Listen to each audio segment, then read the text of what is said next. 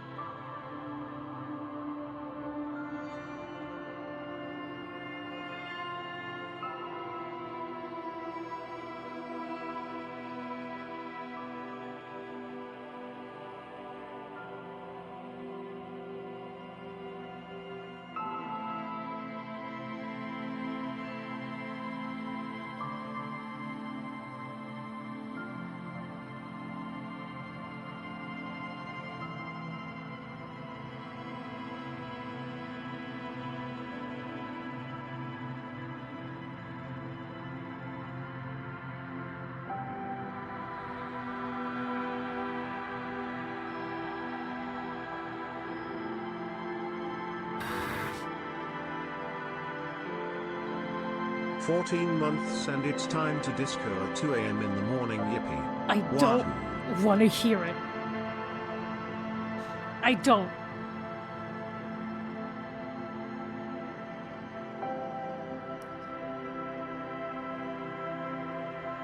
The people who were here for the previous Disco Elysium streams know who you are. Don't you dare call me that. That is a warning.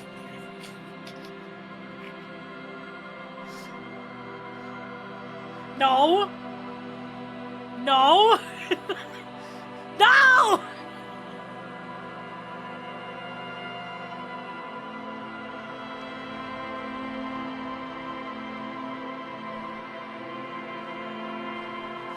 Anyways, people get hit with the ad beam, which means I can talk to the non Disco to me. subs. Hello, friends.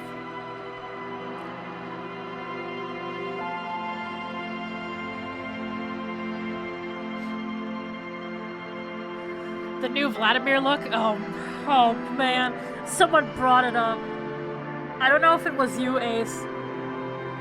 Were you the one who said Astarian vibes?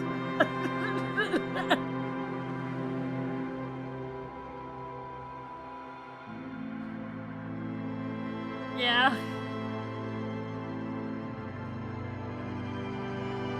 Yeah. God almighty. It's been a while since I played Disco Elysium. The last time it was in October. Because I was over at Joe's Plays when I started. When I continued it. Which means, whoops!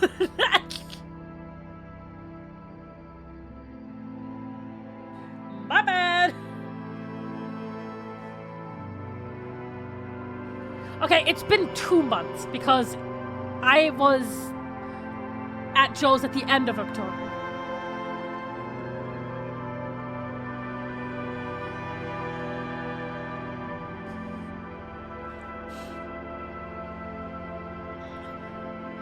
I'm only playing this now because I got incredibly pissed off at people lying on my VOD channel.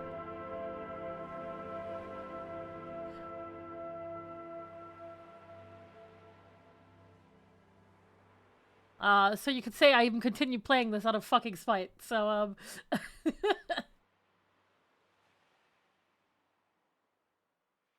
Yeah, people are, like, responding to others saying that I dropped the game and that I'm not returning to it and that I hated it and stuff.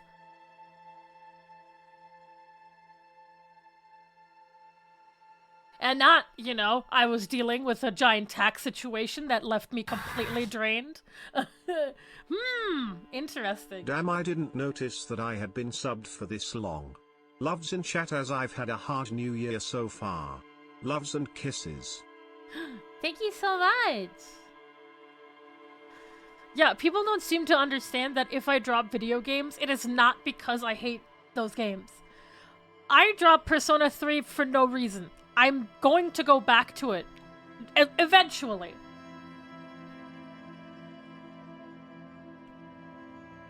I just... First of all, I suffer immense ADHD. That's part one. Number 2, I was going through literal hell on earth the last year, barely being able to afford rent. So you could probably guess that I was not doing great.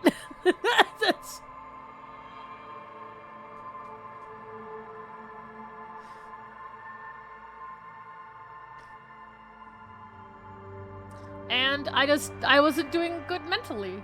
So I have a hard time sticking with things when I'm already at my worst.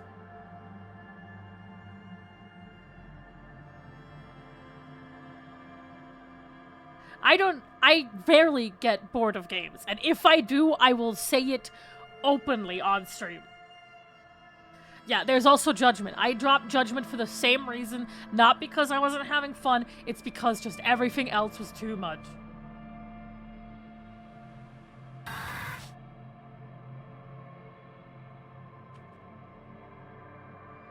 Like, I genuinely feel bad for all the people asking for Lost Judgment, and me not sticking with it, because I know a lot of people have been waiting for a really long time.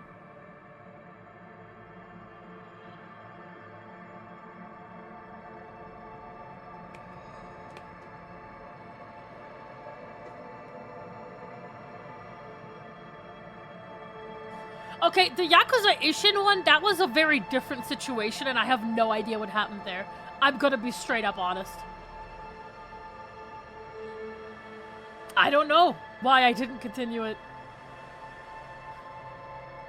That wasn't even ADHD fault, I just don't remember.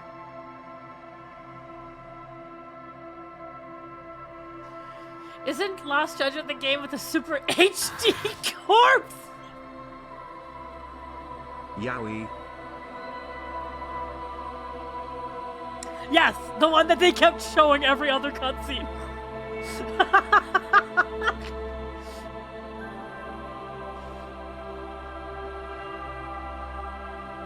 I kind of remember what we did last time. We met the dice maker. We did a little bit more exploring. We managed to get the body off the tree. And now I have nothing. I have no idea what comes next. Kuno is still being Kuno. Also, the guy, like, up in the chair who was, like, being really smarmy. The competitive racist man.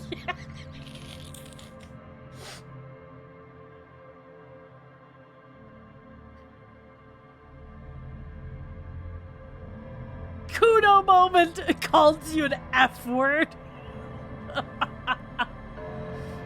I mean, he's right, but, like, come on.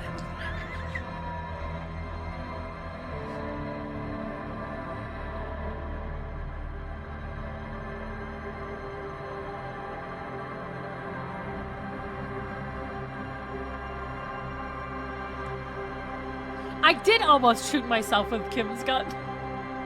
I did threaten suicide to that group of men. I did do that.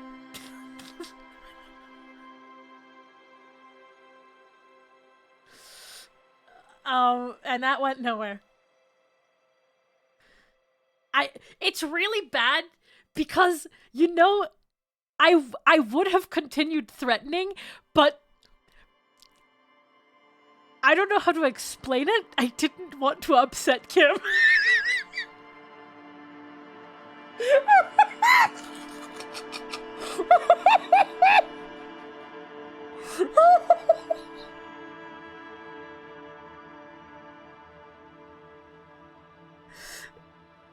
I don't know, everything I do is kind of dictated by how Kim feels. He's my only friend. I need him.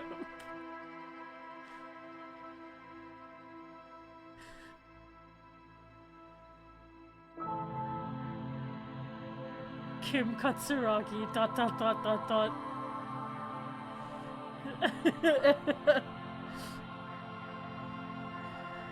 For all that one person has a framed picture of Kim Katsuragi's portrait on the wall. I need one. You know how I usually draw Vero and Voxer in, like, different game situations, and I usually, like, No, I just need a printout of Kim Katsuragi right in front of me on my blank wall. Like, right there.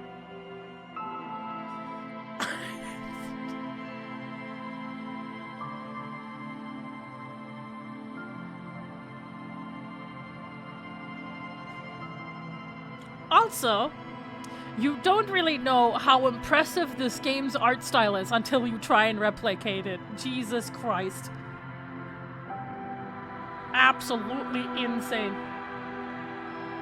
I couldn't do it. I could not do it.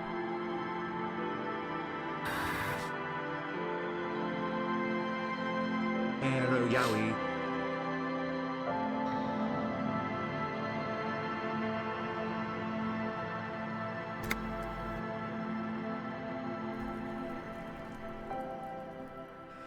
Oh boy. Oh boy. I don't have enough money for the room tonight. Unless I already paid for it? I don't remember. Oh, right, we did finish on the autopsy. Right. Oh, no, right.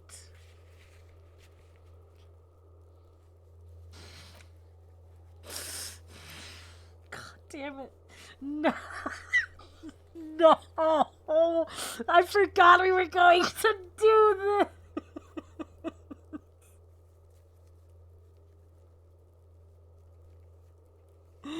I don't want to put this guy in the fucking bear fridge.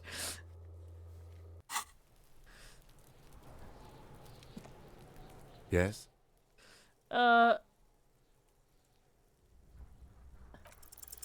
You pick over what's left of your frontal cortex. Great. But no compelling explanations emerge. I'm so glad we started off with a failure. No response. He just arches his brow.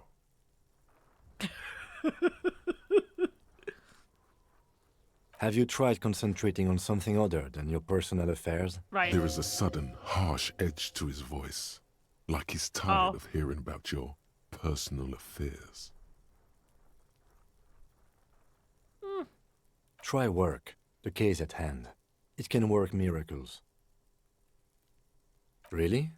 You look fine to me. This psychodrama is unbecoming of an officer. I'm not psychological. Some sort of major brain damage has occurred on an unprecedented scale. Then you should consider seeking medical attention. You can use the radio in my kinema to call your station's Lazareth. Was there anything else you wanted? Oh, that's new. Alright, let's go. Let's go check out the fridge. Wasn't this the door? Yes, it was. Alright, where's this fridge? There it is! The bear's eyes are dead and empty. Ice inside the fridge, slowly melting. The power has been cut off. It's certainly an eccentric choice, but it's more than big enough and cold enough. Honestly, it's perfect. All we have to do is plug the fridge back in. Okay. Alright, where is the cable? Did we unplug it? I think we did. Both cables are unplugged from the breaker box. Somewhere, a machine hums along with the current, happy and contented. I can't bear this, getting actual chills from that fridge. I Am I right? swear to God! The bear's eyes are dead and empty. Oh. Ice. God damn it. Wrong cable. Wrong cable.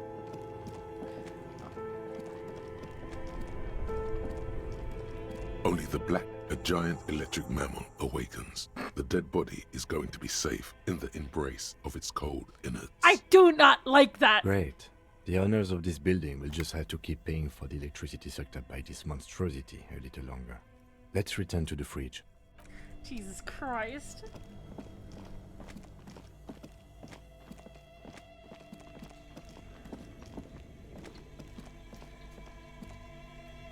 bear's eyes are still glowing red, watching over all the ice cream wrappers hidden inside its belly. The fridge is plugged in now. Will you help me with the body count? Of course. I'll take the head, you take the feet.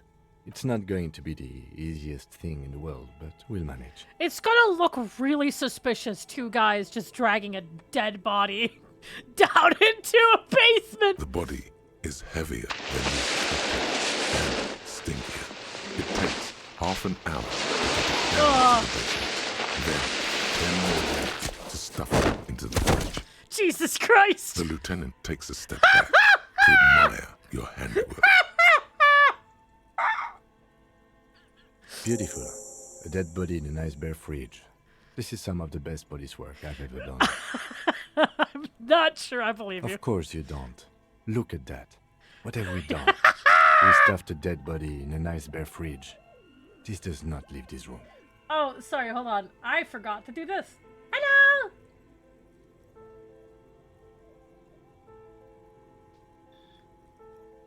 Hold on, maybe I can give myself a portrait. Give me a second. Add in an image. Okay.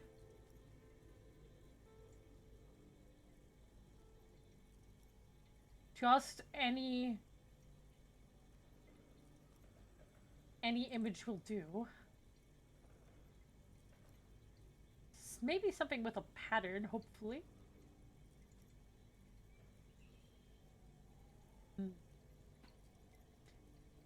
Do I even have any? Oh, hold on. I'm gonna use this Miku drawing. Don't look at that. Hold on.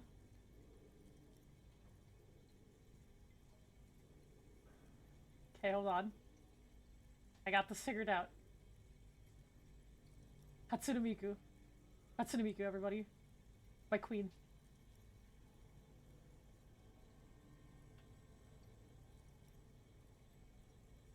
Okay, and now we just gotta size this correctly. Sorry, Kim, I'm using you right now. There you go. Down here. And then, what I can do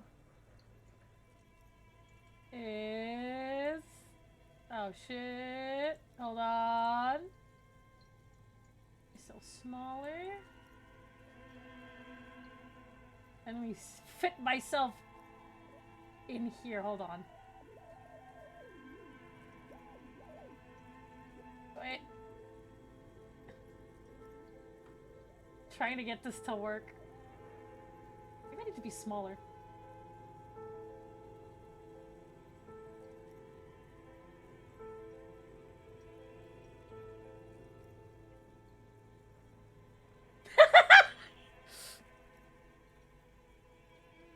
Get in the box!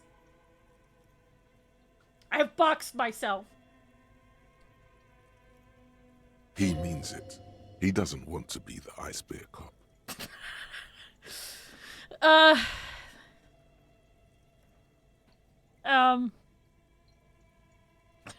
Yeah, I'm not proud either, but we did find a fridge. As impressive as the fridge is, this is a small victory, among numerous defeats. At least we've stopped the body from decomposing further. Now you can conduct another inspection, under controlled circumstances. Inside the icy realm of the Ice Bear fridge, the corpse stands slumped, waiting.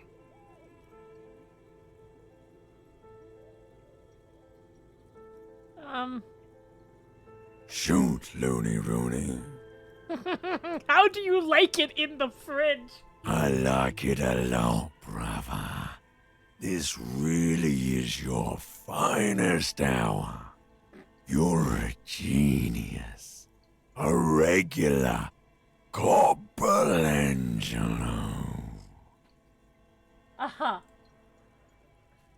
Thanks, man. Come back later, Corpo. Amuse yourself with my frank manners and my memento mori features. If possible, also, see me in your dream. Okay. I thought we decided to leave it to processing. Let's not turn this into some kind of circus. Yeah, okay. Alright, let's try this. Your arms reach out, Yes! your eyes close, as if by their own volition. It's dark all around. You feel cold, slippery flesh, first with your fingertips, then under the palm of your hand.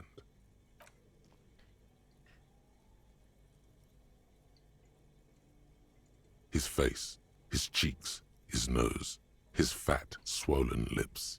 Like a spider, your hand crawls over his features. Everything is silent. I don't like any of those options, actually. Squeeze his nose. You pick it between your fingers. The mess is even larger than your nose. Very porous, somehow. Like it's about to pop. Keep crawling, lest you break it.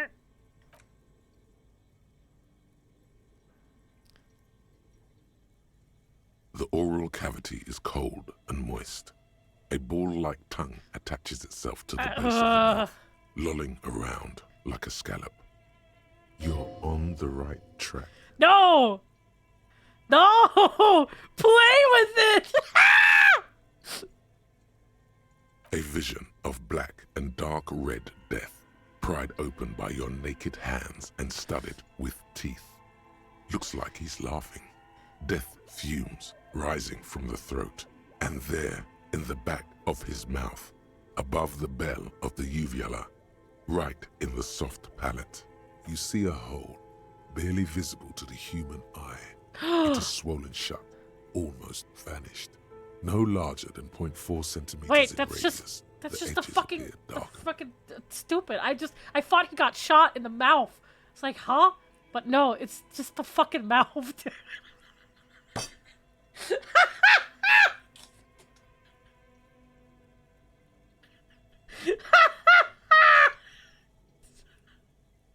Mouth tit? Fuck yeah! A black trickle of liquid runs into his throat from the wound. Oh wait, no, it is a wound. Your index fits right in there. A tight tunnel of flesh opens up. Tissue damage. Wide enough for 2 fingers. As you push both in, you reach through his mouth, right into his brainstem. The basal ganglia feels clumpy. What entered here has torn apart his reptilian complex. So it was... Your fingers slide into the remains of his limbic system. There is no resistance. It's gelatinous. The slug-like structures are damaged too. The tearing extends deep into I both hemispheres. hate this. I don't like this. The undulations of the limbic system have ended. All is quiet. The lieutenant answers with the sound of his pen on paper.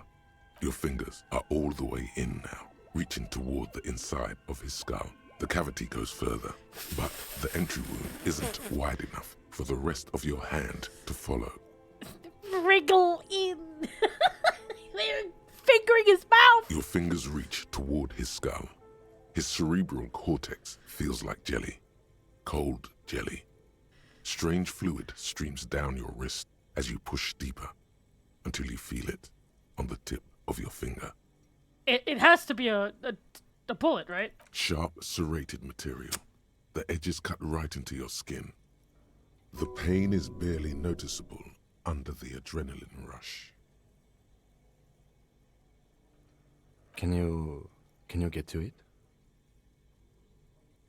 There's a tiny crack, a protrusion in the cranium, Oh. right in the back of his head. Your finger must be pointing straight at it, from the inside. The object that is in there stops just short of the skull, in the encephalus, knocking this tiny fracture into the cranium. We have the makings of a very small exit wound here.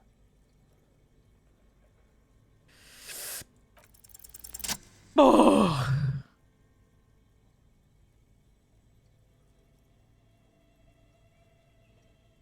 You pick the object between your index and middle finger. Feels sharp, like metal. You press your teeth together. Your jaw is clenched. All you need to do is just... Do not say I got it, because the moment you say I got it, you don't got it. The inside of the head feels cold and smooth, like a glove. Sweat dripping down your brow. Careful not to lose the prize. between your fingers. With a plop, your hand emerges from the mouth, covered in blood up to the wrist. Between your fingers, a small flower, a blossom made of lead. A bullet. Yep.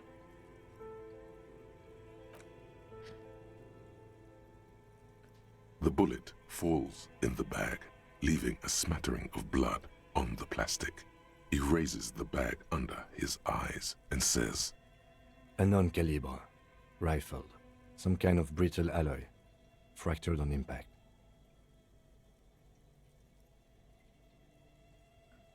Why the fuck would I mean... Of course. Okay. You've earned it. We need to add an item to the injury list. Injury number 4. Can I have it? Oval entry wound with an abrasion color. Soft palate, back of mouth. High velocity. Temporary cavity in brain tissue. Small exit wound on the occiput. How does that sound? I have a theory. Guy was killed. Wait. Stupid question. Did we... I don't remember the events of the game at the beginning. Did we arrive before the person got murdered or after the person got murdered?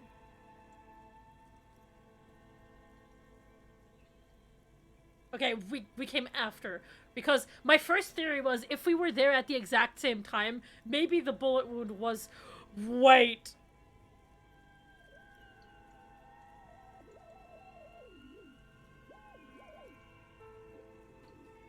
No, because my first theory was that either, one, we killed him, if we were there at the same time,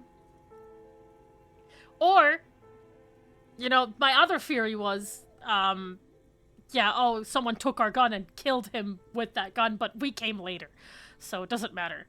But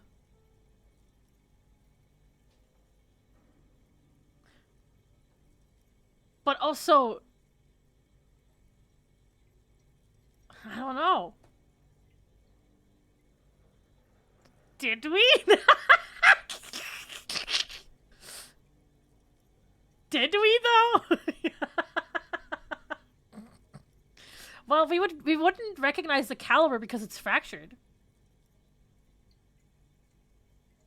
Opinion, fatal injury. And one last thing. We should amend injury number 3, ligament mark. New opinion, non-fatal, post-mortem, treatment. As I said, treatment is an attempt to manipulate the body after death, to hide the real cause with a false cause. In this case, this injury here. Ah. Yes, and the belt around his neck, the hanging, even dragging him to the yard. All of it was done after this man was already dead.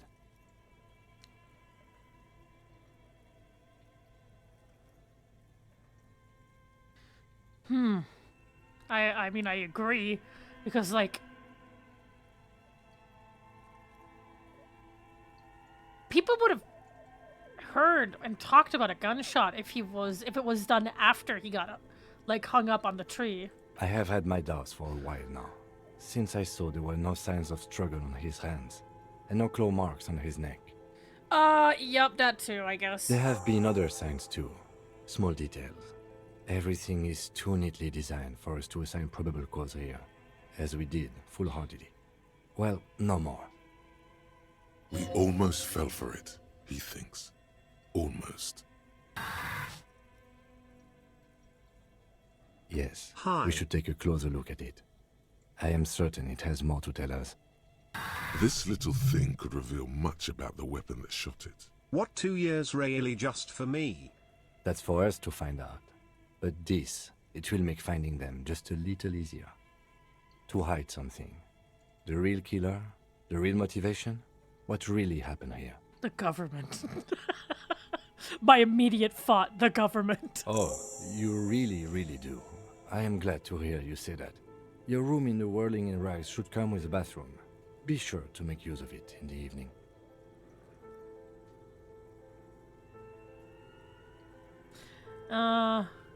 Yeah. We bag the corpse and carry him to the holding pen of my kinema. I can transport him to processing myself, but I will be gone for the rest of the day. Well, we are part of the government, but there is more government, higher government, government over the government, the high-ups in the government controlled by the government. You know, that government.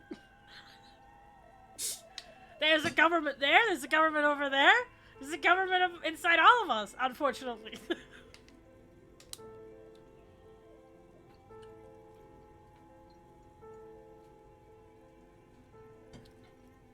I mean, technically, isn't our body our own government?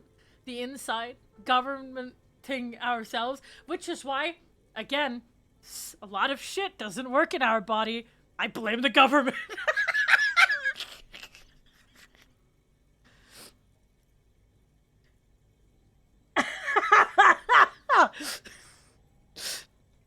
Oh, I can transport him to but I will be gone for the... You'll be gone! Work on the case. Tend to personal matters. Try not to do anything too dangerous. An officer needs backup in a neighborhood like this. No, Kim, you can't leave. I need leave you. that choice to you. And one more thing. Great work, detective.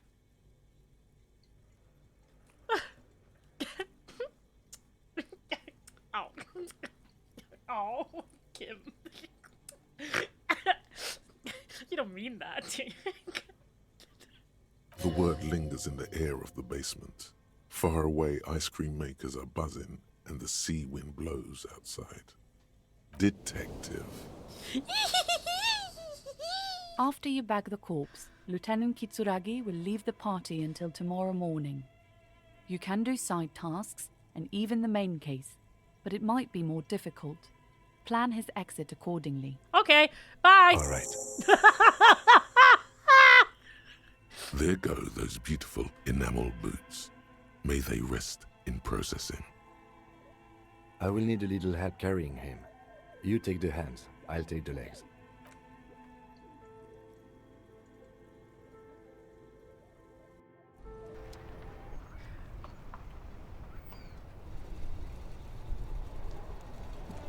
I am alone. I'm alone and sad. Ew. Was that noise always there? Yeah, it's gross.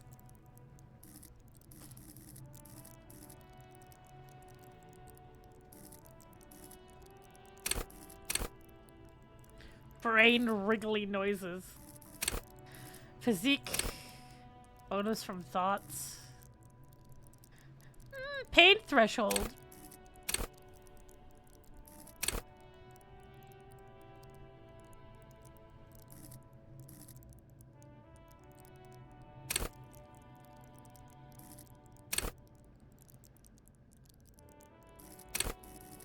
Physique. But perception and volition.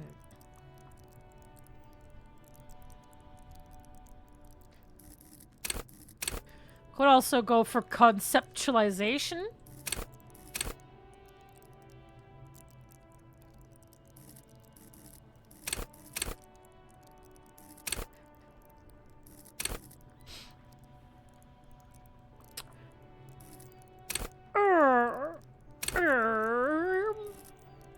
I'm so unsure. I feel like everything is wrong.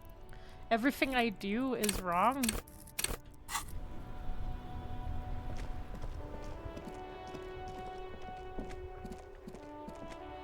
Oh, hello. There. Working class drunk. You know what this means, right? Case solved! All in a good day's work. Wait, what did I crack What exactly? do you mean, what did I crack? Look at how working class that drunk is. Uh-huh. It's some third option? No. Stop goofing around, recruit. It's the future of the proletarian uprising. No, it's not. It's her husband. Yes, and you found him. Now go and tell the working class woman. Protect and serve. Hell yeah, recruit. here we go again discoing in our Elysium. This is setup. I want to make you a fool of Do myself. marriages make any sense? Does honor? You're not a filthy philosopher. You're an officer of law. It's time to ace this case and not brood over your reputation. We can deal with the perception management later. What are you fucking talking about?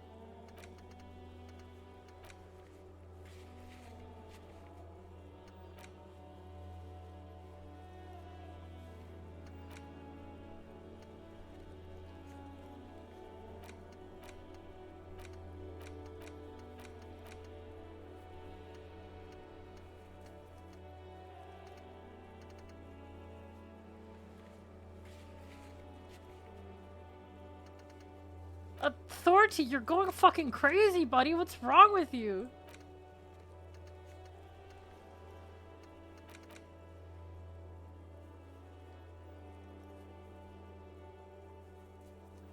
But that's... This can't... This isn't him?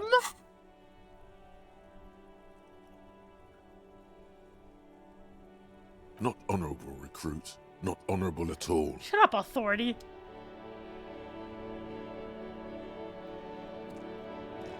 Whoa, the camera is not working with me. There we go. Don't know what that was.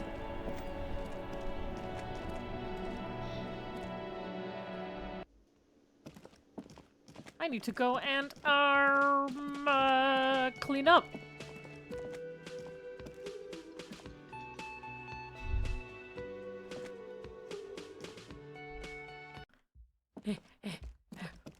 Well, I'm kind of wrecked this entire place.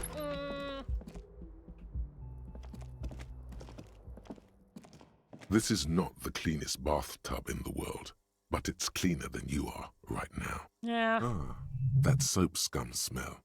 It smells like life, at least compared to you. No, I don't want to live forever with the corpse smell. The bathtub slowly fills with water. The water beckons. The water is only lukewarm, but still comforting, like amniotic fluid. A few beer cans are bobbing up and down along your flanks, like sad duckies. Why didn't you remove them? You feel nice and lonely, and so tired. Now you are alone with your thoughts in the tub, but it's easier than being alone with your thoughts outside the tub. They're not even really thoughts. Just assorted sensations. None of them acute enough to focus on. I mean, falling asleep in the bathtub isn't the worst thing. You see the corpse. You can still smell the cadaver. Great, on you. that's not... It's going to take more than one bath to get rid of that stench. Then, houses along a narrow street. A video rental. Darkness on the planet's curvature. Your fingers grow pale and are covered with tiny whirls as the water cools. Okay. The waterline recedes as you stand. You are cold now.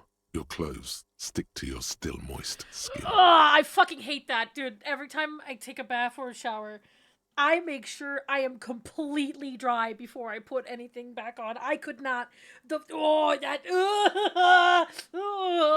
hate that it's explaining that.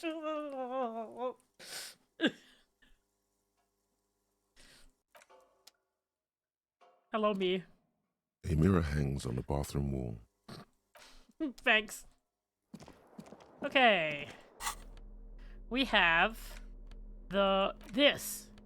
The bullet is safely sealed away in a plastic bag bearing the RCM stamp. Kim has filled out the label on the bag with the item number, case number, and date and location the bullet was found. Beside his orderly handwriting, the bullet looks especially sad, like a tiny, shriveled head of cauliflower. Dude, I'm sorry, Harry, but your fucking everything is just wrong. Something inside of you is deeply wrong in every single way. You are so imaginative. The squished little thing has no idea. I know. You should find the gun that shot this bullet. That sounds like something a police detective would do. First, you should learn all you can about this little guy.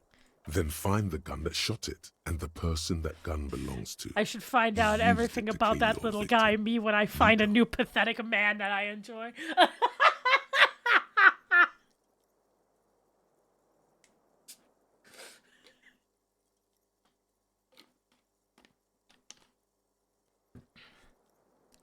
squashed bullet has some sharp edges where the jacket has split open. It feels cold, even through the bag.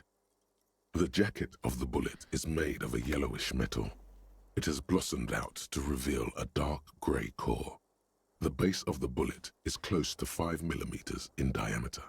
You can just about make out a few striations near the base of the bullet. Little hairlines, linear.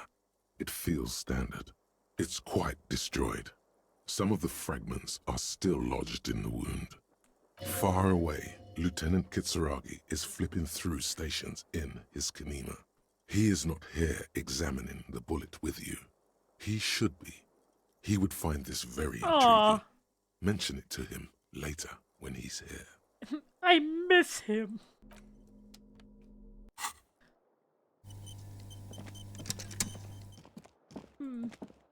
Very sad.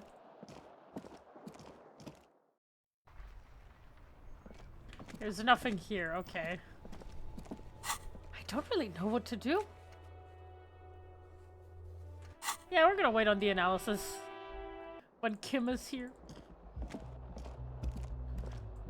Run! Is she still here? The door is closed. Nah.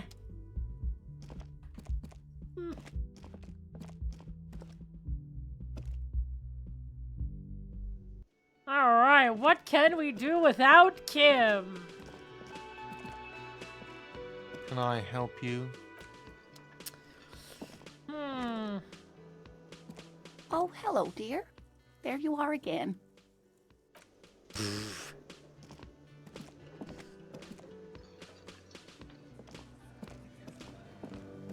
Hello.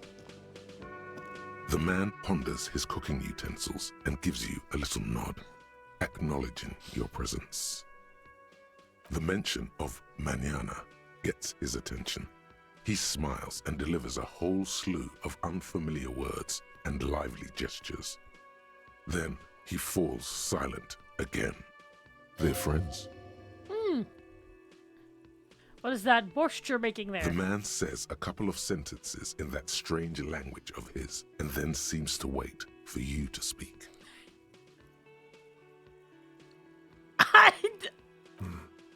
Borscht need more vodka? Vodka borscht! I love it, Ratan! Turn it the fuck up and then ask for some yourself. Thank you, Necktie. I forgot that you were still here. Turning it up seems like a dangerous idea, honestly. The place is a powder keg. Yes! Turn the vodka He up! smiles, nodding vigorously, then pours half a bottle of vodka into the pot. With a whistle, he stirs the brew. He smiles and nods enthusiastically and, chattering away in his language, ladles some brew into a small thermal cup, then hands it to you. Let's go! You see a heavy... Kim isn't here and we're already getting drunk! Hello.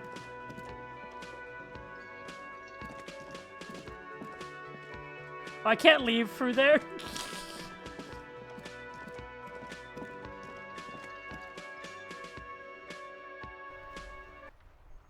Sans Undertale. Hold on, I want to figure this out. An old call box with a matrix of push buttons Okay. lists all the companies in the East Delta Commerce Center. Come on! I can do this! No, No, I can't. hold on. The last thing you need in your life is more hysteric emotions. Forget it. Find something else to do. Okay, I need to... Alright, you know what? I've done it. I'm now doing it. Volition, I'm coming for you.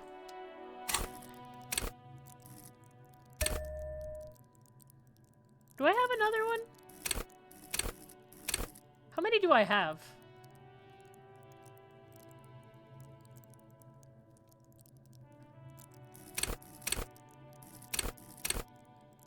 I don't remember where it says that. Oh, there! I have 3 more. Okay. Let's try this again. Old call box with a make. Whatever she says, it can't hurt you. You're a different person now. Stronger, healthier, and alright. Maybe not healthier, but it's a bonus that you've drunk so hard you can't remember any of your past relationships. Oblivion's the ace in your corner. Let's do it. There's a light buzz as you press the doorbell, waiting for her to answer the call. It's cold outside, and you can hear the wind blowing into the speaker. There's the static again, whispering like a seashell pressed against the air. Yes, hello. This is Tricentennial Electric. Have you come to place an order?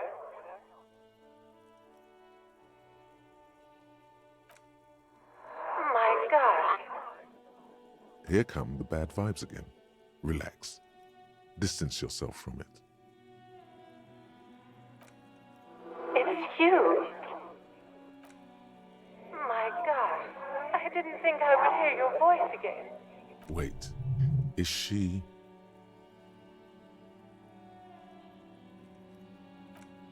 Michelle, just please. Why did you even call? I don't understand. You've been gone for months. I thought you didn't care.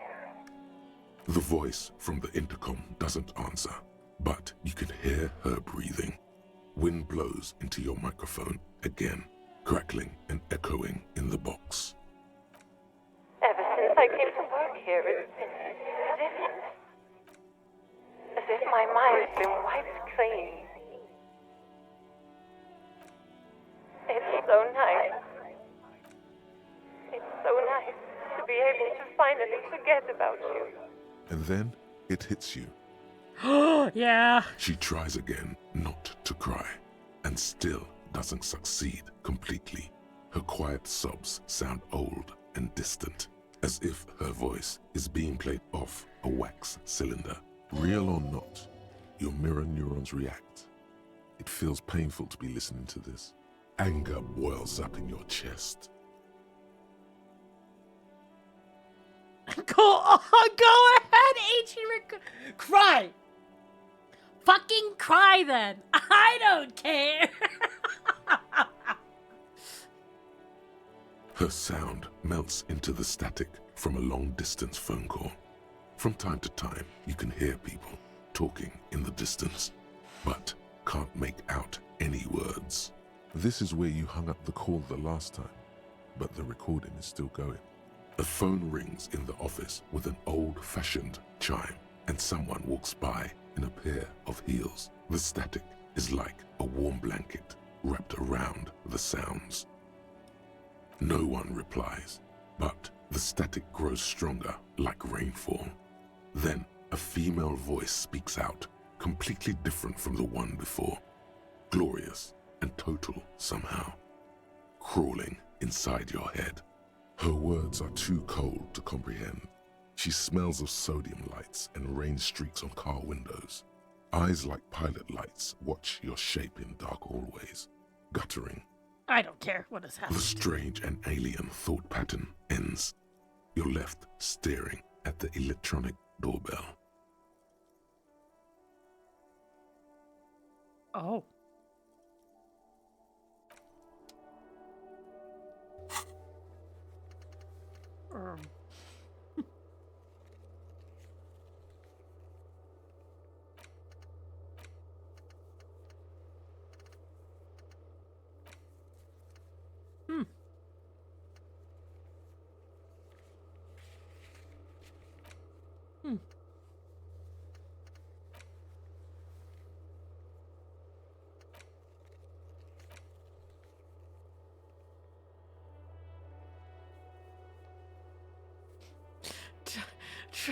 Yeah.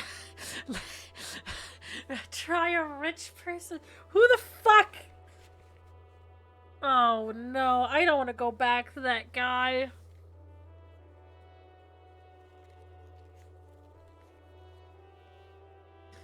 I assume they're talking about him. We also need to get a sad song.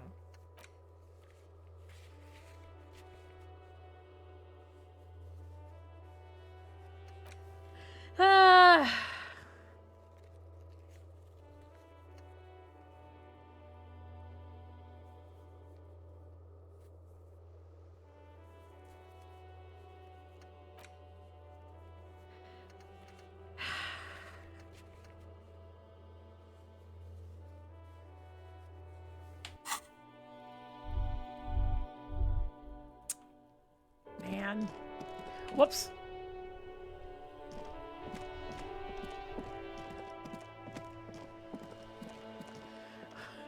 You only said one fascist thing so far? Wait, where? Oh!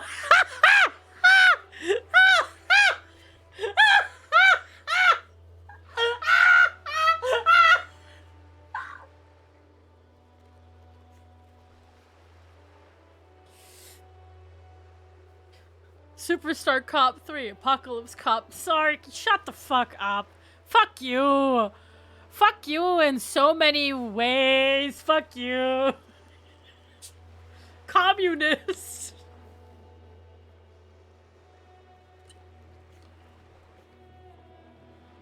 Jesus Christ. I can't believe it, guys. Your streamer. Fascist cop. Every snowflake is like a little gift from the sky. Oh, that's Auntie Billy. She's nice if a bit distressed. Why is she distressed? I think she is a bad husband. Not very nice or helpful. This is, I feel like I'd just be shooting myself in the foot if I put a point into composure just because I want to prove a point to a child.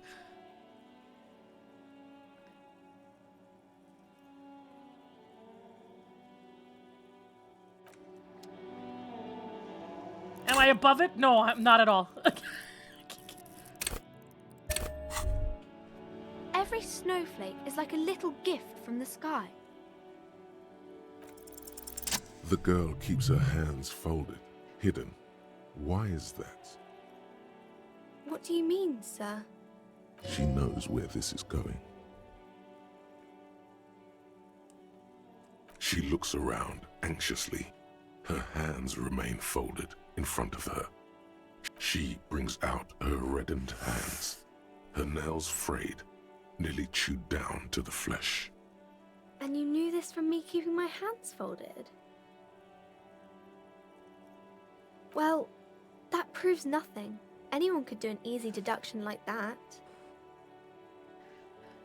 She nods, half provocative, half enthusiastic. Maybe so, sir. Okay, I know it's a bad habit, and I shouldn't. Oh, that's... now I feel bad. It was okay, sir. There's more that can be achieved here. Ask her to do the same. You're quite sober.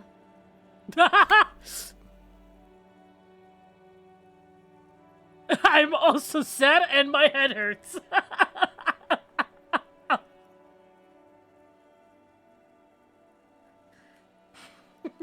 I'm sorry, sir. I hope things get better soon. There she stands, swaying on her feet, assaulted by the early spring breeze. She smiles at you. The whole situation suddenly feels familiar, somehow. Come on, don't fuck me!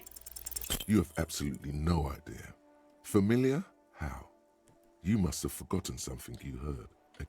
Fuck. Suggestion, come here, buddy. I'm not above you! I'm not above you! Also. Hear that? Magnesium. That's what you're lacking. The lack of magnesium has you slouched. Oh. The magnesium levels in your blood are dangerously low. It's about the low magnesium levels and not the high alcohol levels.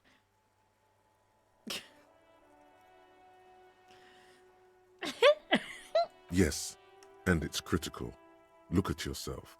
You're practically devolving into a fish due to the lack of magnesium in your bloodstream. So I need to mag it up? You need to get so magged up. Hell yeah, You've composure. probably had 2 heart attacks and a minor stroke already. And the only prescription is insane amounts of magnesium. Okay, composure, I think you're going a bit far here, buddy. Yes, if you want to live, you need to evolve. No. You need to transcend the carbon barrier. Oh. Go to the apothecary and buy insane amounts of magnesium. You know, It will reverse the damage to your circulatory system. blah, blah, blah, glorious evolution or something or other. Just remember, it's not the alcohol. Buy more of that too. Alcohol is not the problem. And it's certainly not the dextroamphetamine, Okay, man. nor smoking for 40 years. It's the lack of magnesium and excess of coffee. You should stop drinking coffee. It wreaks havoc on your gastrointestinal system. Yeah, electrochemistry. And what else do you prefer? Okay. Hi, Ace Detective. Are you here for... Because you know each other. She's been talking to you so openly because you've talked before. Yes, I stand in this spot all the time. Hmm. You've been running around all week without your shirt on, sir, apologizing to everyone. I don't really understand what you've done wrong.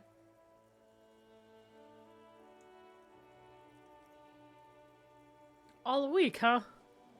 Without my shirt on? Of course, you've stopped by a few times. You certainly look better than the last time I saw you. Thanks. I'm trying. Yeah, I can see. You don't have party eyes anymore.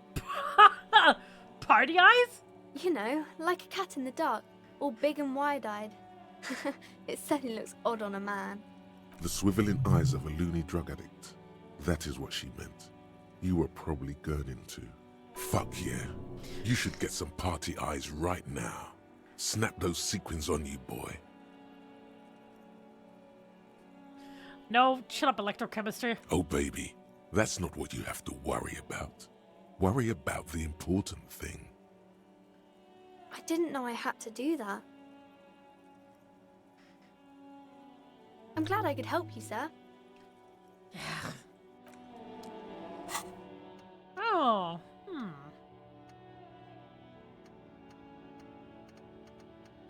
Magnesium-based life form. Sure, let's actually unlock one of these. Because it does -1 shivers. We could also have... Wait, but Inland Empire is fine.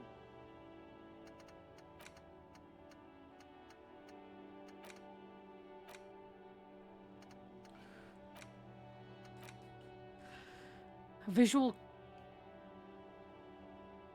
Wait, but why does it say minus?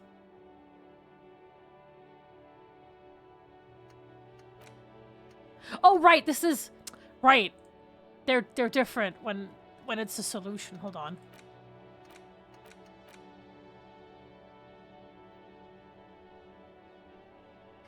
So... If... Does it usually... I forgot.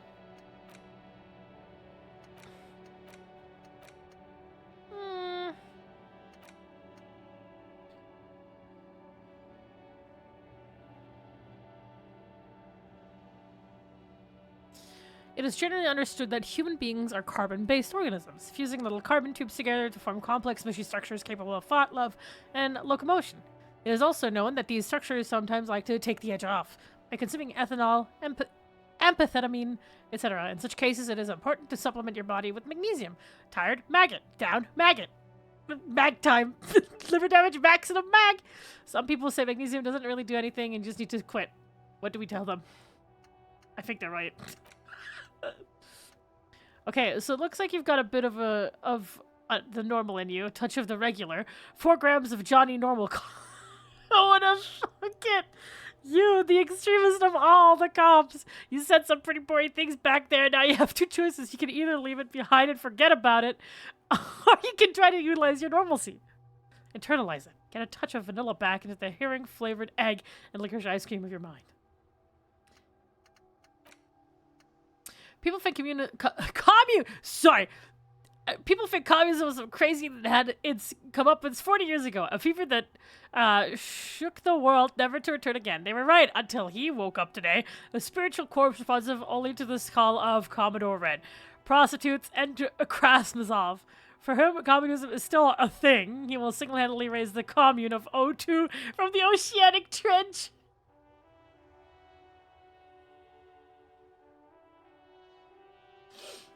We're gonna go with magnesium-based life form. And then, yeah. Alright, let's see what's up with this person. Oh, wait. The woman before you. I already talked to her. Oh, man. Is there something? Oh, wait. We wanted to go and mag it up.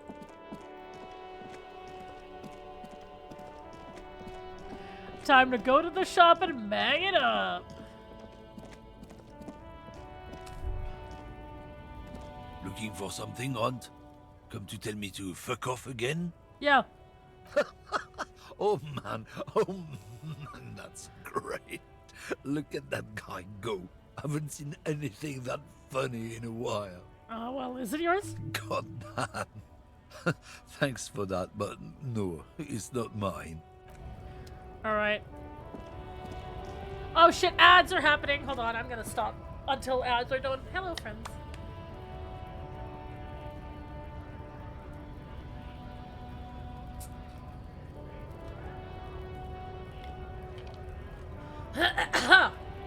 While we wait for the ads to finish, I'm gonna quickly get a snack. Be right back. Snack time. I miss Kim Katsuragi already.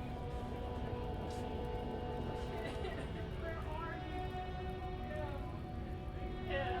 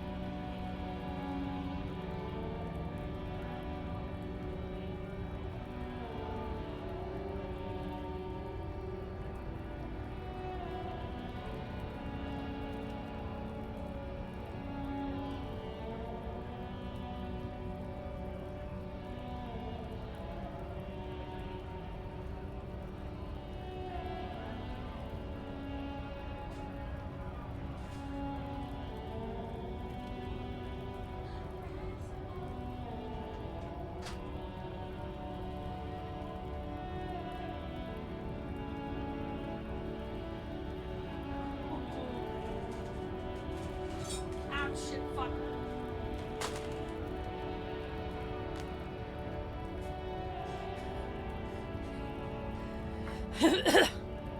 I miss my wife, Tails. I miss her a lot. I'll be back.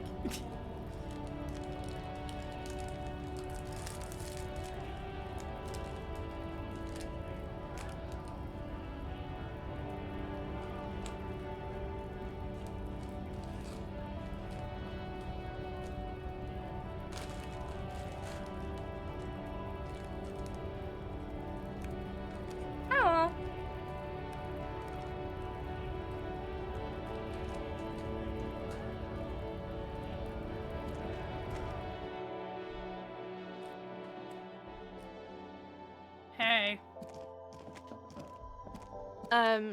Is this about the questions again? Because I don't really know anything. Can you tell me anything about this reality? Reality? You mean what reality? Economic reality or? Yeah. I don't really know anything. I mean, I'm 15. What about the physical reality then? I don't know. What about it? Oh. We're in for it? As mankind, or as a nation, or... As a nation. We're in a transition. You know, transitioning from, monarchy to democracy, all that stuff. Thanks, kid. I don't know. Look at the clock. It's right behind you on the wall. The clock shows the time at 10:09. The hands seem to be still. It's apparent the clock doesn't work. When ordinary people take over the government and demand democracy. Thanks. Yeah, it happened like 50 years ago or so. Sorry, I'm not very good at this. At history, I mean. Same, girl. Our government? Or do you mean something else? Sorry, I really need to finish this article. Cool.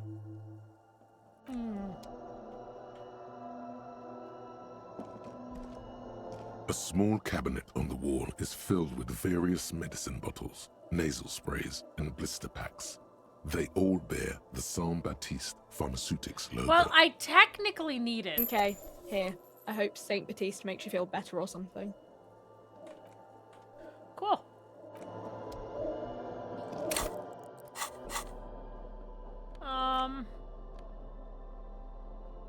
Oh, jeez. +1 physique. -1 morale.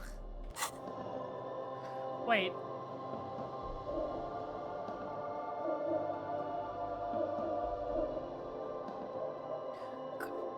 Did it just automatically use it? I fucking forgot. A small cabinet on the wall is filled with various medicine bottles, nasal sprays, and blister packs. They all bear the Saint Baptiste Pharmaceutics logo. Oh, wait. No, that's health. That's morale. I have 4. Oh, shit.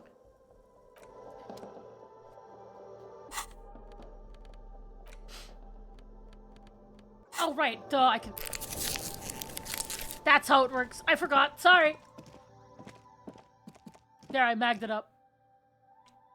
Didn't mag it up enough, but... A colourful display. Again, I'm obliged to inform you that both alcohol and cigarettes damage your health. Nope, we promised. We promised. I'm not going to forsake Kim Katsuragi. Oh.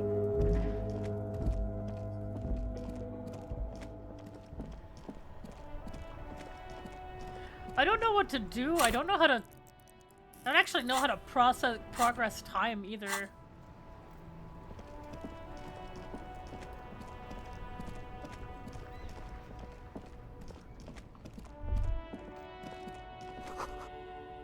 Oh.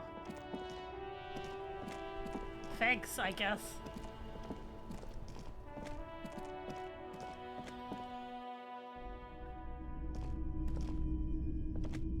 Hello again. How can I help you? No, I don't care about that.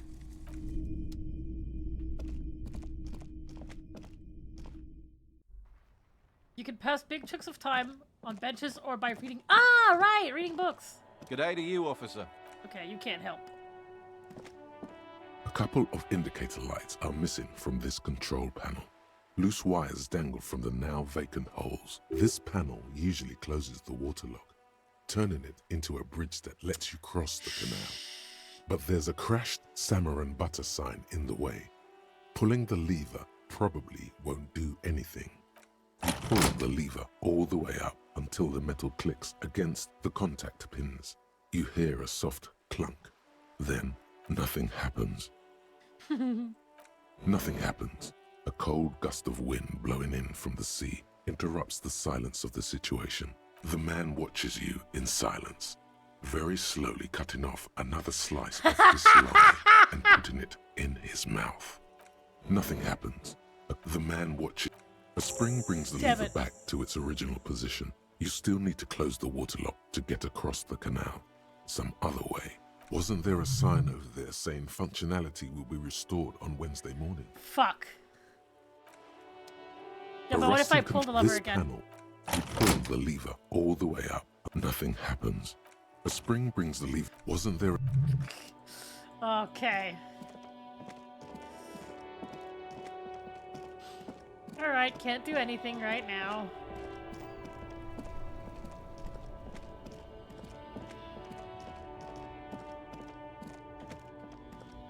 Nothing over here. Nope.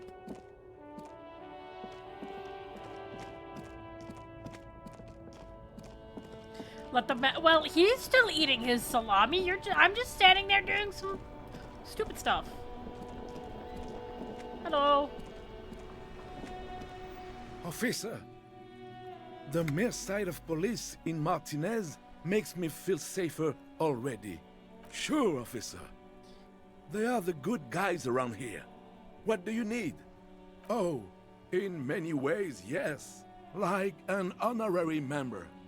I attend meetings and parties. Help with little things. Evrard, Edgar, and the older debarders all know me. Oh, yes. Not in the technical sense. I don't have a vote or a membership card. But Evrard keeps me on the payroll. Just for the little things. So that's what it was before. Him hiding something. He tries to make it look like he's a big deal in the Union. And now the illusion is disintegrating before your and Renee's eyes. Of course he's not a member. He's not a member of anything. I knew that. He's a Weathervane. Turns the way the wind blows and tries to look important. I hate this socialist rabble, but even siding with them is better than living your entire life on the fence. Never committing to anything. Pick a damn side already. Writing work mostly. Occasionally, he needs something written, and I happen to have a way with words, people say. Oh, nothing official, I assure you. Just essays for the newspapers. About Martinez and how things are and how they could be. Evrard and I have these long talks where... Well, he tells his little pen man exactly what to say. It's commie propaganda, plain and simple. You should be ashamed of yourself. Thank you, officer, for being a consummate professional. You'll have this case wrapped up in no time. Hey, can I have a bite of that? I'm sorry, officer, but I really don't share food. Nothing personal, it's just a principle. The only one you have. The sandwich looks like a culinary wonder. Well made and abundant in components. The author sure knew their craft. In addition to the obvious slice of ham, a fat one, you notice a brim of a tomato peeking from below. And is that mayonnaise? Don't be a dick, Gaston! Believe me, officer, I wish I could help you, but I need this sandwich to keep my blood sugar stable. In my age, you need to pay attention to these things. You can barely hear him. The sweet smell of pickles in harmony with garlic butter and marinated onions emanating from we're the stuck in this now. is driving your mind in a singular direction. It must be yours. Please, friend, let's just share it. Fuck off! It's mine! Sorry, officer. I'm sorry. I didn't mean it in a bad way. But the sandwich is mine. I'm not gonna share it. When the dissidents come to rape our country, he hides. Oh dear. But try to get a bite of his dear sandwich and he gets close. You're a special kind of vermin, Gaston. I did throw that in the sea, so I don't think I'm. Hold on. That the chance is very low, but A man so principled about his sandwich calls for a principled approach. Time to get political. Too late. Daddy's already fighting the bad fight. Make it stick.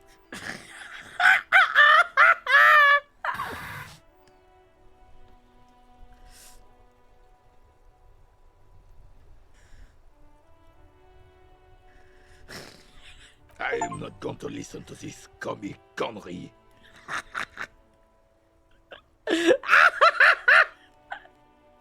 Huh?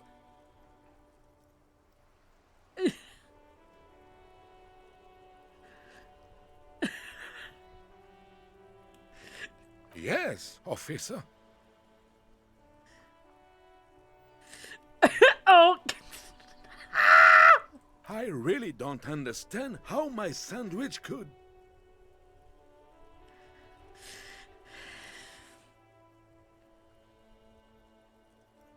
I would rather just have this one, officer. It's really good. The skepticism emanating from the Mary Senior could be sensed all the way to the Seminine Isles.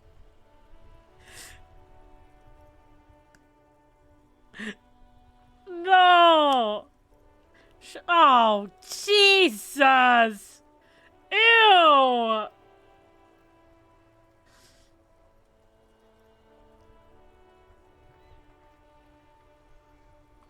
No, everything would fall off. Look, officer, I'm not a minor. I like different tasty food. Fine dining, not cold. Please, just drop it. Damn, I tried.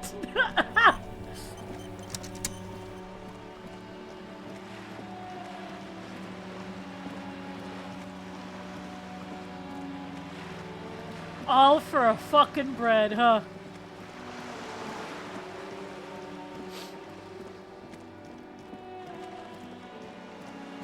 Anything else? I mean, is she still here?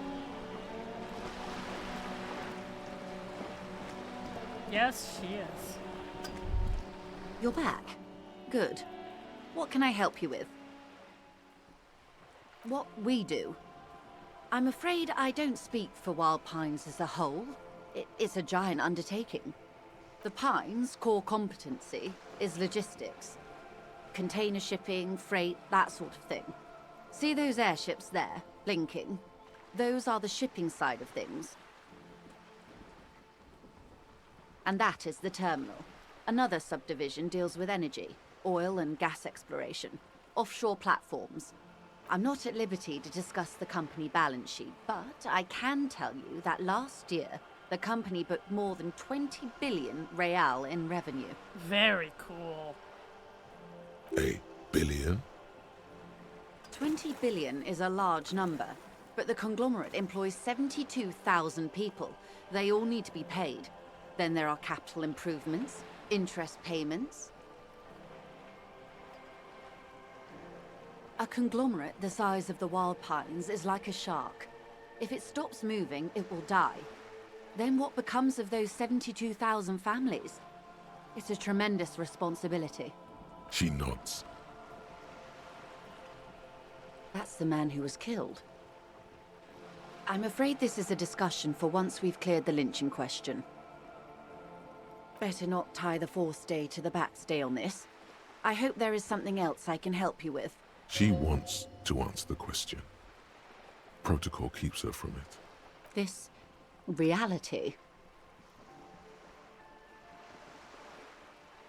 Ah, yes, the episode. Sounds like an acute case of encephalopathy now that I think of it. But then I'm no doctor. Ask away, officer. I'll help however I can. All right, we're in. I know these all look good, but begin with the first, okay? We're in Martinez, baby. A casual term of endearment popular among the 50-plus crowd. It's a disco holdover, pay it no heed. Aren't we all? Martinez is a district of Revachol. A very small district tucked away near the industrial harbour. North of the 881 and Jamrock. You would be excused for not knowing about it. Unimportant, they say. Forgotten, even. Shelled to smithereens during the Revolution. I'm not a good ambassador. I've only been here once before, as a teenager. Not a lot has changed. There are ruins, a terminal, fishing boats, reeds, boys with boxy shoulders. This place used to be a province, a workers' resort before the city swallowed it and the artillery did its work. The reeds are the real star of the show here now. The further down the coast, the wilder it gets. It's not really a sea, it's the Bay of Revachol, and the bay feeds into the ocean. Yes, we're on an island in an ocean, the world's largest body of water, the Insulindic. Vast, lukewarm and unknowable, flowing in and out of sight. Caillou, as you already know. Yeah. Imagine a pebble. A smoothed-over pebble amidst a great blue sea, misshapen, cracked. The cracks are the River Esperance. We're in the delta of this river, on the 6th branch, the Martinez distributary. It is clear this pebble is of enormous value to her. Revachol? Revachol is what you call a city. The great kind. As if it's self-explanatory. Beyond patriotism. A fact. History detective. They built this city to resolve history. Our part in it, at least. Our centuries. The nations of the Occident, or migrant workers from Seminine and Ile Marat, depending on your creed. In the DeLorean century. 380 years ago. They say it's where the terrible questions of our time will be answered. The tensions are highest, the fault lines deepest. By that I mean conflicts. Ideological conflicts. The stuff of men. We are standing on a fertile, self-sufficient island able to sustain up to 200 million people. In the middle of the Insulindic Ocean. The world's connective tissue. That's where the money is. Oh, we're quite a way off. About... A collection of tall ghosts behind the water vapor. Light reflecting off their glass windows. 22 kilometers from the center of the world. That soldering iron is the Bank of the World building. The bottom floors are Insiacom. Coalition government, Insulindian Mission Command. Silence. She lowers her hand. The water, the light. It's as though you're seeing it for the first time. There is no recognition. Only the immensity of the sea and the cold radiating from it. She observes your eyes scanning the horizon, then breaks the silence, slowly. This is one thought you need to complete. Where are you? Was there something else you wanted to know? I remember something about a lowdown. These are unimportant times, Detective. You and I were born after the dust had settled. 1,000th of a second too late. For the big time. The big time? The smile of a predator. No doubt what she's got in mind. The revolution. It's quite easy. Every 100 years or so, our species gets together to decide what's next. Who gets shot in the head, and who gets the mineral rights. It's a real kerfuffle. Those would be the communists. Generally speaking, 40 million people got shot in the head during the World Revolution. But the communists, they all got shot in the head. Oh, and the anarchists too. They shot them well. So well, one forgets they even existed. Did they ever? Before they got shot themselves, they shot 2 million people. Yes. The Red Deluge. The Insulindian Deluge, they call it. I had a deluge too in my head. Yes.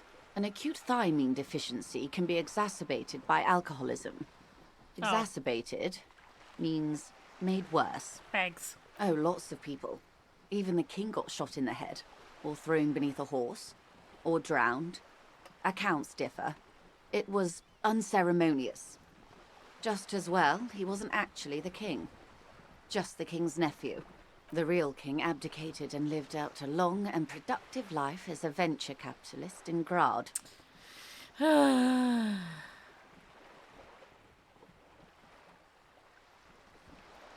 I prefer the term risk-averse.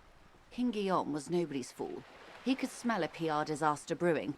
So he got out alive, and his nephew Fricelle got shot in his place. So cool. Him and tens of thousands of his wonderfully fascist kingsmen. It was a wild time. The liberals got the mineral rights. And by mineral rights, I mean everything.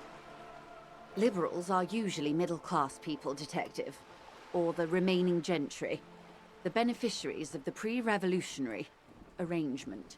Some were rich enough to stay with the Constitution, with monarchy. Big mistake. Others bet on the revolution. They were called the ultras, or ultra-liberals. They fared well. They didn't win so much as survive. We were the last ones standing when the war ended. Everyone else got shot in the head, remember? Yeah, the world building is insane. Like, even though, like, obviously it mirrors a lot of real life events, but, like, making up history of your world like this is so hard. She's one of them, of course. To foreign intervention, the coalition, those people really took the mineral rights. And it's funny because, like, with this kind of game, you can take so many digs at the real world without actually talking about the real world.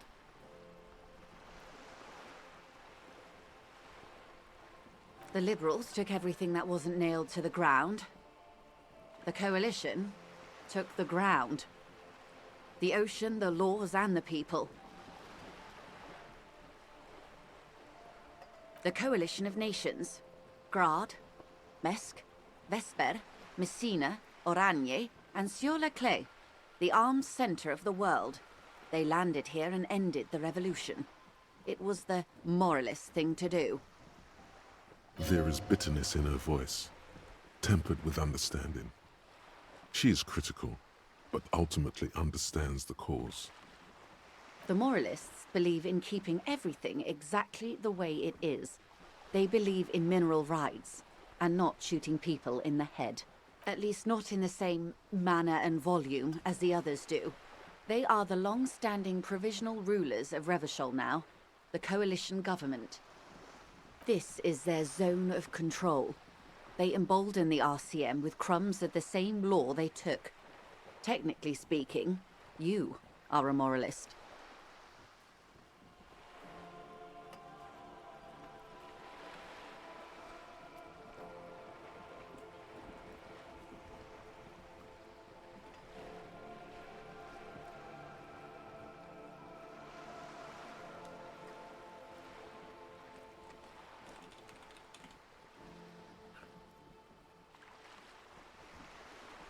I have to look up, because, like, yeah, morality. Sorry, I have to look up words. Just to make sure that I don't get them wrong. Yeah. Are you Googling it more or less? Yes, I'm sorry. I just don't want to be wrong about what I'm thinking.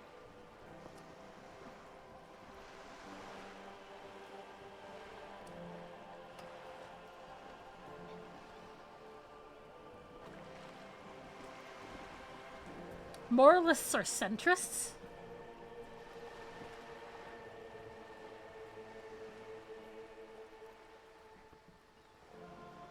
I mean, that's the hard part, right? Because moral... Dude, I'm gonna sound like such an idiot because I'm so bad at this kind of stuff. I'm really bad at politics.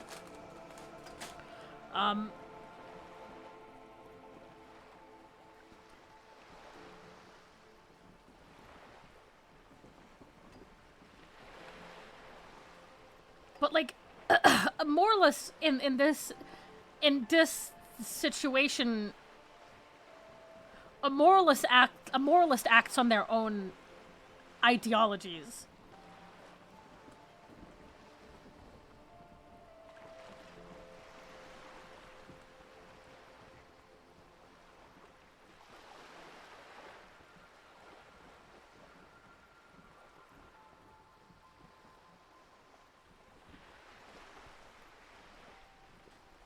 Oh God, I feel so scared of talking about this because I don't want to be called a fucking idiot. I really don't. I am so terrified.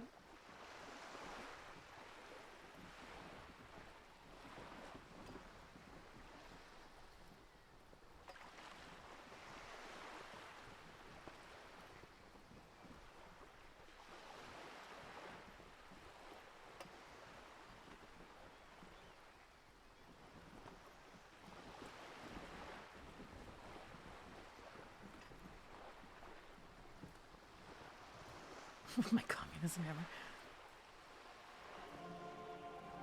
I mean, no, I've always known. I know very base bone stuff about politics, and Disco Elysium goes really deep into all of political leanings and the ideologies and all that stuff, and I'm just like,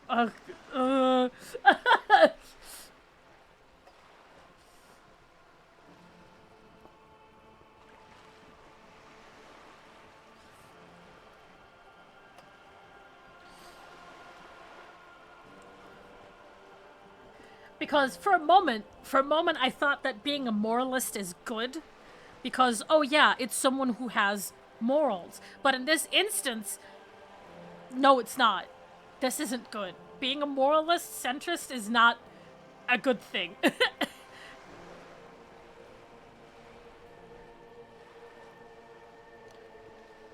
Being a centrist is a very low-stake, way of thinking.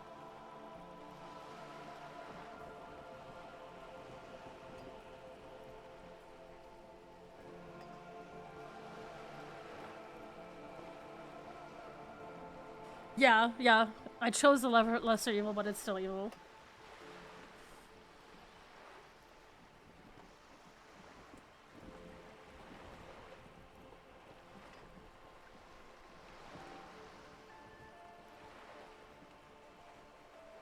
The game will mock whichever position you pick. That's funny. Yeah. It's almost like politics fucking suck.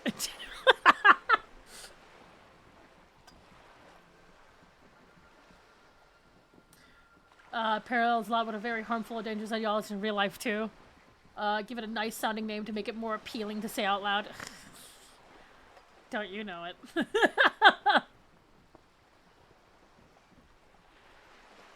Yeah, the other option. Oh man, I mean, yeah, the other options are like being like a hard-blown fascist, a communist.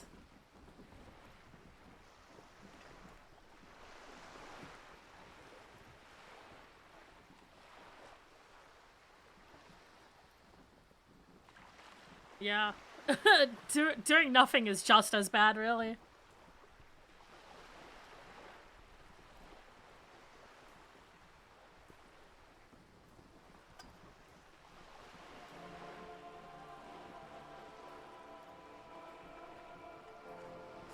Politics are fun, but digging around in corpses' skulls is so much funnier.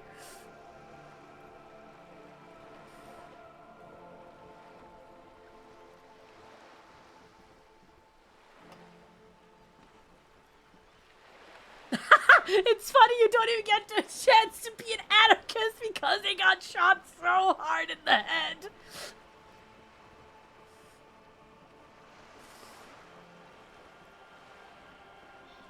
I miss Bear Corpse Fridge.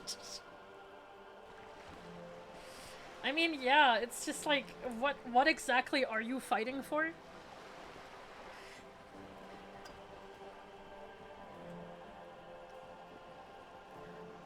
This might sound like a very stupid question, and it's probably because my brain is just having so much political thought.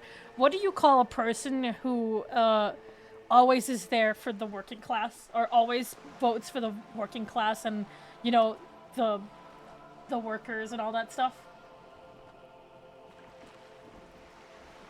Socialist, that's it.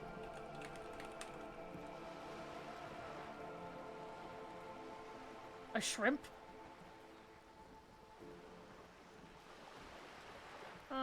Yeah.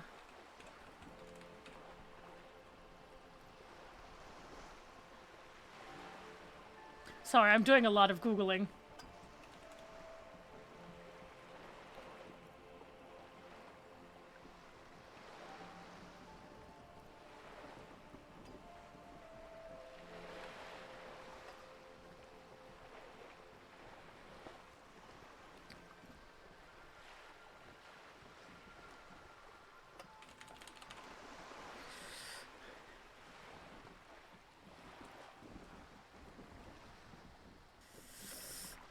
Oh, man.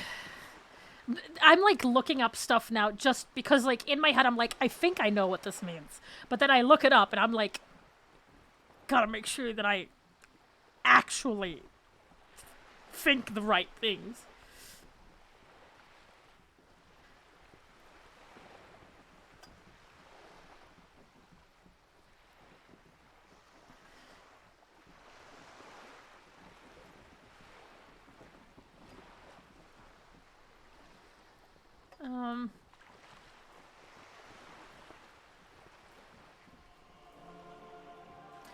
Has Shen found out the protag's name or not? I'm pretty sure we did.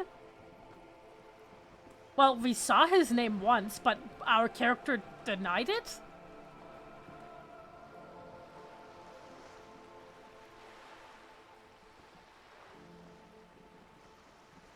Yeah, Harry.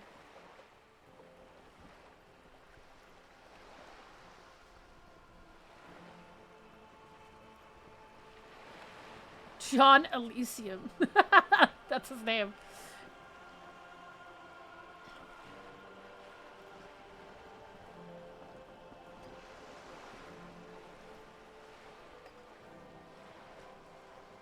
Of course. Not easy to be moderate about head shooting in your line of work. The turn of the century revolution?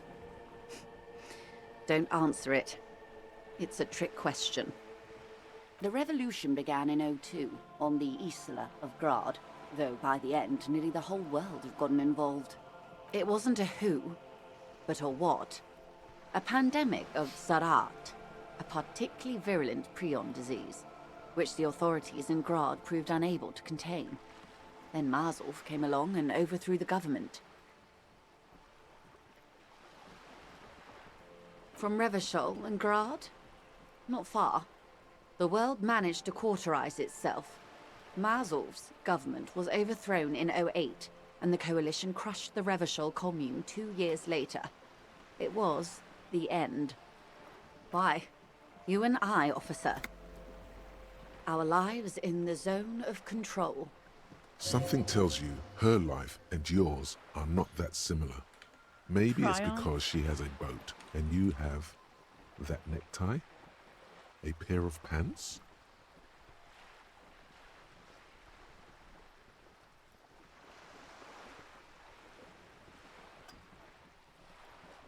No doubt.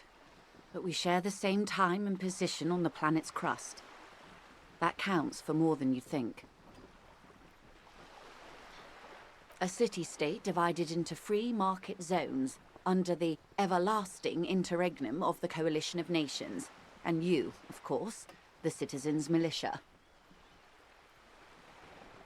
The clatter of typewriter keys fills the main hall of the reappropriated silk mill. Precinct 41. Chad Tilbrook presses enter. Outside, Officer Elfboy Williams slams the door of an armored motor carriage. The zone of control is the third incarnation of Revachol, after the failure of the suzerain and the commune. Modernity. They developed the marvels of the inter-Islary communication, telematic milieus, radiation, colored plastics. Meanwhile, in Revachol West, the aftermath continues for the 5th decade. 43 years. Hard to fathom, I know. The 20s saw a decade of urban war, west of the river leveled, offshore platforms in flames. Still, it's regarded as an improvement on what came before. '08 to '19 was simply hell. The 30s? Things settled down in the 30s. Revachol East transformed itself into the world's largest tax haven, with the international community's blessing. For the first time in a long time, it seemed like things were going somewhere. Then you happened. Your youth in the 30s. Yes, and quantitative easing. It was a market mirage, unfortunately. The 40s dispelled it. An Isla-wide hangover, you might say. So, here we are.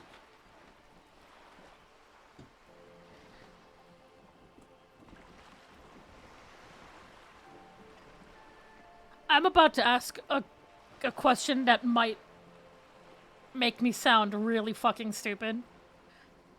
But I guess that's just me being very ignorant.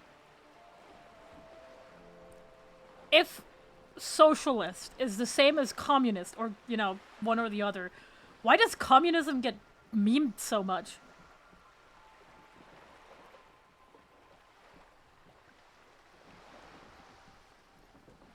It's not the same. Well, that's what I thought, but people, like, said that earlier, so I'm not sure.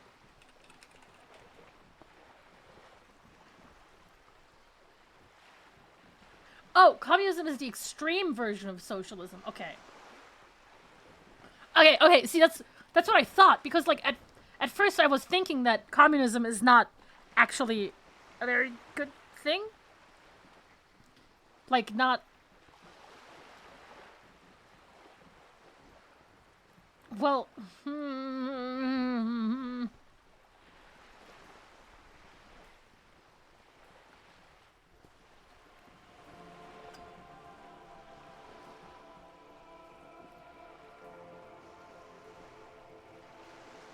Oh, yeah, okay, yeah.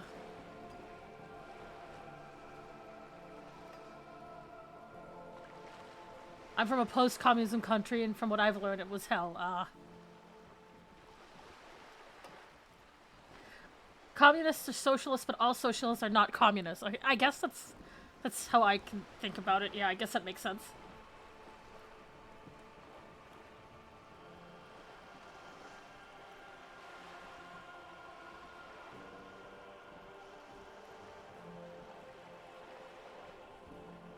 Yeah, I guess so. I mean, because if we look up the actual, like, definition of communism, a theory or a system of social organization in which all property is owned by the community and each person contributes and distributes according to their ability and needs.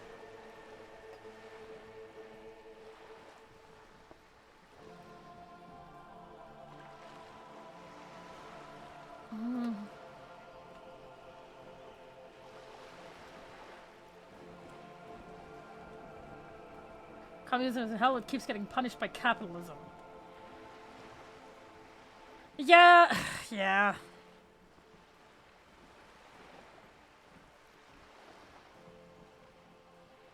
I'm surprised this chat is this political, to be honest. I mean, TVH, as much as it sucks to say, especially when you're part of the LGBTQ community, you're kind of forced to be political, even if you don't want to be.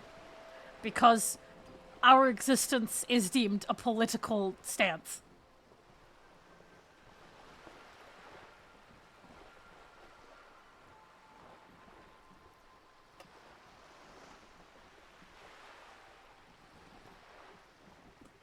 Yeah, and especially being trans is forced to be a political stance. So I'm personally not surprised that my viewers are actually very politically, how do you call it? Not smart, but politically informed?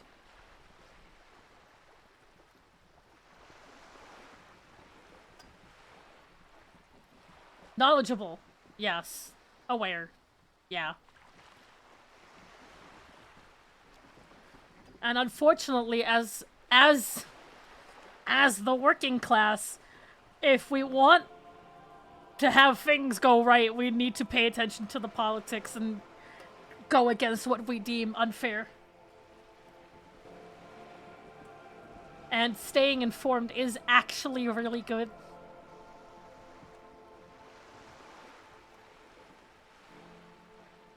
Because if you're not informed, one of my issues for me for a really long time, thinking that politics didn't matter, very harmful to people.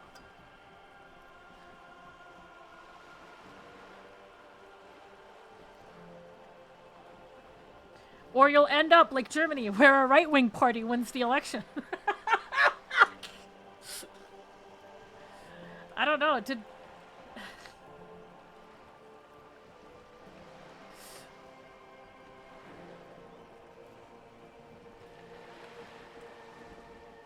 America, same, yeah. I mean, it is, yeah, I don't think... I think there is definitely certain people that are made to speak for the people. Because learning about every single little part about politics is horrendous, I would say.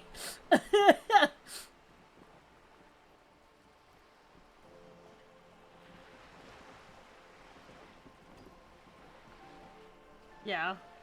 Not only does ignorance breed suppression, but ignorance also creates people who will abuse your, how do you call it? Your, not unknowledge. What do you say when you don't know something? I wouldn't call it ignorance, but your...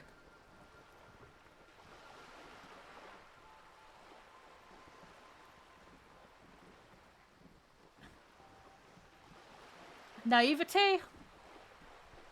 Yeah, people who know will be able to use your uninformedness in that sense. Is it really just ignorance? Because for me, whenever I hear the word ignorant, I feel like it sounds like someone who doesn't want to learn. That's what I think when I hear ignorance.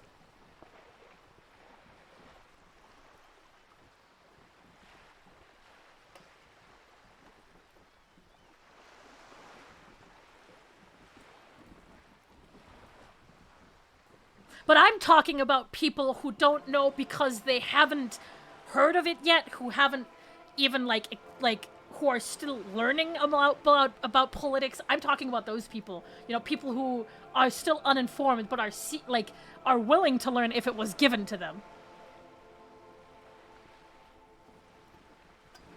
Sorry, I'm probably sounding so flubbed right now. I'm really trying not to say wrong things and not sound stupid.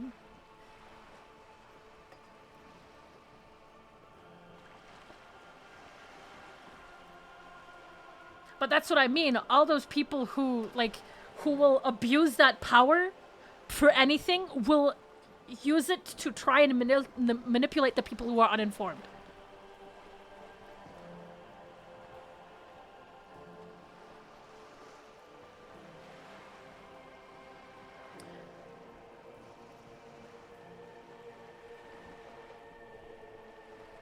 Yeah, I guess you could call that just propaganda. No, that's just propaganda.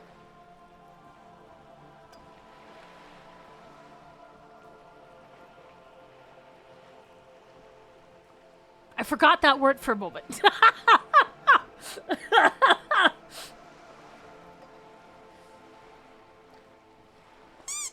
A bit of topic. Recently, France started a proposal for better gender-affirming care that is highly supported by the doctors and by proxy also disproves the CAS report. There is hope. Let's go! Let's go! France setting a good precedent! Let's go!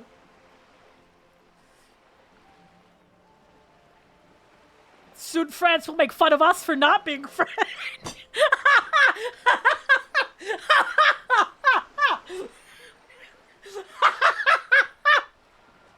You know when it goes, ew, French, it's gonna be like, ew, not French.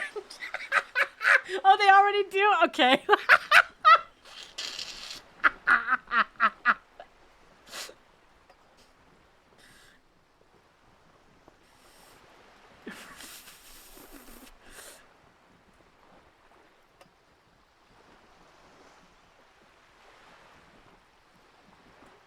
There's a YouTube channel that does monthly videos reporting on good news that happened, called Positive Lefties News. Lefties? I said lefties, but it says leftist.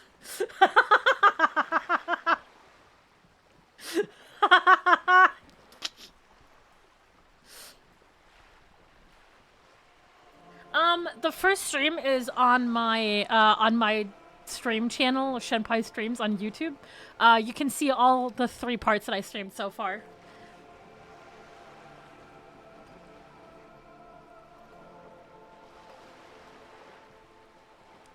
Welcome to reality, baby.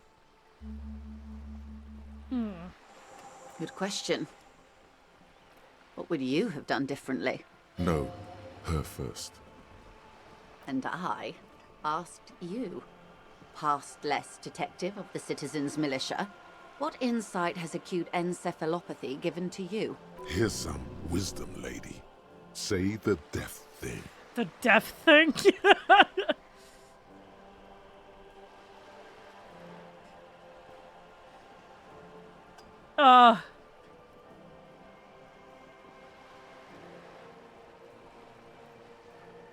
Jesus Christ.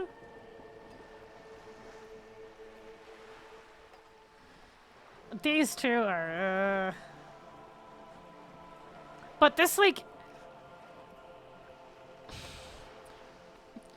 It's like saying that a medical solution is so easy to come by.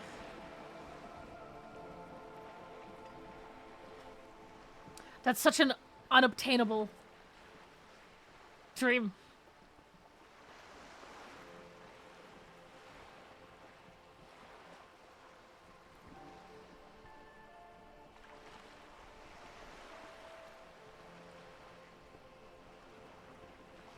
Yeah, I would have just cured cancer, dude. As if we're still not trying to do that and people are working very hard to still find a solution to that. How much cancer is taken from people. As well as Alzheimer's. Jesus. And you would have died, most likely. Not far from here. Maybe even right here, during the beachhead. Defending the coast the day the Coalition took the city. No, almost certainly. The Commune would have forced you. Such was the fate of the undecided. Yeah. Why, of course. We're talking Duke out Central. Full swing intra-species warfare. No, I would say the apes were neutral. On the other hand, they are what they are. Who knows? An afterbloom may yet come. Anyway, enough sentimentality. Is there anything else you want to know? Curing diseases, but think of the profits incentives. Oh, you're talking about the American healthcare system? Not so fast. Who is she in all this? Ask her who she is. She owes you an answer.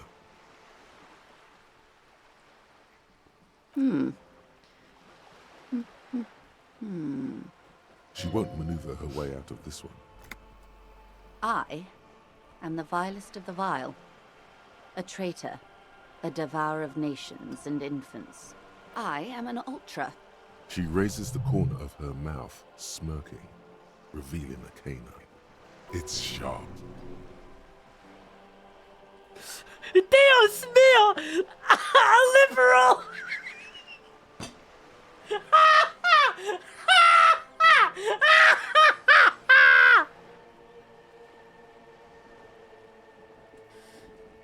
Jesus fucking Christ.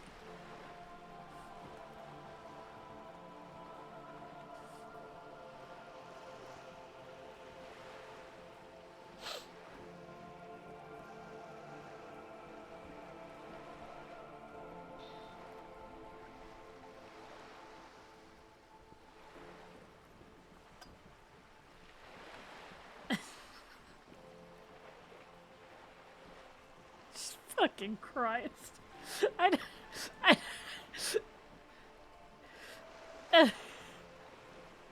Just fucking draws a cross. I want to click it because it's funny. Yes. I am the nether creature of the Forbidden Swamp. I pushed the king under a shit wagon and betrayed the revolution. My kind surrendered the nation to financial colonists. Perhaps you thought we'd gone extinct. After all, no sane person identifies as an ultra anymore. Not in broad daylight. Tell me, now that I've uncoiled myself, are you repulsed? In her green eyes you see a mixture of truth and self-satire. Decades of guilt and pride. Forgive her. But only because you like pearlescent teeth and those light green eyes.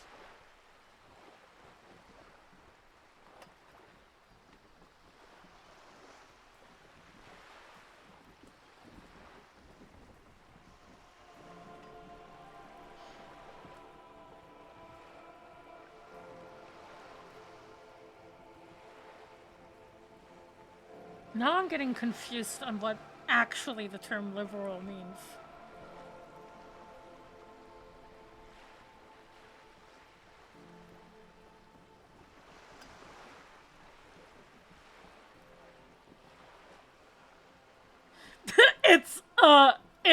Yeah.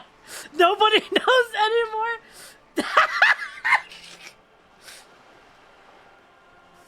How Americans use it is a very different from how the rest of the world uses it.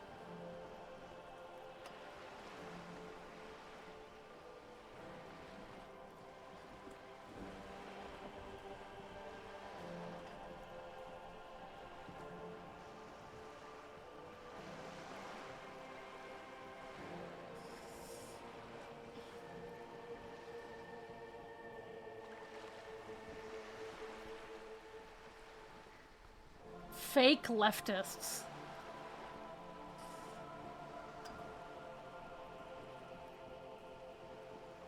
America uses everything different. I feel like a fucking idiot. This game literally makes me feel like a moron.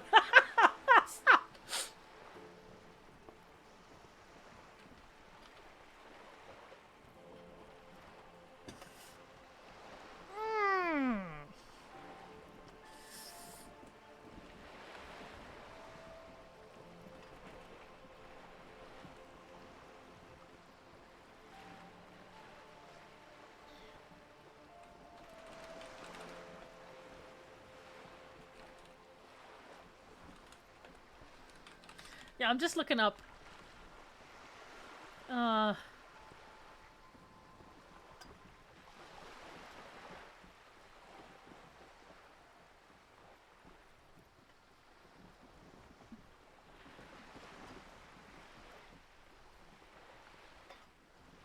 Sorry, I'm reading. I'm like trying to. I'm like learning.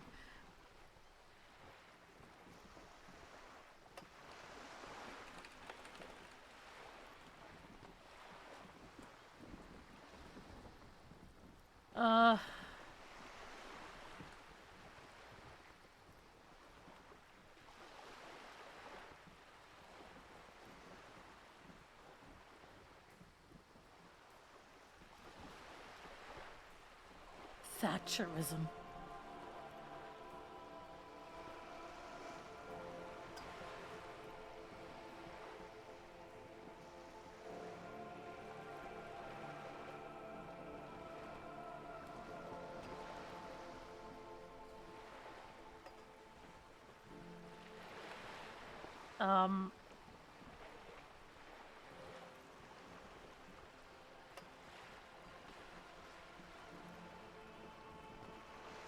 Like, oh my god, I'm trying to remember all the things that Margaret Thatcher actually fucking did.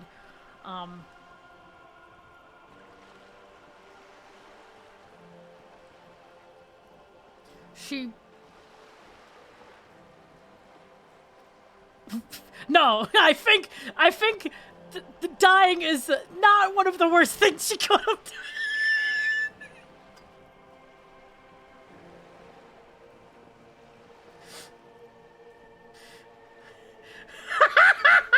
That's like the best thing she...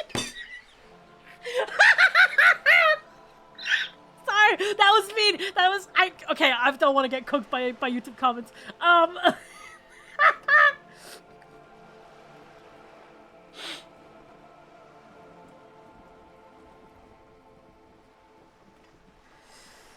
She made laws that massively depowered and assaulted unionizing. Yep.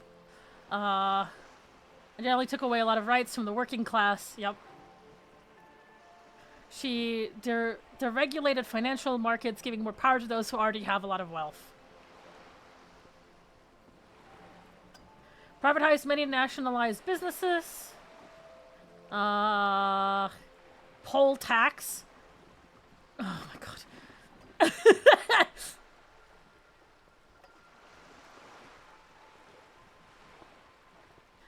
Means that she tried to, and succeeded in many ways, to lessen the tax of wealthy people and rise it for poor people, ultimately trying to achieve an absolute tax where everyone pays the same amount without regarding income.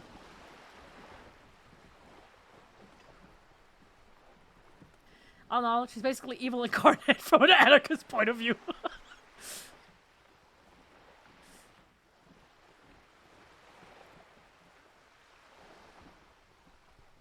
And this is what people are saying, like, Margaret Thatcher was an ultra-liberist.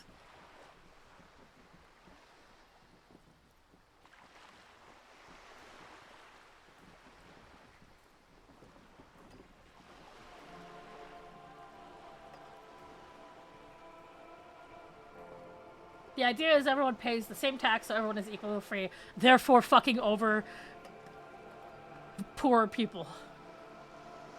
Yeah.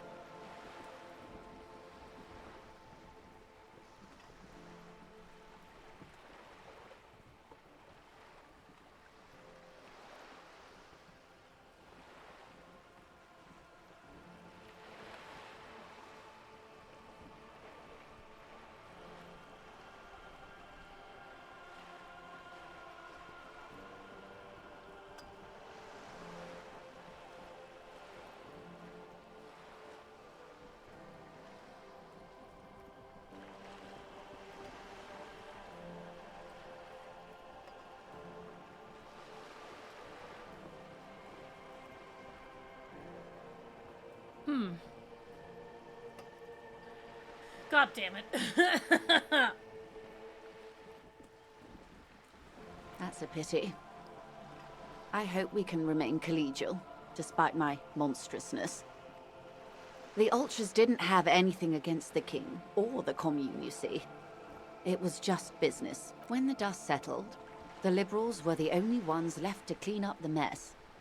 By virtue of their survival, they were handed enormous power to shape the future. Sorry. This was all our last generation managed.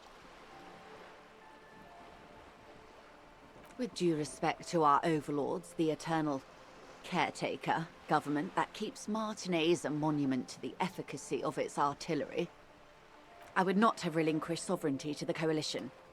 Not here in Martinez, and not in the Stella Maris or Delta Beachheads either. If not for my own sake. I think I need to watch someone play this who is way smarter than me. She realizes her small, cold fists are clenched. She loosens them. There have to be people, right, who do, like, playthroughs of this, who, like,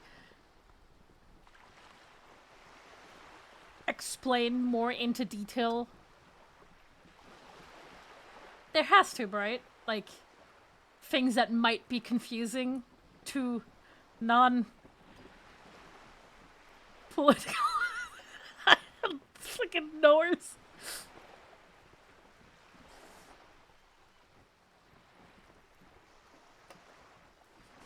Historians?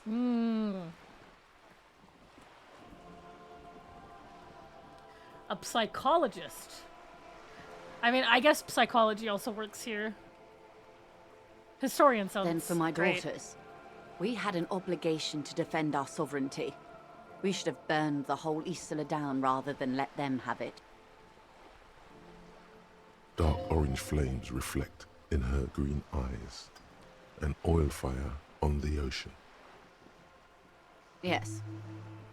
Whatever else I am, I'm also a mother and a wife. Now, shall we return to reality? It's a neurological disorder caused by a lack of vitamin B in the brain. Symptoms include a retrograde amnesia. It's quite serious. You should get yourself checked out. She conveys it in short, cold bursts, trying not to invest too deeply in the condition of this doomed detective, in case he goes down later, souring the entire portfolio. Well, it's either bariatric surgery or long-term alcohol use. Oh yeah, no, it's definitely the surgery. Yeah, totally. Yeah. She nods slowly.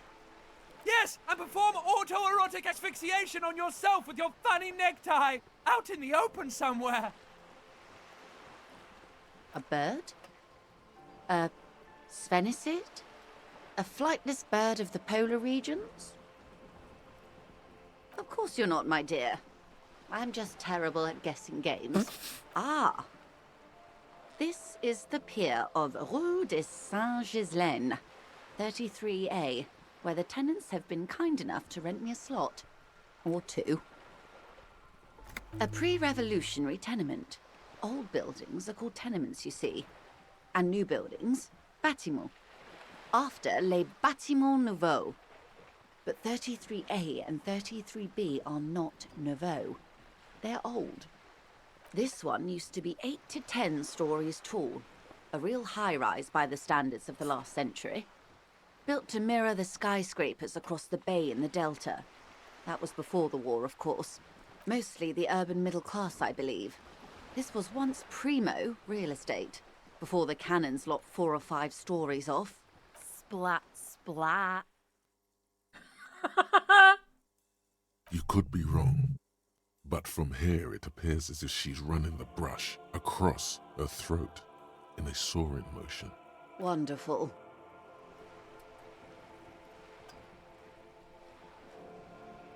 The girl in the old lady rags. Looks like a sullen and rebellious member of a teen infraculture. Yes, you and I belong to the supraculture. We're common, the herd. The music on the radio, the food in the chain restaurant, those are all too popular for the girl in the old lady rags. She prefers a fantasy world, an infraculture with its own dress code and vernacular. It is an illusion, I'm afraid. There is no refuge from the supraculture. Okay. Okay, now explain the same thing but to a child. Young people who dye their hair funny colors and wear old people's clothes are stupid, and their little rebellion is self-defeating. And you smell! All right. What next? It remains a mystery what you mean by this something close. This isn't about you. It's about reality. I need to wait for Kim. Glad to have been of assistance. The little that I know. Magnesium-based life form. Let's go! We tell them, hell no. You're about to become a magnesium-based life form. Let's go! The age of the primitive carbon man is done. No longer must mankind rely on slow-working background radiation to take us further into our genetic destiny. This is the era of guided evolution. Evolution! And magnesium is the key. Let's go! You are the first of your species. The next step in human evolution. An advanced magnesium proto-man who mags it up, drinks it down, and sniffs it sideways. Nice. No such thing, man. Let's fucking go. No logic.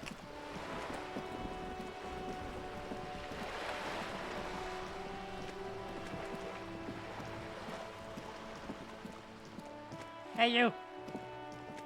Hello again, officers. Have you come to admire my mural? Ooh. Not only have you found my address, you've discovered my biggest secret. I'm a coal miner. She does have eyes that seem to be smeared with coal. Yes, I keep hoping a shaft will collapse on me, but somehow it never happens. Does anyone in a city like this? It doesn't have to do anything at all. Nothing does. Like me. Right now, I'm doing nothing at all. Shoot, Piggy. It's what you do, isn't it? Oh. What do I care about some fucking tin eggshells? Ugh, alright. Sad Piggy. I'll give you this one. I saw a little girl in the fishing village running around with military-grade handwear. Looked cute as hell. If you haven't been there, the village is a shithole down the coast from the main plaza. Have a good time! No. That's all the snitching Cindy the Skull does for today. Actually, I don't even know why I told you what I just told you. I have a weakness for animals. It's the animal thing again. Damn it. Fair.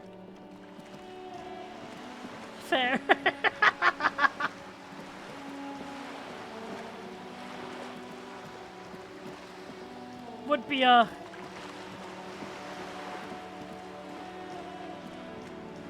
Man, such good dicks at cops.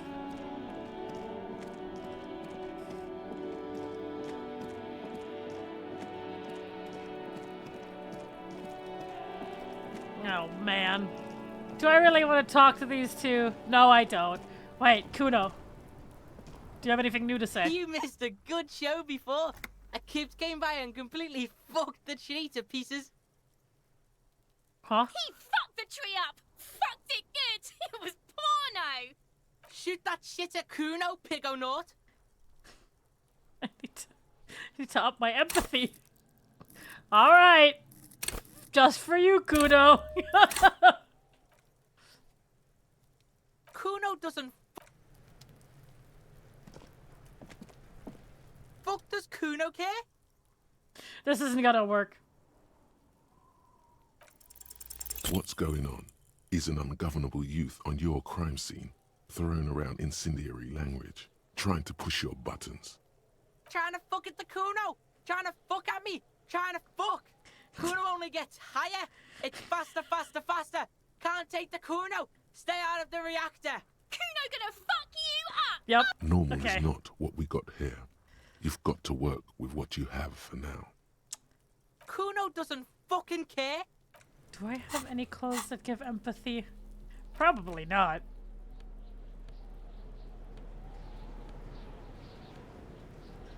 Authority.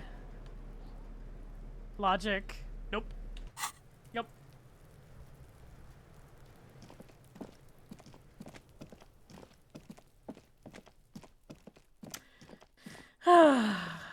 Kuno. I should probably go and get a book.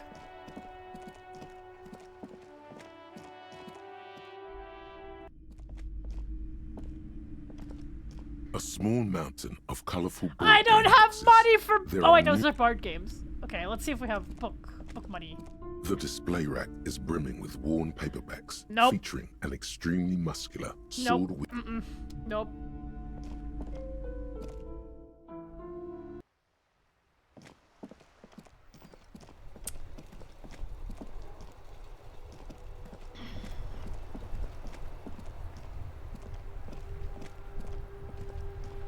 You sit on the wind-worn wooden planks of the bench.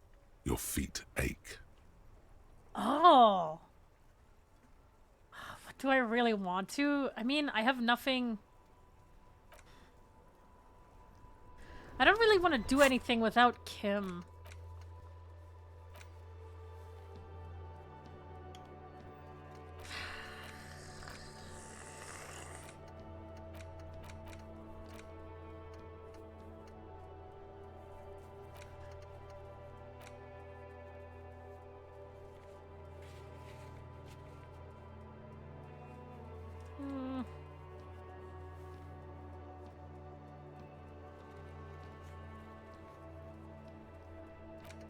I do need to go to this guy at 21.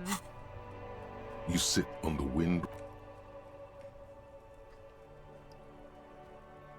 You finally stop picking your nose.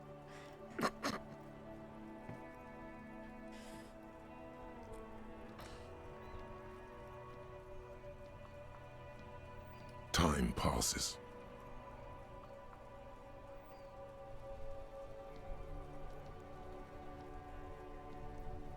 Okay. You One more ponder time. upon Okay. Let's go to this to the guy on the balcony. time passes. You ponder upon an endless. Okay. Alright, I don't know how to get to that guy again. I have forgotten. How do I get there? Because he was in this direction, I think.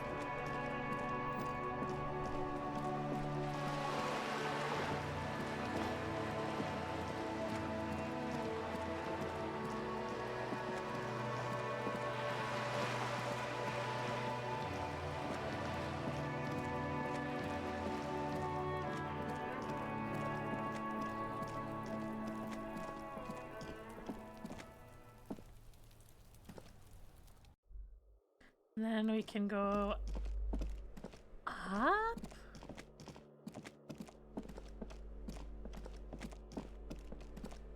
I don't remember how to get there. I am dumb. That's a bathroom. I don't know how to get there. That's the L. Ah, there we go. Hello. I'm here for your car extended warranty. I'm stuck. I'm stuck. Gendarmerie, you found me. It feels like a Friday. He seems to be in a good mood tonight. And his shirt is still unbuttoned. Beautiful. So tell me, are you here to make things right again? Beautiful. I have some good news for you. My Sunday friend is visiting me tonight. I told him about you and he'd like to say hello. Step in. He's already waiting. Is it Friday tonight? It does feel like the end of the week. It's so magical. The white falling against the black. Trust me, you do. Okay. That's nice, but I don't have anything to tell you. It's my friend you're looking for, not me. He takes another drag of his unfiltered cigarette and looks around. It's getting dark and the neighboring windows have lit up, one by one. Downstairs, a cat crosses the yard, disappearing into the bush. Besides, I've got to run. He's going to leave you alone again. That's sad. Something tells you you're never going to talk to an individual this cool or mysterious ever again. Just look at it. It's a beautiful night. Who's going to stay in on a night like this? He's right. Only losers go to bed early.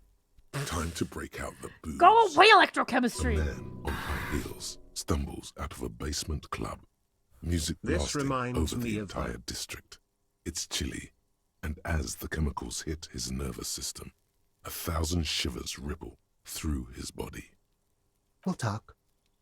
Just not tonight. Okay, that's fair. Take care, all right? Okay. Goodbye, friend. Alright, we gotta go in there.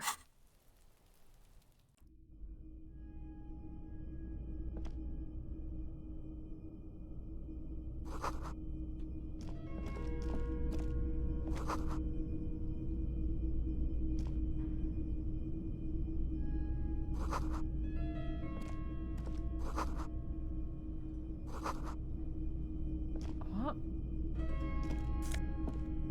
Oh! A cool hat.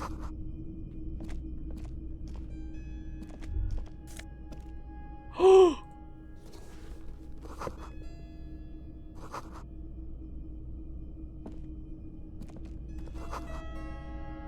Okay, who are you? Officers of the Revachol Citizens Militia.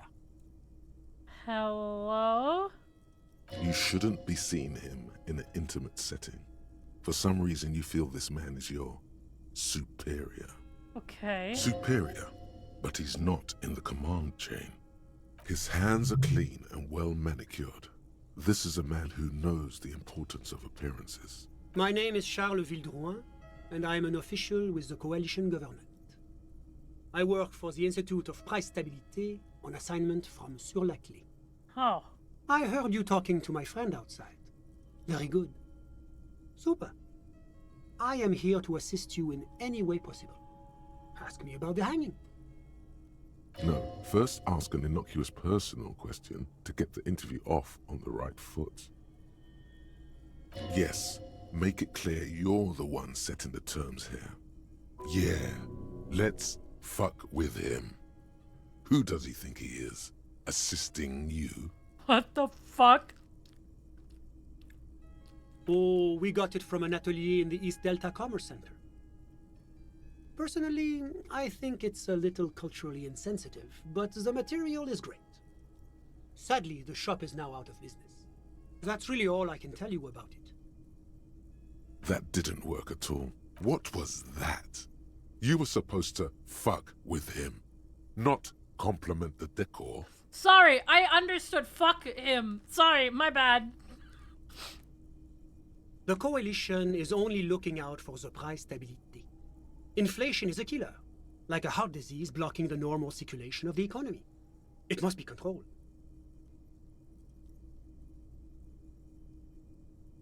The economy impacts the entire international community, which is why it requires international oversight. Well, I'm renovating it. It is an interesting project. The building used to be a 12-story skyscraper before the cannons took the top 4 stories off. This, of course, happened when the coalition forces landed here. You could say I'm undoing some of the material damage the international community caused when we arrived here. Yes, as I said before, I am a commissioner from Sur-la-Clé working for the Institute of Price Stability. This is one of the main projects of the Moral Inter.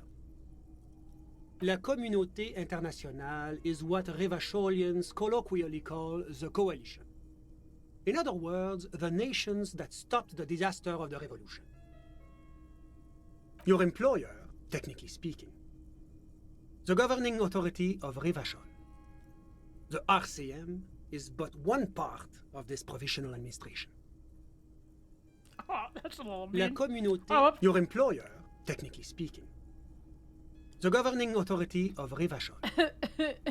It is the most important thing. It's the central goal of any sound monetary policy.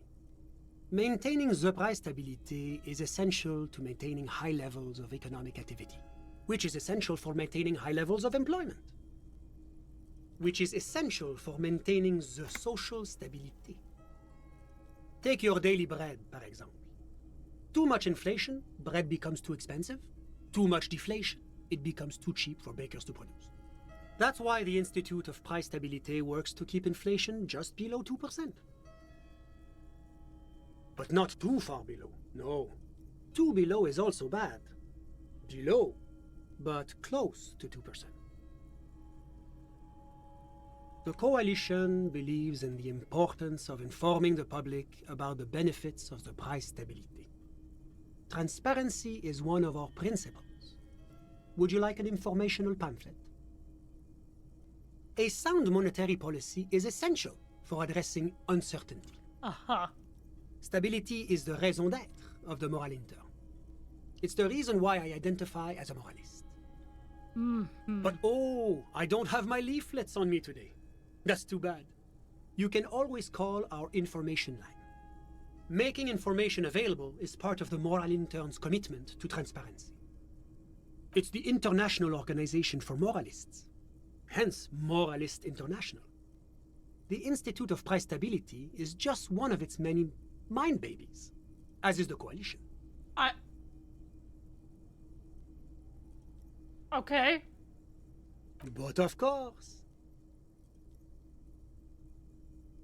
Because moralists believe in a normal, stable world governed by democratic values.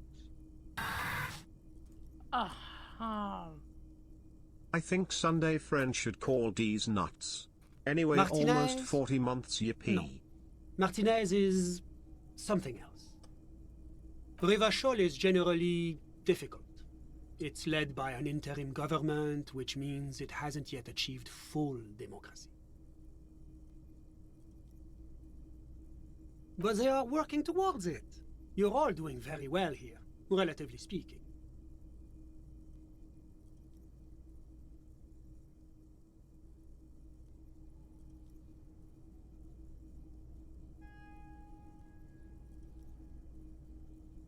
The last one. It's like every time I'm talking to people, I'm choosing option D. None of the above. Is that moralism?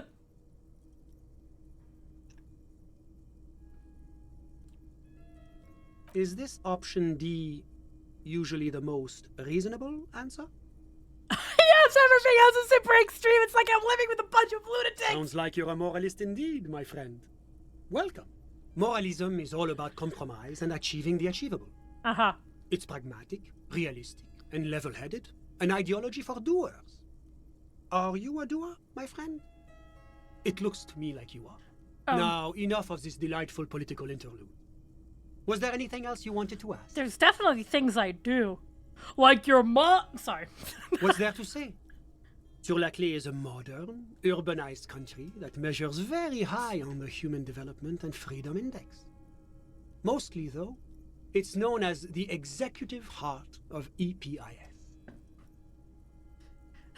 I am a doer, right? Doering your mom. Moreover, it is a great sponsor of less emerged countries. Revachol is only one of its many darlings whose progress it supports and cherishes. That's nice of them. Oh, yes. Sur-la-Clé is mega benevolent to its darlings. Okay. What is it about this benevolence that makes you break out in sweat and want to run for the hills? Yeah. Whatever you wish, officer. Ah, my friend. My friend is a good young man.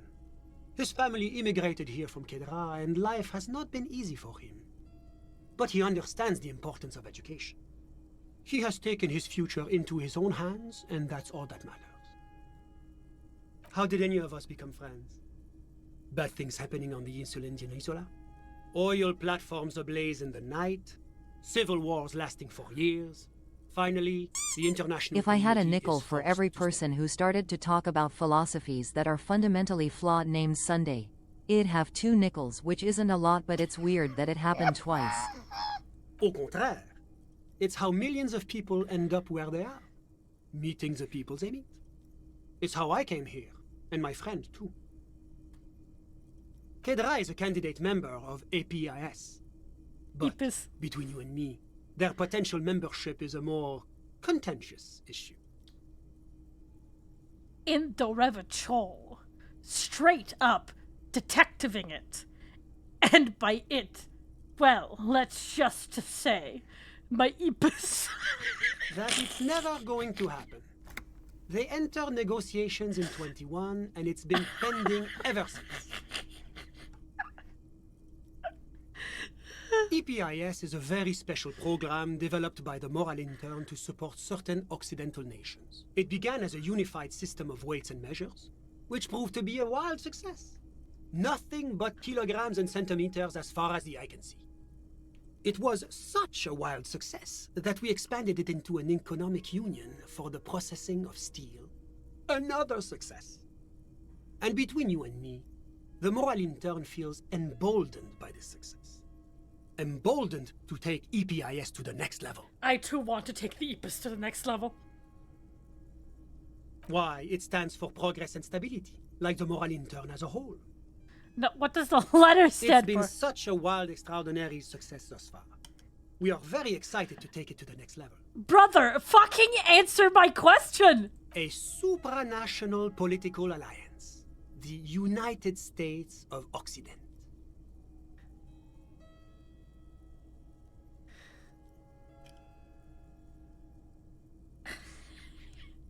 You mean Revachol? No, it's going to have transparent democracy. It's one day going to be a candidate member of EPIS, sure. No, candidate members do become members. Why do we even have the whole system in place if they don't? It just takes time. Time and evaluation. I want to kill myself. But we were talking about my friend here, not politics. You keep bringing it there! Sorry, who? But I told you, officer. He's a bright young man here to pursue his education. Education is the foundation of our future, especially the arts. It is a cornerstone of our civilization. Officer, you have to understand. I can't give you his personal information. I'm sure you have your own methods and databases, right? Please don't put me in this situation. He's deeply enmeshed in the study of the fine arts, yes. He's a truly free spirit. He likes all the arts. Perhaps graphic design, printmaking, who knows? The world is open wide for a talented youth like him. Okay, man. I'm just enjoying the view. It's dark outside. Listen. The baby is crying in the neighboring apartment. No, listen. The Insulindian Bay. This place used to be a luxury accommodation before the revolution. Apartments, of course, were much bigger then. A few walls have been added here and there, leaving some of the tenants without a private bathroom or a kitchen. But the million real view stays. You can't take that away. Uh-huh. My friend comes and goes. I'm sure you'll see him around. He's a busy bee. Oh, you see, the apartments used to be bigger. Now we've made them smaller for your comfort. But they still cost the same. Don't worry about it. I'm all ears, officer. I'm sorry to say I did, officer. Officer, it's very difficult to describe what I saw that night. It was so surreal to me, like in a play. No. I mean, it was so strange. I could barely believe what was happening. I was on the balcony when it happened, getting some fresh air.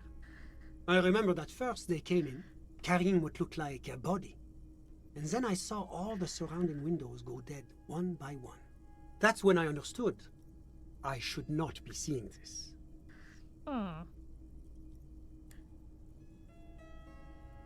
I couldn't see their faces well, and there were quite a few of them. But they were very loud and very Martinez. Let's just say that the laboring classes can get rather expressive with their profanities. I couldn't tell you exactly. Less than 10. Maybe 8? I feel like I can't trust a singular thing this guy's fucking saying. I went back inside. Yes, back inside. Keep yourself safe from the killing. Officer, the yard was pitch black. There was nothing to see, but I could still hear their voices. They were threatening to kill that poor man. That's a fucking lie. We know that's a fucking lie now. You absolute bastard.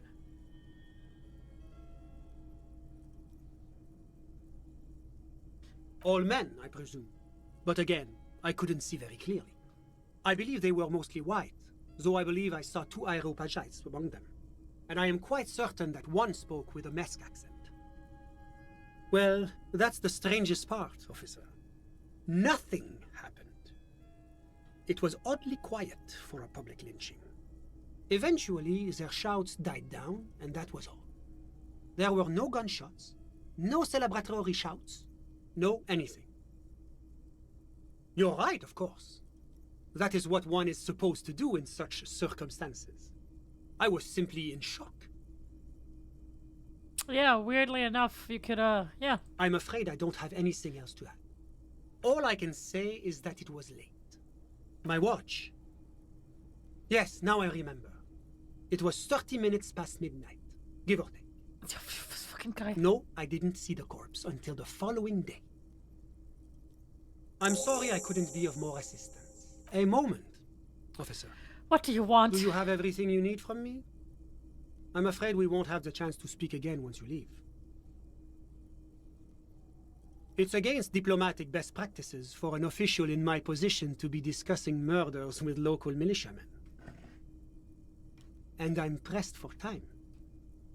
After you leave, I should be leaving as well. Sure, go ahead. It's a beautiful space. Let me know if you have any further questions. I'm going to fucking die. There's something I'm not seeing.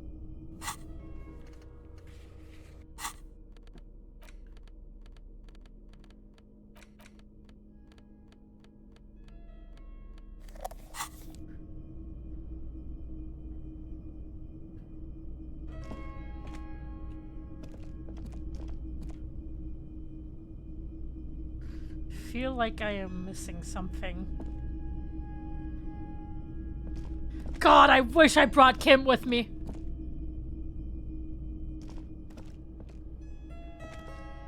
This is annoying.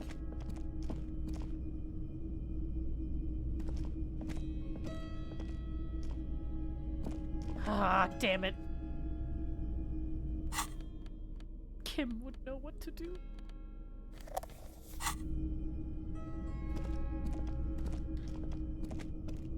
Was there anything else? Of course. Fuck. Alright, bye, man.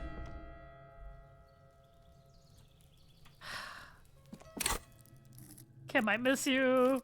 Kim. Kim.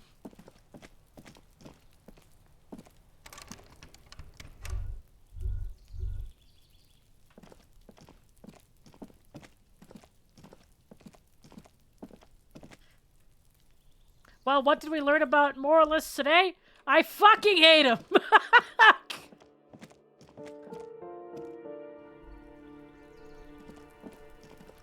And I will start screaming!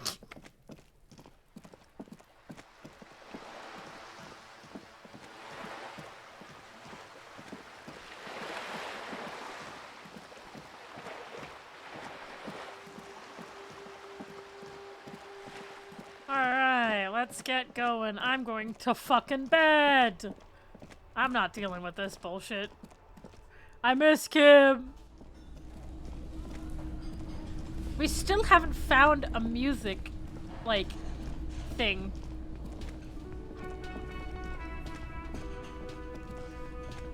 I'm going up to my room.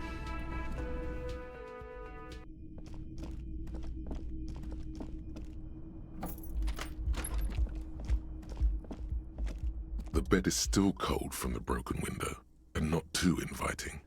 But it's yours. You've earned it. Alright, let's see what Kim is gonna bring back. The bed is still cold from the wind blowing in from the broken window. The mattress creaks as you close your eyes and try your hardest to fall asleep. Good night. Here we are again, my broken bud. The waves are coming, carrying you away. But you can't go. No, you have to stay. Always half aware of yourself. Hey, limbic system, you good, buddy? You're not cooperating, brother man. It's your disgusting body. Even through your sleep, you feel a vague discomfort suffusing it. Your belly and your sides are unpleasantly tender. You wish you could curl up into a fetal ball of safety. But you cannot, because of the pain. And there's a lot of it, ever present in your organs. It's like every one of them has their own nasty song to sing. Every cell in your body is moaning in agony, asking, what did we ever do to you?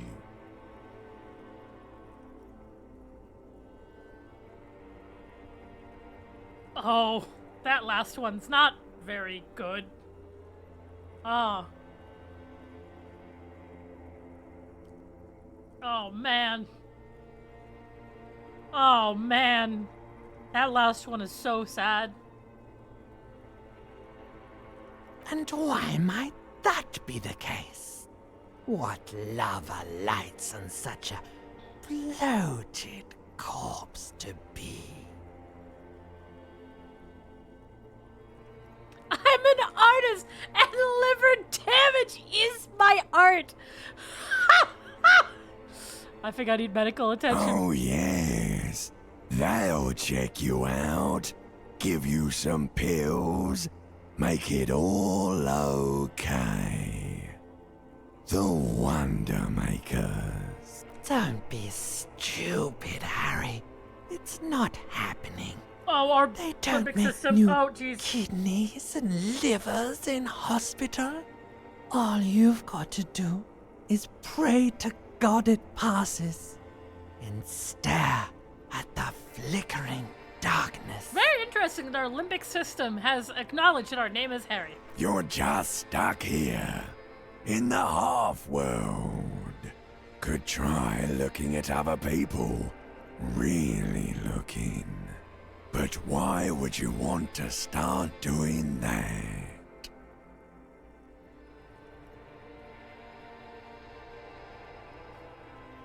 No, that's not true. Kim Katsuragi would never betray you. Sure you do. They're all so friendly, aren't they? Some of them are. Some of them are nice. Others are scared. At least they're interesting. Each one has a process just like yours. running in the space between their ears, full of secrets. People are beautiful, statuesque, parodies and tragedies of themselves. A great democracy of creatures. What do you think you're doing right now? Coming to some greater awareness? Look at all these lights, blinking in and out of existence. Thoughts! You're just pretending that you're asleep, even to yourself, while the world goes on without you. Men who come to terms that they are like other men can't just accept that. They need to go through every human emotion possible. Let it. Let it.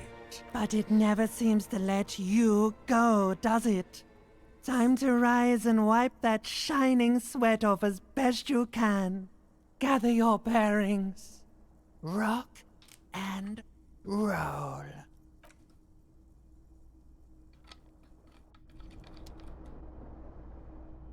Oh, we are not doing good. Hey, Harry.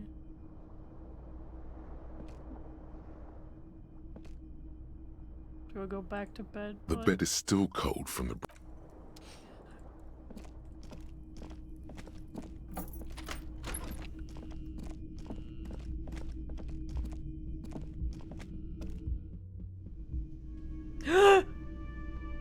I missed you! Yes? You have nothing to say? Oh, okay.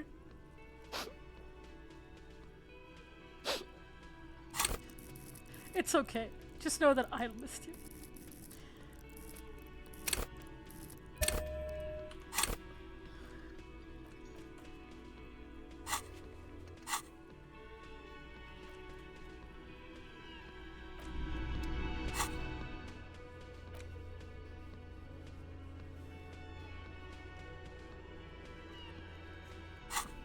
Yeah, I did nothing without you, by the way.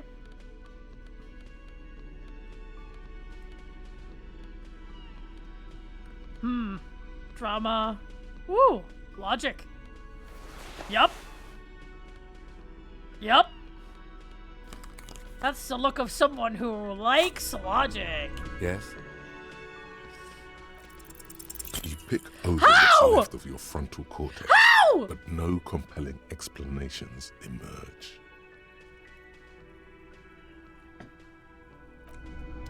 Nightmare. This fucking sucks. Putting on my froggy hat again. Oh, damn. Oh, nice.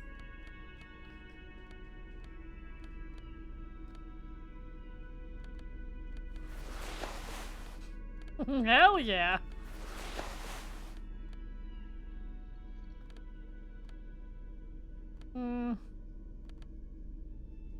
I don't want electrochemistry.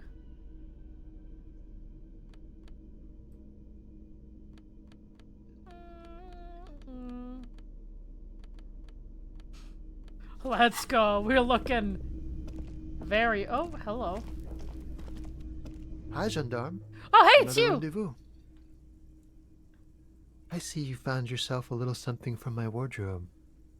Not bad. Not bad at all. Oh, shit! What brings you here? I didn't think you would... Nice. Admiring the atmosphere. What about you, officer? Convenient. But what are you doing here? Talking to me? Oh yes, let's see. He knocked on my door a few days after the lynching. I think he was going through the entire building, asking questions. Muscular, handsome, strong, like one of those military types. Nothing. That I didn't see anything. Why shouldn't he? What friend? Oh. No, I don't think it came up. Yes, but he was speaking to someone on his earpiece. Just reporting back whatever I was telling him. Oh, let me think. He had an accent. He sounded like one of those mercenaries. He sounded vaguely Oranese. No, not vaguely, scratch that. He sounded definitely Ornese. Sure. Anything else on your mind?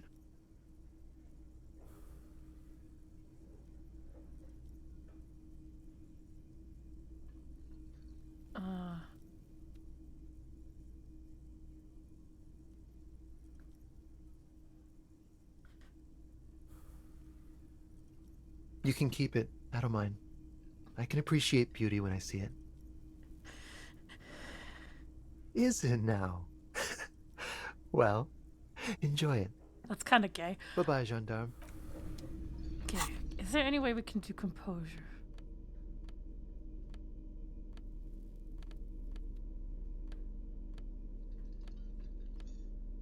Conceptualization. We have +1 composure. Our composure is real bad.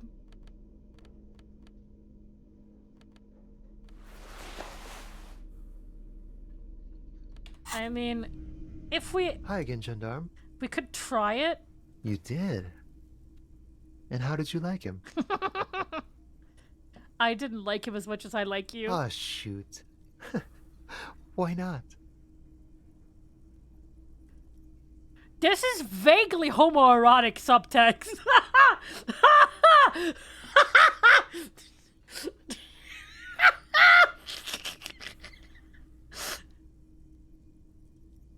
He has keys. And he likes the view. To the sea, I mean. Friends, I told you. Sunday friends. Friends who like to get together from time to time. That he won't be there when times get tough, I guess. Oh. It is. On Sundays. A visitor from the first world. He's not like you and me, gendarme. He can always return. To his opportunities in Occident, sur la clé. Still, his coming and going brings some life to the village. Or is it just money? I don't know. What about me, gendarme? I won't make this, but it's fine. It's the sports. He's a sports guy. All about that physical prowess and athletic skill. Nothing else here. Bye-bye, gendarme. Bye-bye. I'll try again later. Perception. Fuck me.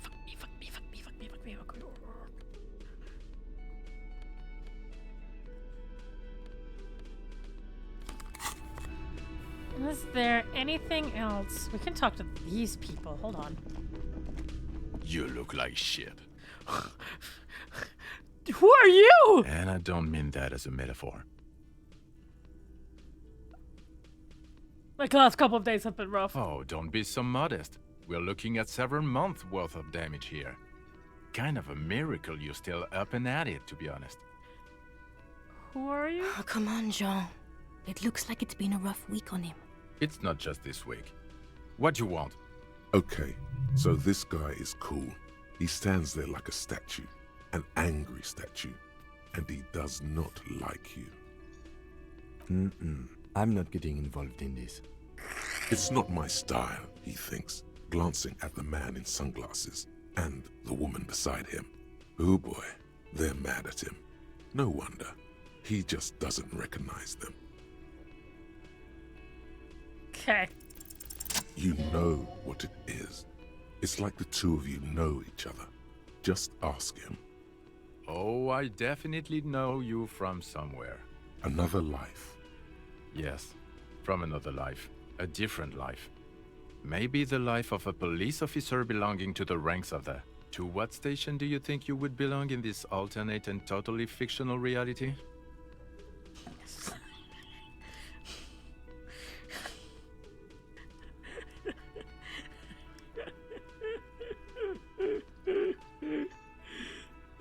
He seems to be observing you through the reflective glass of his eyewear.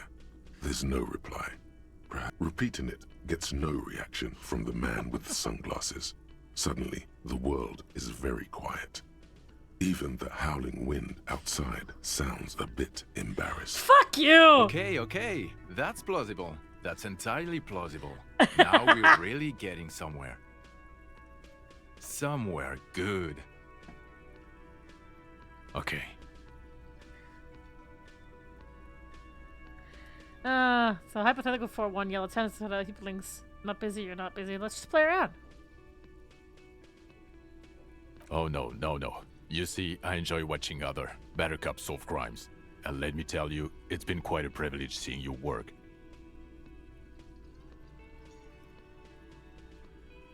This isn't helping.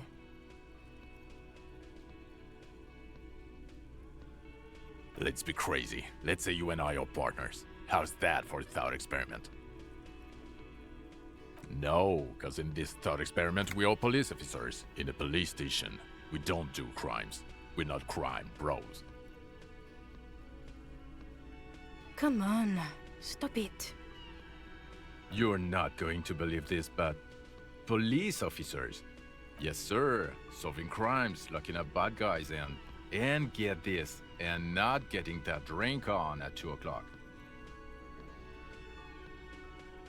Just some regular boring motherfuckers in suits and uniforms. Nothing spectacularly extravagant like you, the far-out son of Lang. Oh, it's you eccentric genius. I mean, with your unorthodox approach to police work, it has to be you. Not even a little bit. It's an urban myth about an officer who is so far undercover he can't remember who he is. As I said, just an urban myth. You are not the son of Lang. He's trying to protect you from further rough handling, dished out by the sunglassed man. Aww. Neither can I, partner. Neither can I. It's a mere second, but it feels like you saw something. A gram of compassion in that sadness. I'm a cop. About what? You don't look like a cop. You know what you look like?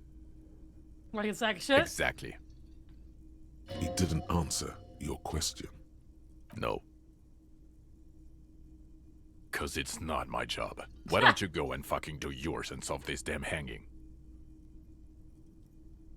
Actually, I don't want to hear you say things. Come on, Jean. Okay, say things. I want to hear you say things. Hear that? He wants you to say things. Say one.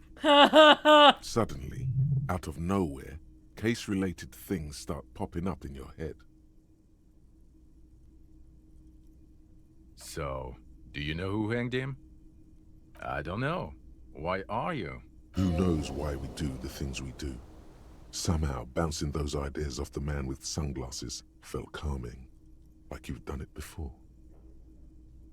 Oh my god, there's more. You want something more? What is it? Okay, why not? Let's do the old thing over again. We're not wasting time. You think he was hanged as a cover-up? To hide the shooting? Okay, well... I don't know. Oh my god. Watch out for yourself. That voice, so very familiar. Did you hear it when calling to your station and reporting your badge missing?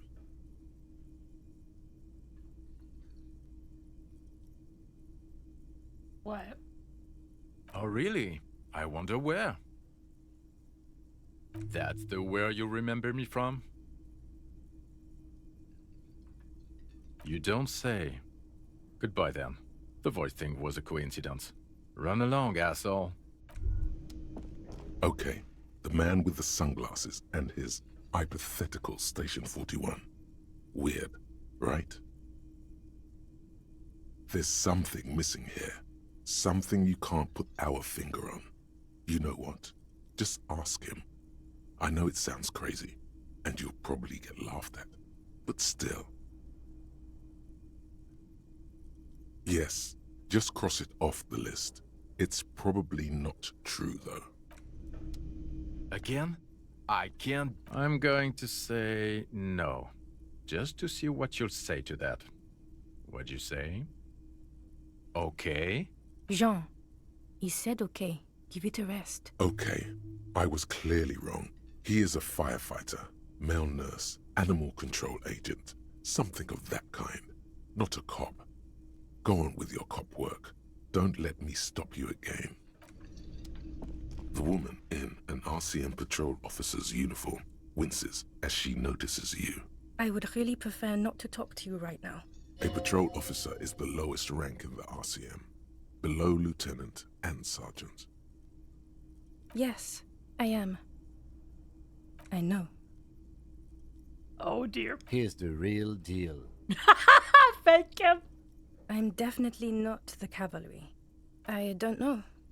I mean, why would I want to talk to you? No, you haven't wronged me. It's okay. Something changes in her. It's pity. Pity comes over her. Okay, fine. Let's talk. What did you want? What precinct? Am I from? God, he doesn't know. Fucking deranged lunatic. Dude, what the hell? God damn it, you leave her alone. Keep your weird bullshit to yourself and be professional for once, for fuck's sake. Can I actually help you with something? Yes, of course. Preposterous. I mean, you would remember if they were, right? Who forgets their squad mates? That's not possible. Of course I'm with him. Why do you ask? You're an asshole. You know what? Maybe we're both assholes. Please, let's not turn this into another exchange, okay? I don't know what to say. Don't say anything, Judith. I'm just looking out for... You? Ah! No one. I'm just a man with sunglasses. And you are? I just want to do my job, that's all. Something about the man with sunglasses and you, the energy between you two is making her uncomfortable. Again? Yes? Damn it! We can't do anything!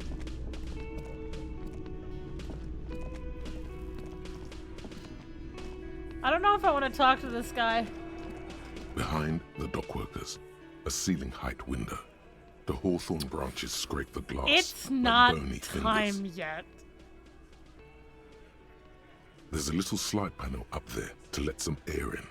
No need to open it in spring. It's still too cold outside.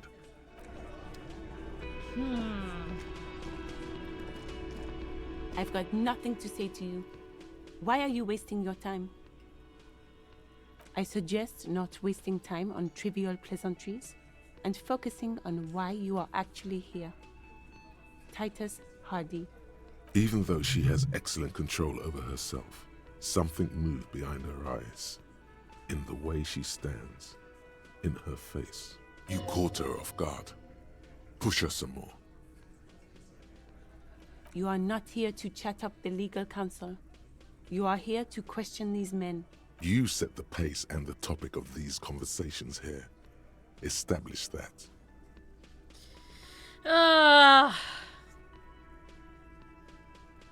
I represent the Union and these men here. Don't make this personal. A very minor victory. What you want is of no significance, officer. Okay. Don't... Look, the insane police officer is back. Hey, man. The small man mimes, blowing his brains out. You see his rat face contorted in mock despair. There's laughter in the room. Try not to kill yourself this time. A witness?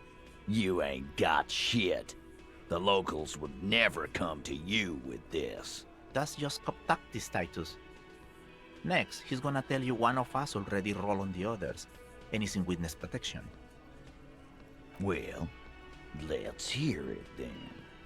Who is your mystery fella? He's not alarmed by the sudden appearance of a witness, but he is surprised. Ooh, I should not say... Honestly, no! Why would I actually... What am I doing here?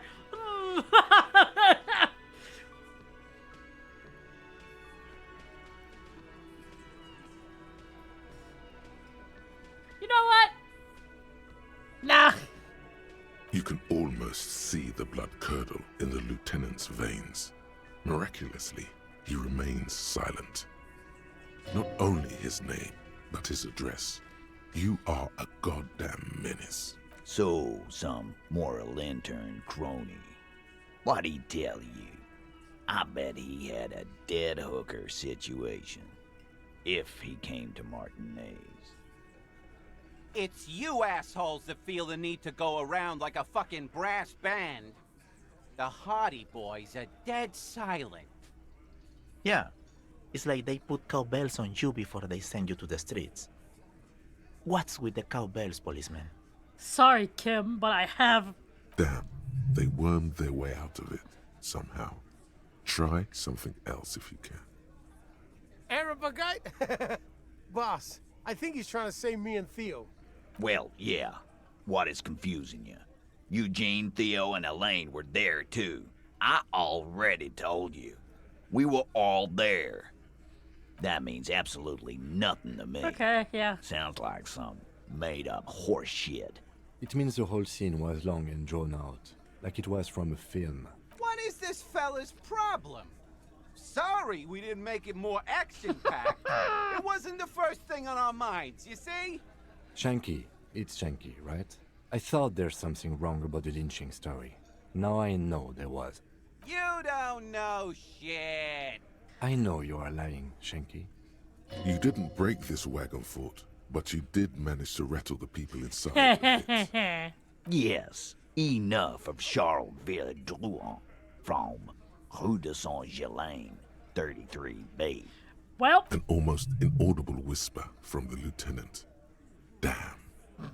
Okay, maybe it doesn't feel like this did anything to them, but they have to be fretting a little.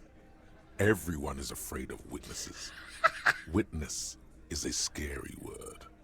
A bullet, you say? That's mighty curious. Indeed, mighty. How did it get there? Well, there are so many bullets in the world, and so many heads. I guess it's only logical. At some point, one of them bullets had to end up in one of them heads. It's bound to happen again, you know? Just statistically speaking, of course. I don't want to... I'm worried that if I show them the bullet, they're gonna grab it. You know what I think? I think he was shot in the head as a kid, and his brain grew around the bullet. You're a moron. Around the bullet, man. That's a good one. They're only pretending to enjoy this. Beneath the act, they don't like you knowing this. Shit! I probably did shoot him. I was drunk last night. You guys know me when I'm drunk. Yeah, Glenn likes to shoot his guns when he's drunk. Better hope he stays sober. No, he meant before he was hanged. Did you shoot him before you hanged him? Before? After? During? This is getting ridiculous. They told you what happened. Stop wasting your time. Okay, I'm gonna do it. Wow! He's got it in a real evidence bag and all! Why don't you go home and log it into evidence? These men have told you what happened. Never been worried in my life, lawman. It's not like you blew it wide open, but there's a little crack in there, somewhere. We need to get more authority. But I don't think I will break it either way. God damn.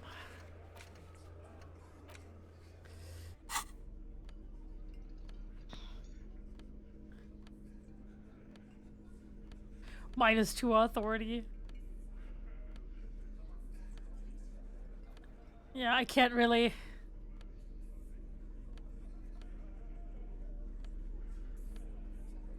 I have nothing. Is this a thing that you can redo? Looks like the circus left town, but the clowns are still here.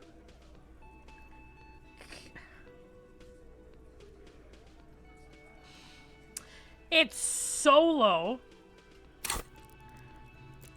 I would be so...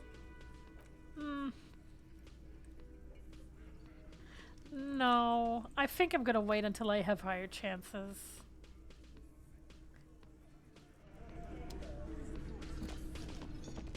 How is the Froggy Hat not -1 authority? Because the Froggy Hat is super authority. You are so hateful. Inside, you see a set of steering levers, a radio microphone. This is Precinct 57. How may I assist you? It will take just a moment, officer. Her voices fade out into the familiar radio static. Jeez. Jesus. Gottlieb, what do you want? He's carelessly chewing on a piece of hard candy. Oh, it's you. Was that a snarl or a suppressed groan? No love for you here. With all the damage you've been dealing yourself with drugs and alcohol, I'm not surprised. There is no surprise in his voice, only careless superiority. What else? I'm not a brain doctor. Look on the bright side. You've got a whole new life now. Use it wisely. It's hard to say if he doesn't believe you or doesn't care. What? You want me to do blood work for you again? Tell you just how bad things really are across the board? You want another rundown of everything collapsing inside your body? You want the real, honest-to-God truth? Stop drinking, eat magnesium and vitamin D. Our station is not a retirement home. We don't have the funds to deal with rock stars past their prime. So it's political.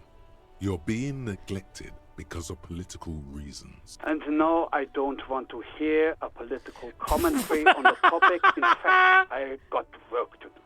Some idiot has glued his eyelids shut with cyanoacrylate. It looks like Mactorson. It's not fucking cryoactylate. It's super glue, Doc.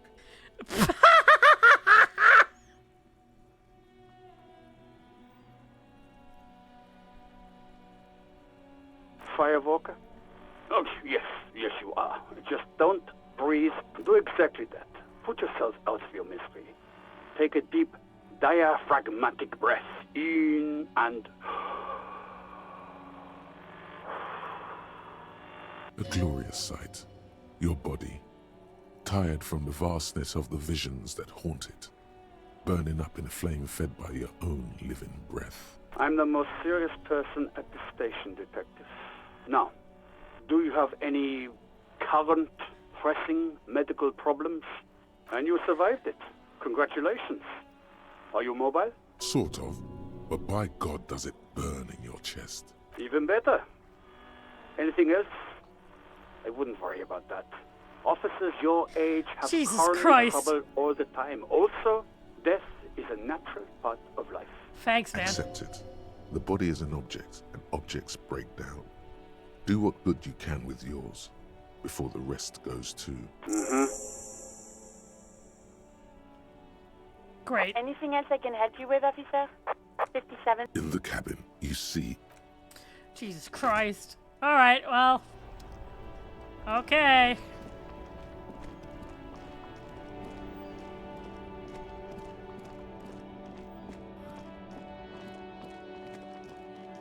Oh shit, hello. Yay! Oh, the fucking guy's gone. A rusting control panel. You grab the handle and pull the lever. The water lock starts moving. Nice.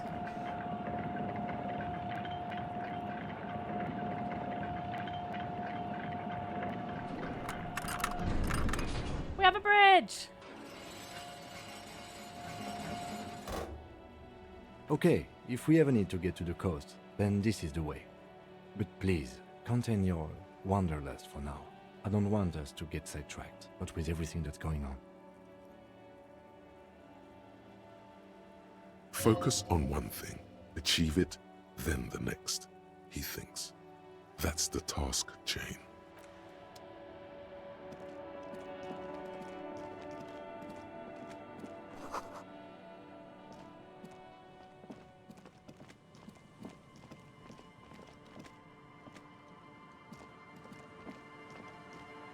Why is my camera so far to the side? Oh, there we go.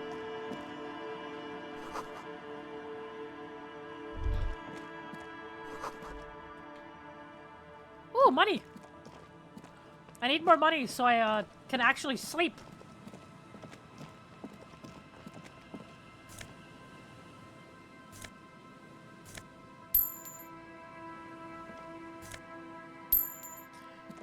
Ooh.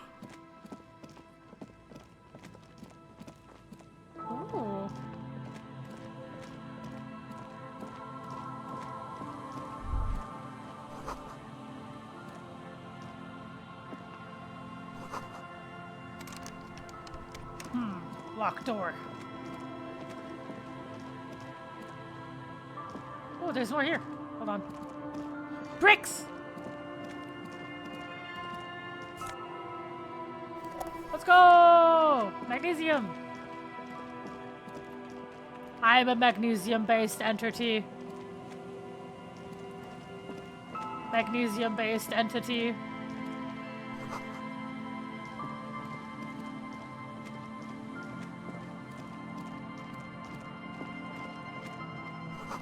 So this thing, the one's been here for a long time.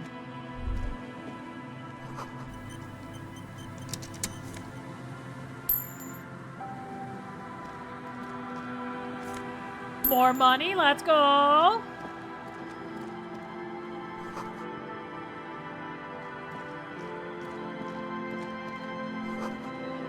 Oh, someone has left their music collection beneath the... What?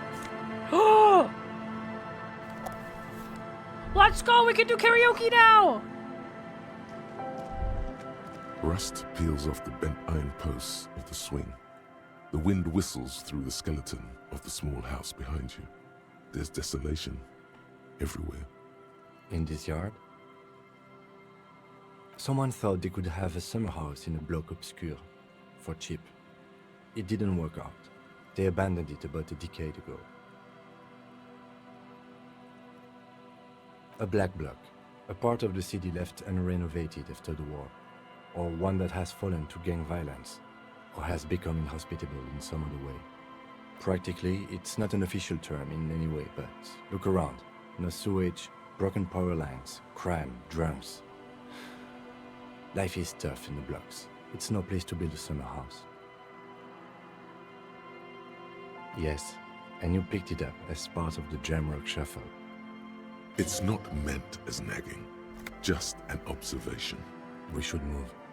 I don't think we will solve the murder with forays into the urban hinterland, at least in this phase of the investigation.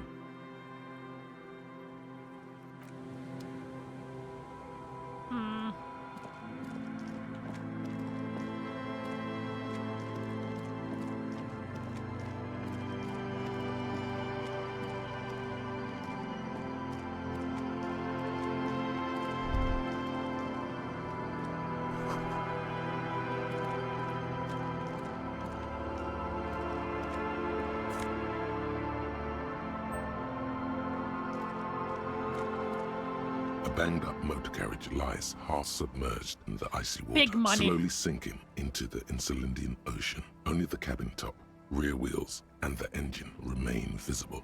It must be cold and lonely down there, in the icy water. Remember the tire tracks in Martinez? This is where they were leading. It appears to be so. I agree. We should definitely investigate. You get a sudden, sinking feeling. Stomach acid comes up as you look at the motor carriage in the deep, dark, cold water. Why the doom and gloom? It's just a sunken motor carriage. Some motor carriages are bound to end up in the sea.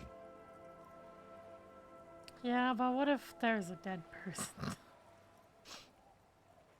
The motor carriage is properly stuck in the ice. Getting it out would require a team of specialists. The logo is too deep in the murky water.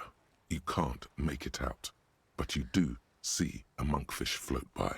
The ice hasn't closed around the vehicle yet. My guess is it's been here since last Saturday or Sunday. Your mocking tone finds no response, but the motion of the waves. I did not. But I'd say it has been here since last Saturday or Sunday. Hold on. Your mocking tone finds no response, but the motion of the waves. Yes. Crazy recklessness. Let's wait for the low tide and see what's inside. I don't know. An hour or two, tops?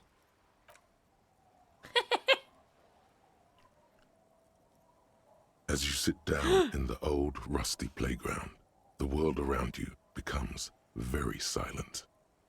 Oh, this is kind of cute. The hinges creak under your weight, dangerously so. Nothing but the sound of seagulls high above in the sky, echoing like distant laughter. Ice cracks around the blue motor carriage in the sea. I'm gonna fuck this up. Spit flies from your mouth to your moustache, your chest, the ground before you. No sound, though. Very good how I fucked that one up. Raining heavily here, Chief. Mind keeping it down a bit? The lieutenant must think it's rather funny. He smiles and quickly turns away. Just keep at it. It will come to you. Aww. With his lips puckered, the lieutenant lets out a beautiful, melodic trill that puts even the insulindic thrush to shame. You hear the sound echo on the large body of water.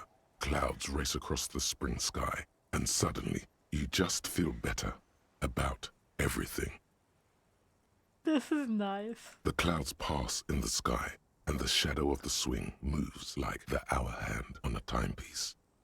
30 minutes have passed. Looks like this might take a while. Time to present a good topic for discussion. I'm pretty sure I told you already, didn't I? My dad and mom are both half Seolite. Clouds on the horizon grow darker, and the shadow of the swing set keeps climbing. You hear the distant rumble of the city. 30 minutes pass.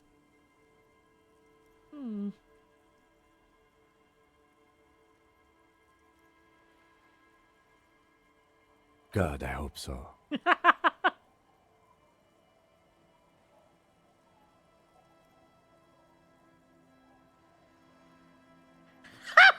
The world is so big and my gun is so small. Your voice echoes on the water, strange and out of place in the environment. 30 more minutes pass. Detective, I've been able to make out the mark ever since we arrived. I find it odd that you haven't. It's a Capri, Model 40. It is a simple and rugged machine, favored by working men, government offices, firefighters, animal control people, you know, those kinds of people. Yes, 41. What do you think it stands for? Wait.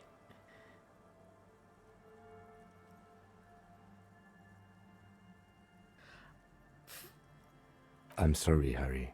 I'm so sorry. 41. Precinct 41. A massive pit opens up in your stomach, and the most terrible feeling comes over you. Oh God, Harry. Oh God, Harry. What did you do? What did I do indeed? No. Just nope. Say no to this, Harry.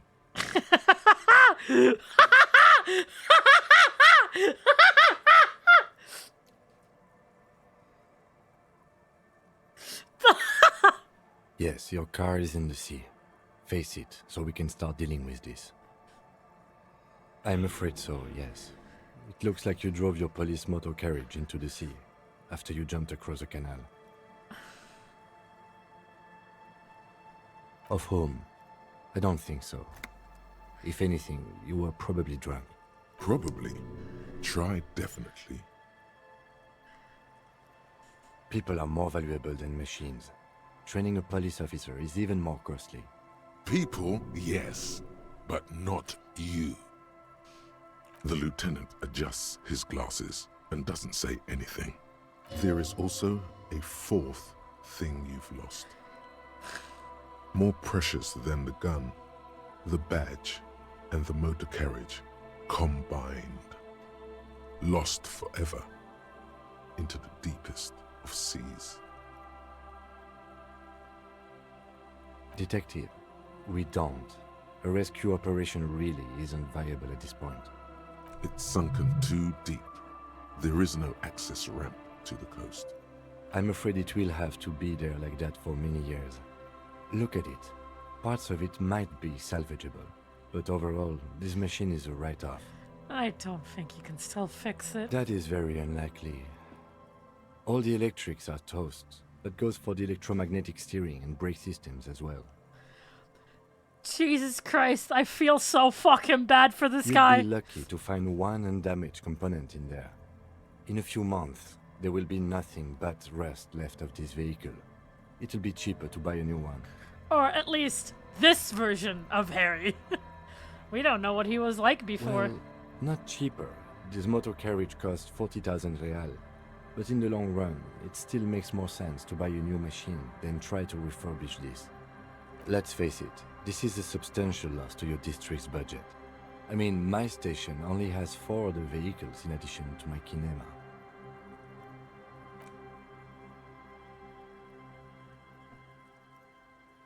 Yes, let's go take a look.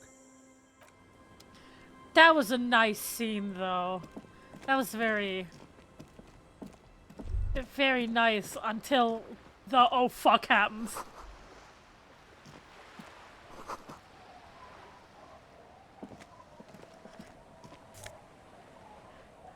Oh.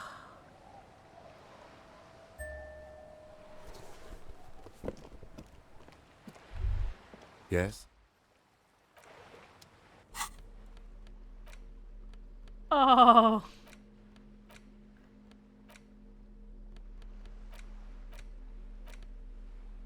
A police badge on which you see the photo of a man. You. Some seaweed is stuck to the back. At least something good came out of all this. Encased between 2 durable plastic sheets is a bluish card with lines of information and a watermark in the shape of the street grid of Revachol West. You see a photo, a name, a rank, a document number, the date of issue, and, in the lower right corner, your precinct. Harrier Dubois.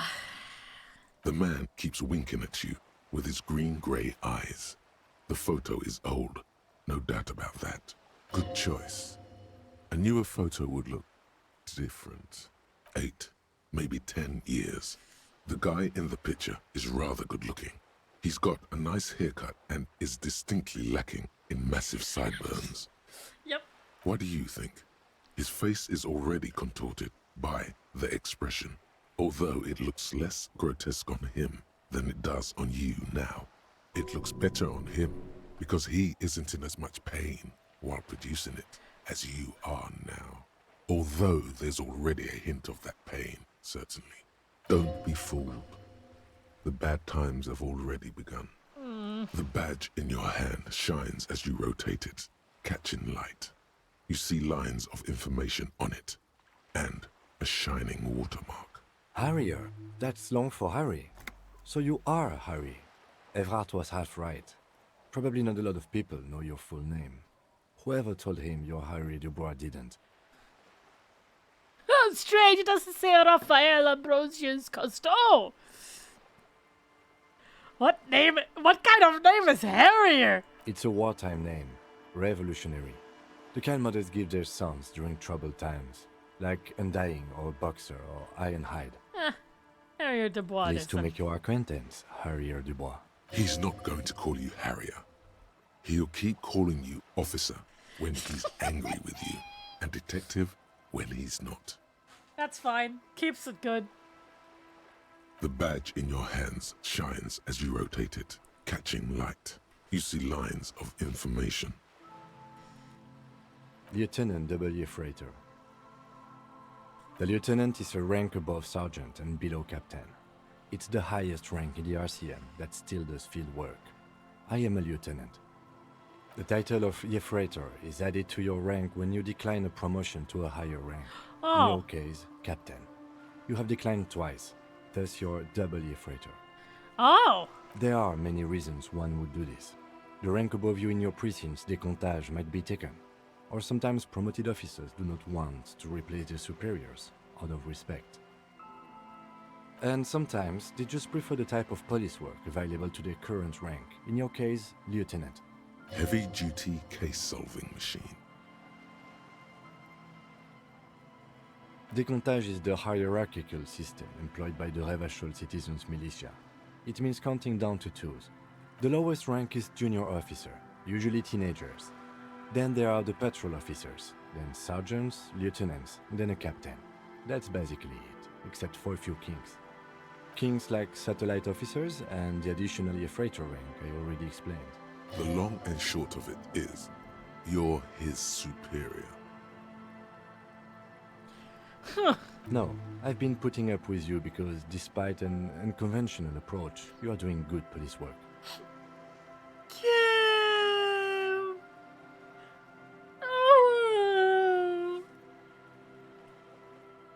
It matters more than driving your motor carriage into the sea. And now we've even found your badge. He trusts you, for now. Try not to spoil it. Such a small yet precious thing. Expensive paper caught between thick plastic, like a fly in amber. It reads... That's just the serial number. Revachol, Jamrock, Precinct 41, with some numbers thrown in there for good measure. I'm just saying this. If anything happens to Kim, I'm killing everybody in this room and then myself.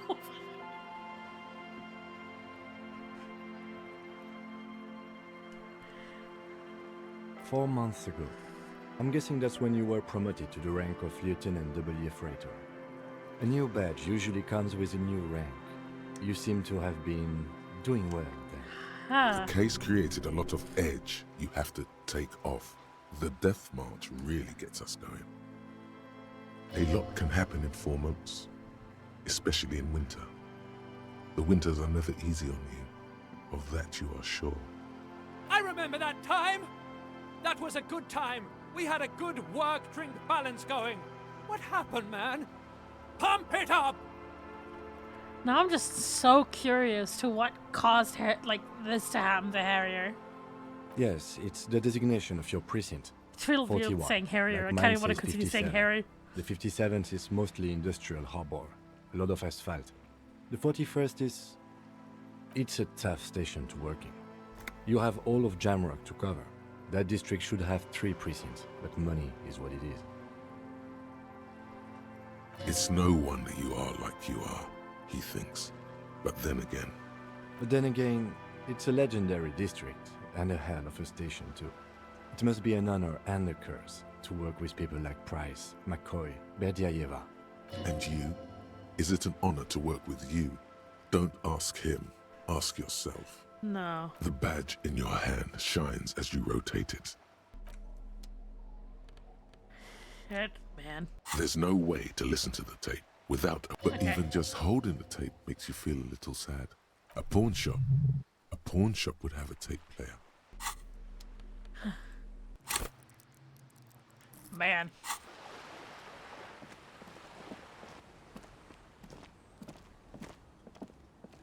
Yes? Okay. I feel very depressed all of a sudden.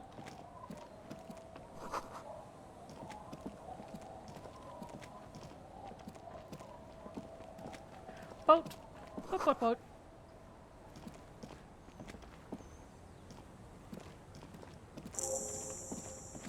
Woo! There's so much here. Oh, hello. Who are you? Hi, officer. Oh. Anything I can help you with? A fishing village on the seashore. This place doesn't really have a name. It's sometimes called Elysium. The sign on the street leading here is illegible. Has been since they built this place. The name is Lillian. People call me Netpicker. I think I have time for questions, and that was actually the second one. Ask her about the cool sword. Helps to break the ice. Whoa! Unfortunately, the factory sold this one with a 3-year warranty instead of a story. It's to intimidate folks, mostly. It's a regular mass-produced sword, like a shovel or an axe. Nothing fancy. Just for intimidation. From time to time, people need a lesson in respect. Okay. That's just the way it is. Back in the day, I caught the eyes of many men. And believe me, men need a lesson in manners from time to time. Yeah, no, that's true. What makes you think we haven't? The truth is that almost everyone in this life is scared and tired and stupid and too dull for that. That goes for men too. But they put on an act for us. Pretend like everything's good and living in shit doesn't bother them. Like anyone falls for that. Behold! Not bad. Sure. It looks as if you could face down any horror in the world with that same unchanging grin. It's like a shield. The traces of her laughter are still there, in her eyes, fading fast. I don't need her sword. Some went to patch their wounds, their lesson learned. Others were more thick-headed. And one of them, I ended up marrying. Aw. Gone. Oh. Oh. To the waves. The sea took him. It was a long time ago. He didn't respect the sea. Went out there, drunk like a skunk, and sure enough, one day the boat was found floating empty. The bloated corpse turned up 2 weeks later. Now, before you tell me how sorry you are for my loss, know that it was 4 years ago, and I've moved on. There's only so much mourning you can do for a drunk with sinewy muscles. She really likes those muscles, though. It's in the way she pronounces sinewy. Us working folk don't have the luxury to be bedsick with melancholy. I buried him, mourned for an appropriate amount of time, and went on. Life didn't really change that much for me and the kids. This is neither a touchy nor a very interesting topic for her. She looks like she's ready to go on a date with another, better, drunk. Ask her. Both of you could need some action. Do it! Hit on the widow! It's the right thing to do! Are you stupid? Kim's present!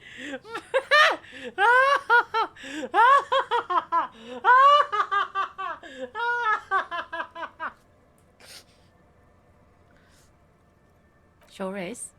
The sun, I call her, coated with a fresh layer of tar just yesterday. It'll take some time for it to dry, assuming the sunny days continue. Like I said, fish mostly. Sail the waves, take care of the kids, pick nets. Right now I'm tarring a little skiff. Sometimes I also walk to the beach to see what the sea has given up. The sea is full of surprises. True. This is what is called a conversation. You don't have to be guarded right now. Oh, very. Finding pieces of glass, bits of wood. Every once in a while we get dead bodies. Human, animal, fish, other sea creatures. A mine washed ashore once. What else? Bottles, drugs also, lost cargo in general. Most of the time it's just wood and glass. Very romantic. All right. Major choice moment. You only get to ask one thing. It would be weird to say them all. Choose wisely.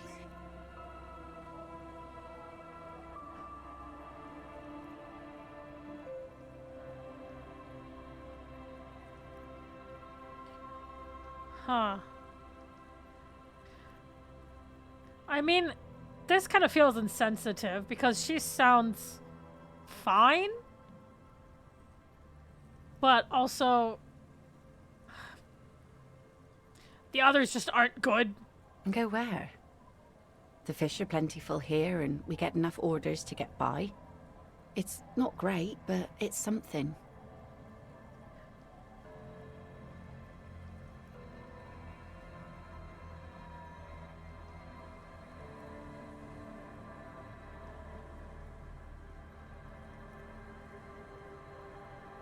People imagine picking up and finding something better is an easy solution. But how is that supposed to work when all your time and energy goes to staying alive? You have almost nothing to set aside to actually fight your way out. The music of this game, like, enhances these moments so much. I don't know how ethereal they managed to make the OST, but Jesus Christ, it works.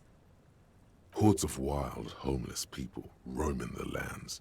Nomads scattered across an endless plain in a dystopian world where tear is the only valid currency and people eat each other to stay alive. I don't mean to complain about my pauper life. We are warm and fed here and... I don't know. There's just something about this shithole. A sudden gust of cold air blows in from the sea. The waves flow and ebb. Around you, the fishing village takes its slow and steady breaths. Its many wooden structures, worn by bitter years of salt and storm. Even at the worst of times, Revachol cares for its inhabitants. Let's see. Who are you looking for? I don't think I know what these are. Care to elaborate?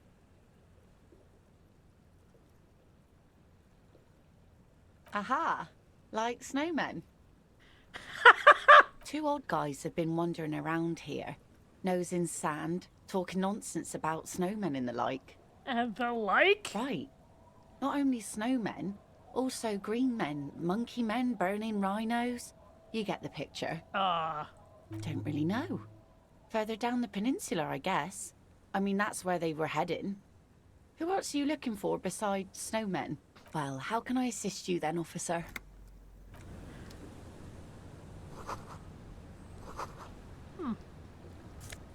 Ooh! Some boots. Some money.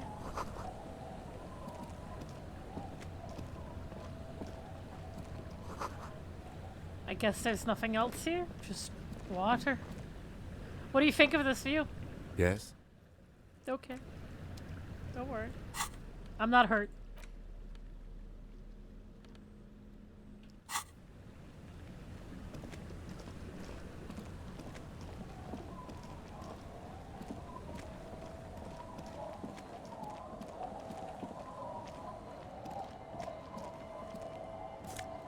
Money!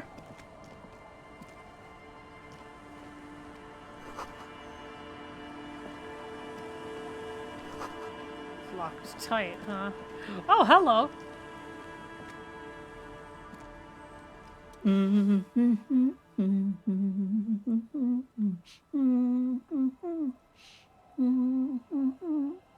Welcome to the fishing village. Please lean in closer. I have cataracts. Oh, welcome, police officer. We don't cause any trouble around here. And we don't want any trouble either. We are not here to cause any trouble, madame. Trouble? Say the second thing, Bratan. Shows you got style. Oh, of course. Last time we saw you around here was 12 years ago. You also came to take care of trouble then. Oh. Wish you did. But still, in Martinez, you're considered an ill omen. No, not you personally. I meant the RCM. Some of the men got into a fight. One of them killed another, locked himself in that woodshed over there. He was brooding, needed some help opening the door. You got it open for him and took him to think about what he'd done in a more secluded place, somewhere more quiet. She says it as if he was on some kind of spiritual retreat. Oh, the usual. Dark tidings. Black hound. That's you, all right. A black hound licking your own heels. Maybe they are afraid. Because you're an ill omen. But you're still welcome here. As long as men with guns aren't chasing you. And maybe even then. Because that's the kind of fishing village we've built. I'm sorry there's not a lot of room to park the motor carriage. and not a lot of houses or a lot of people. My kids are long gone, searching for treasure. So are others. Ah, look at me ramble on. What brings you to us?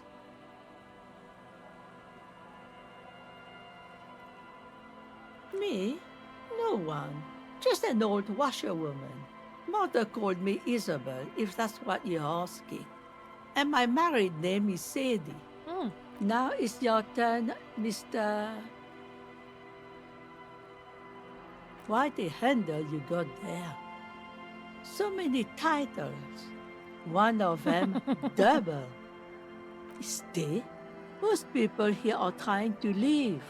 That said, if lodgings is what you're looking for, I've got a free room in the shack. I won't charge you for it. Take it as a gesture of goodwill from the village to the RCM. Oh my god, I don't need to spend my money anymore? No one is using it, and God knows it's not much anyway. You can stay there.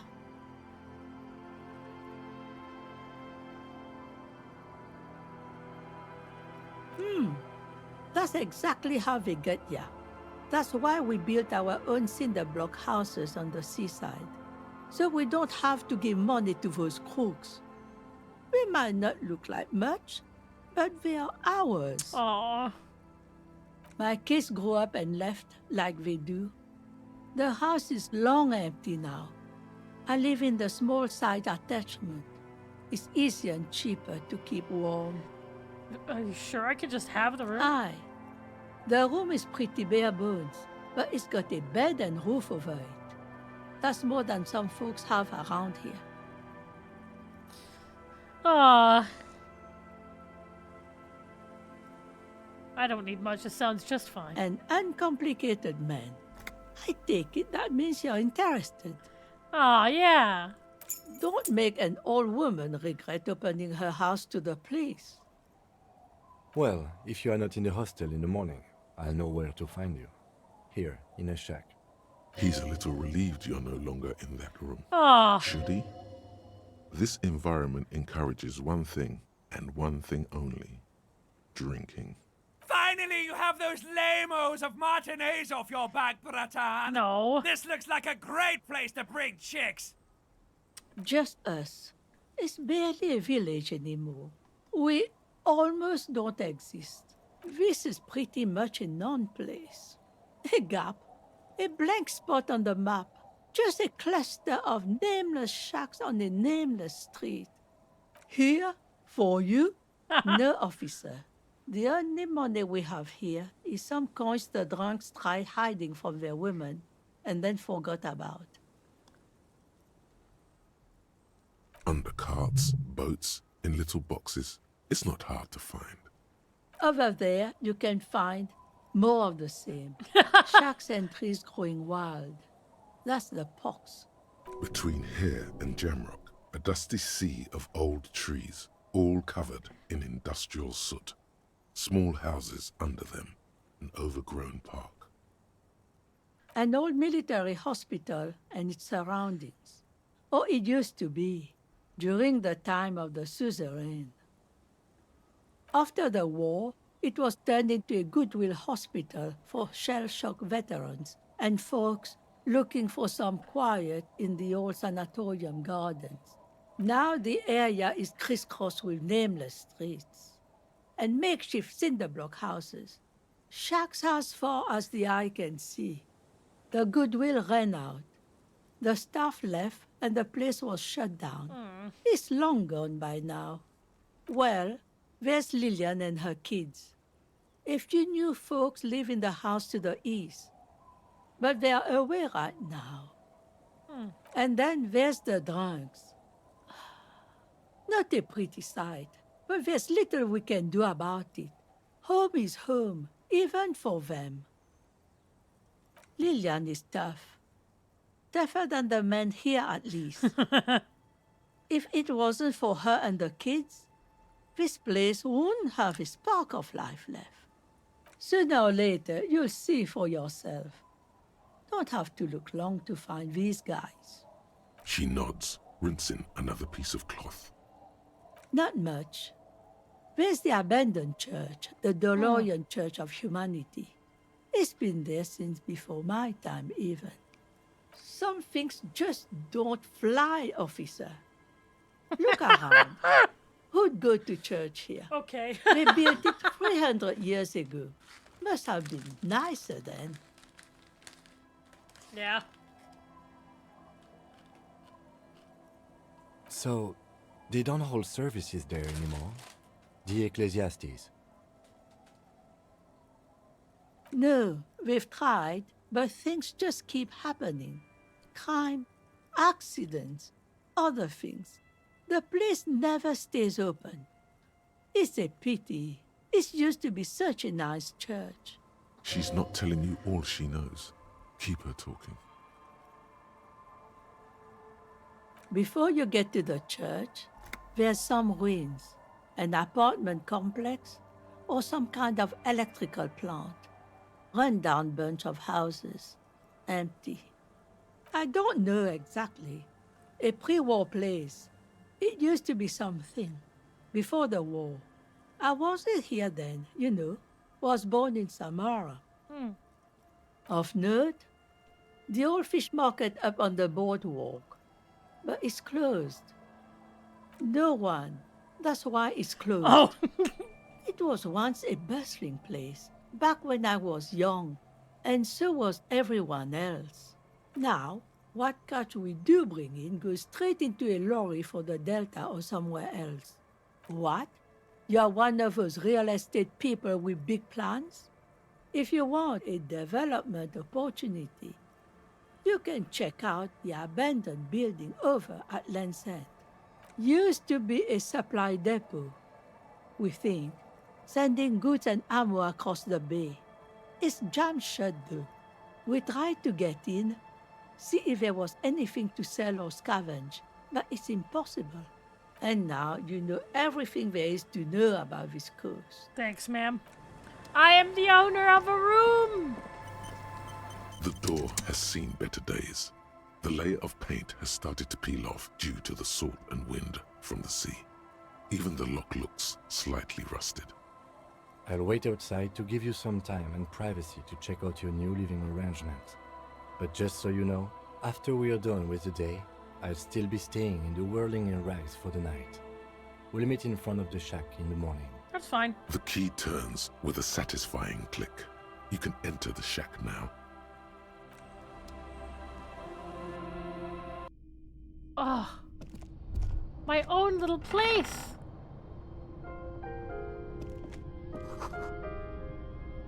Oh, this is nice. On the table, you see a bowl of water, a rough soap, and next to it, Oh a small God, hand really? mirror. A straight razor soaks inside the wash basin.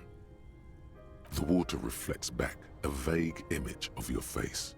Nose bulbous and red, hair unkempt, wrinkles lining the eyes and forehead. The stash is gigantic. A fresh start looms ahead. Clean yourself up and be born anew. Hold on. Hand-eye coordination. Do I have that? Don't think so.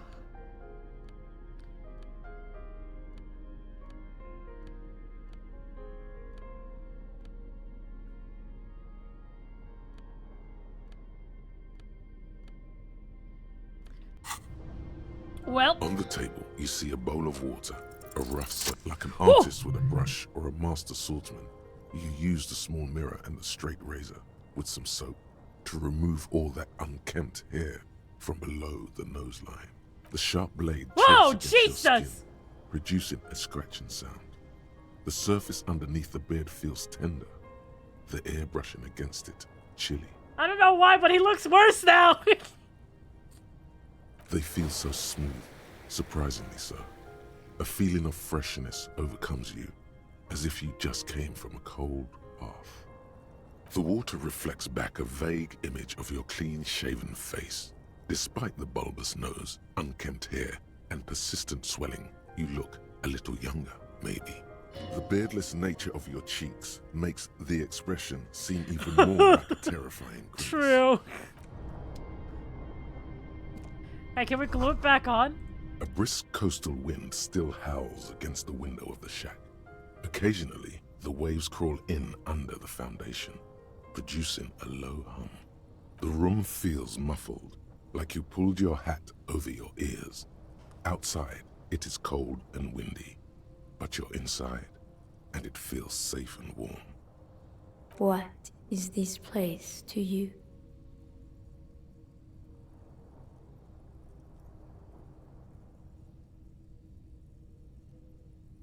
Westward, across the canal, towers the whirling in rags.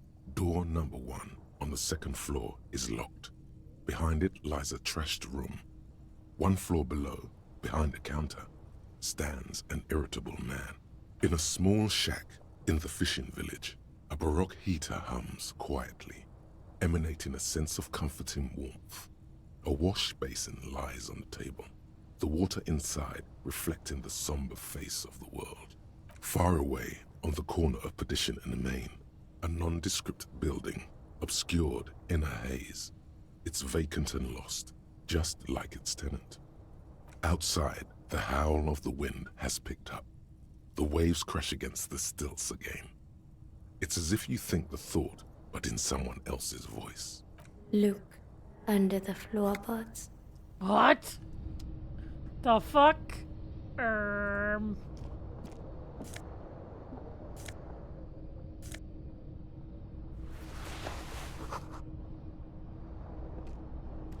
The bed is comforting.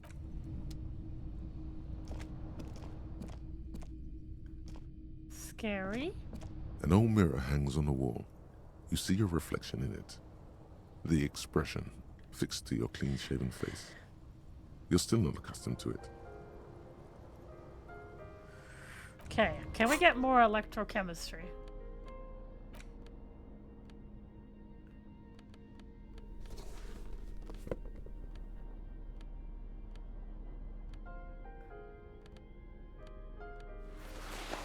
Okay, we're getting somewhere. Pants.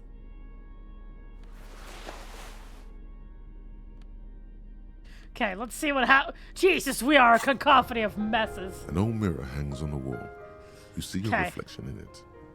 The expression fixed to your clean-shaven face. You're still not accustomed to it. Still not happening. It won't come off that easy. You little fuck. Fine. We are so clean shaven now. Very interesting.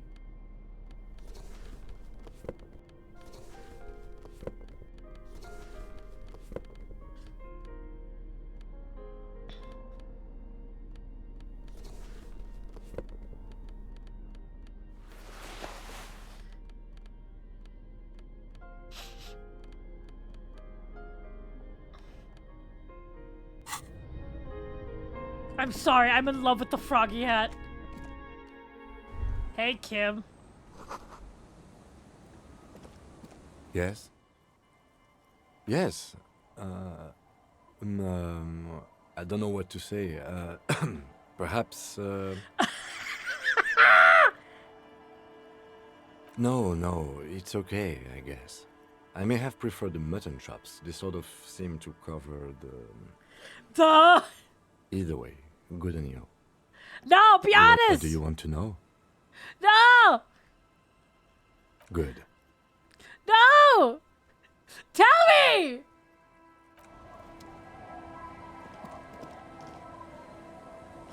I need to get more electrochemistry. I need to get rid of the fucking smirk. I look creepy!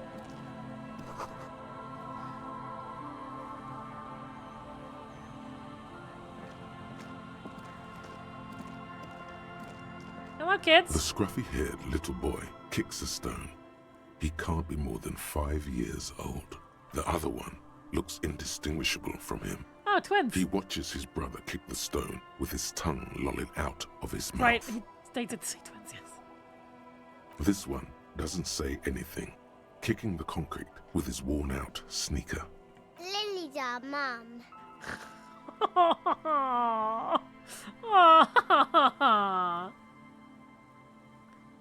The stone kicker laughs suddenly. His head is too large for his shoulders. The other one laughs as well. Maybe there's some kind of reason why they're laughing. An interesting reason, somehow tied to the case. The boy stops laughing and looks at his toes. Oh, okay. So now he's shy. Now he's not talking. Just wobbling around like he's afraid of something. Jesus Christ, children are stupid. The stone-kicking one becomes frantic all of a sudden, as if that's something to be scared of. The obvious fact that you just stated. He looks just like me. The boy doesn't answer. His brother throws another rock. Both of their hair is covered in some kind of dirt. The rock kicker was just being shy, but now he's enthusiastic again. You're bad with kids.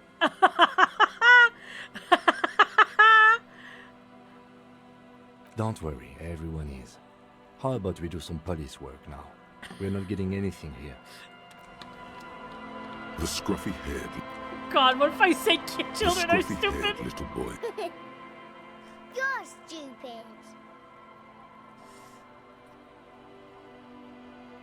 Okay. The scruffy... This one. Lily's our mom.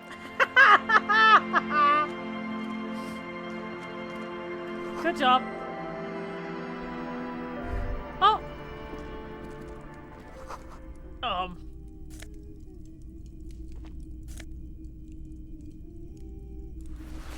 We just stole that? I mean, not like the kid can do anything about it. Hey there. Hello, mister. Oh, the kids are so cute. No. She clutches a small stuffed animal. Occasionally, she twirls it around. Yes, I am. Little Lily. You know my mom? That's nice. My mom is great. She's never angry or anything. Yes. They don't want to play with me. They're older and play outside. They look the same. Sometimes I can't tell them apart. They look identical.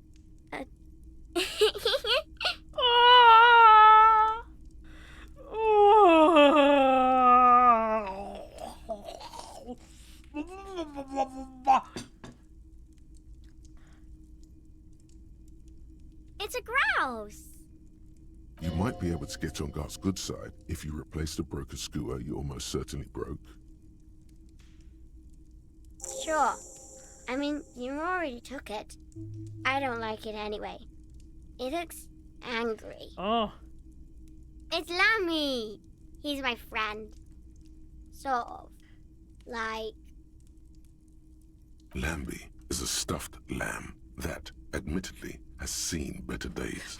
One of the eye buttons is missing, and the fur is tattered in several parts. Lammy usually doesn't like strangers. But you're also fuzzy, like Lammy. Well, not anymore. Oh, I had gloves.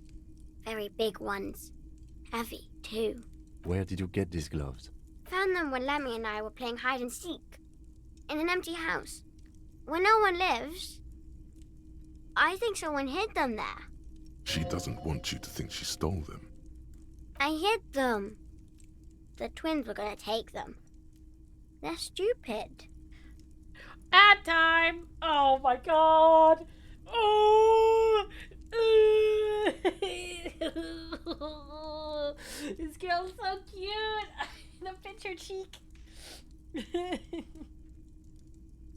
I usually also don't like kids, but like some of them are fine.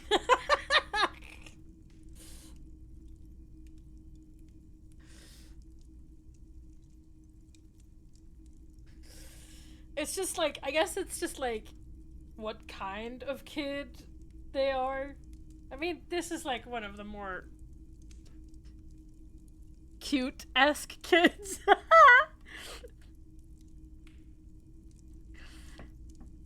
Yeah, it really, really depends on the kid.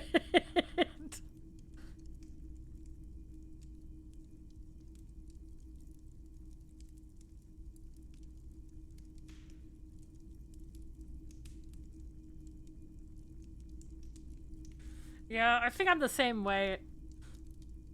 I like my niece a lot. She's like, I think she's 5 as well. Very cute. Very, very cute. She's so cute. But Jesus Christ, they have too much energy. I couldn't. Jesus Lord. Kids have too much fucking energy, dude.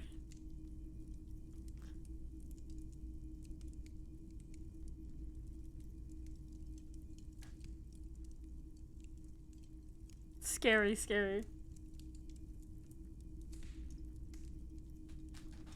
Let's see how charged my phone is. 19%, that's not good. I need to charge it. Let's go. There we go.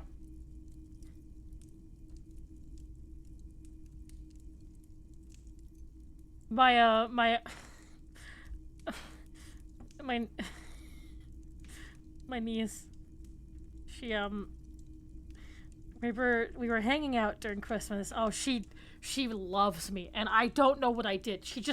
She like adores me. And she always gets really, really happy when I'm around.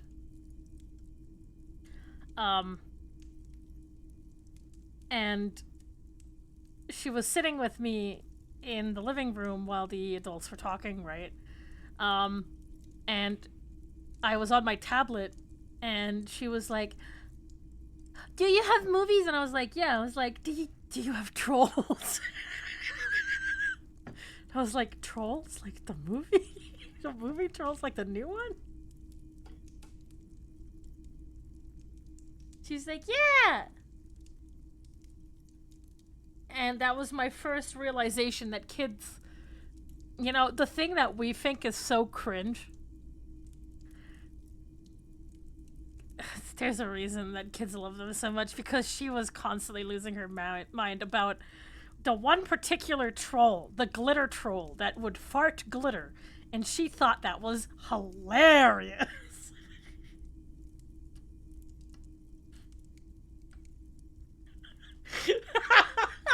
And I just sat there like, I think I get it now.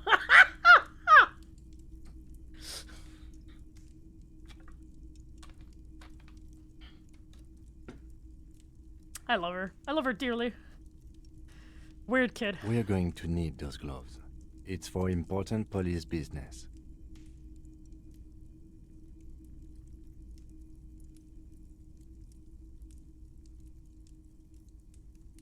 Oh. Oh. They're in my sandcastle. Oh. Behind our house. Under the sand. You can break the castle. It's not very good. Oh no, it's very Bye. good. Aww. Bye. I think we shouldn't break the sandcastle.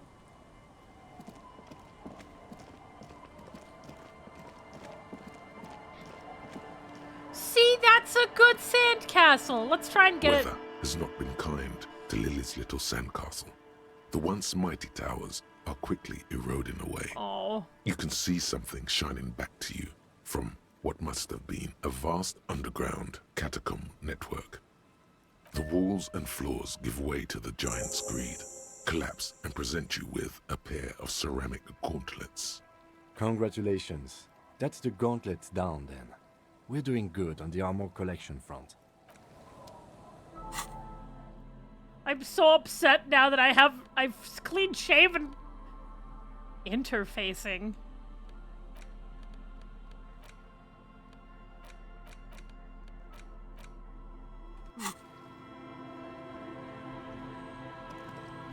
Let's see what else we can find. Do you like romantic walks on the beach, Kim?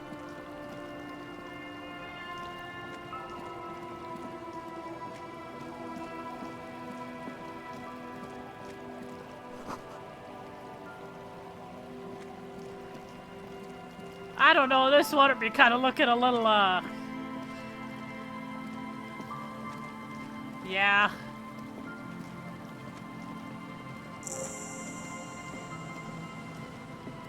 Quick travel unlocked.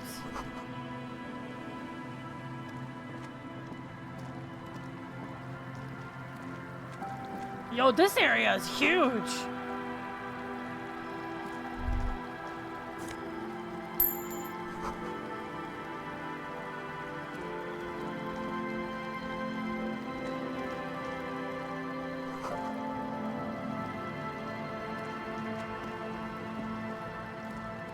Ooh. Who's hiding? Stuffy.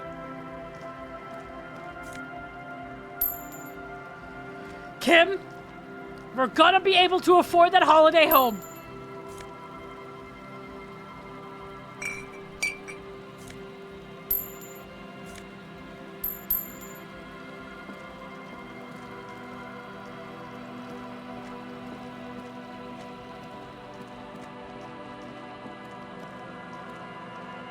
Jesus Christ, this goes far.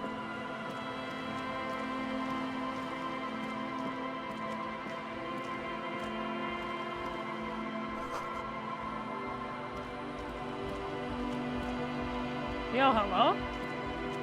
A shaggy-looking girl in her late teens or early 20s kneels on the ice with an electronic contraption in her hand.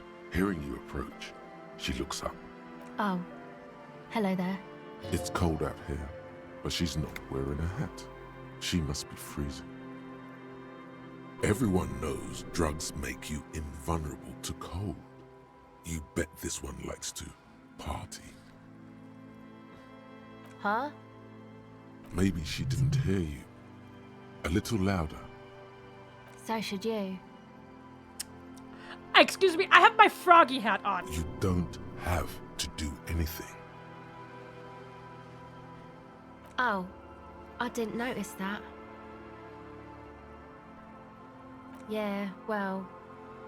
Look, man, fuck the hat. Okay. Your pulse rises. No, it's okay. What did she just say? That's not how a civilian is supposed to address an officer of the law. Bro, no authority, fuck off. I'm sorry I said fuck the hat. I was concentrating on something else. Yeah, see? My whole family swears and it rubbed off on me. Nah, that's okay, you're fine. A cell. Her hair is dyed blonde, with dark roots showing. There's a coarseness to her features, some masculinity below that timidness. Why? Okay, it's Berger. You have little reason to doubt that's her real name. But yeah. She's not all that surprised by this cop show questioning, is she? This is a portable recording device. It's for field recording. Low quality, but still. Actually, just one wire. I picked on it till the braiding came loose. The wire leads to a contact microphone.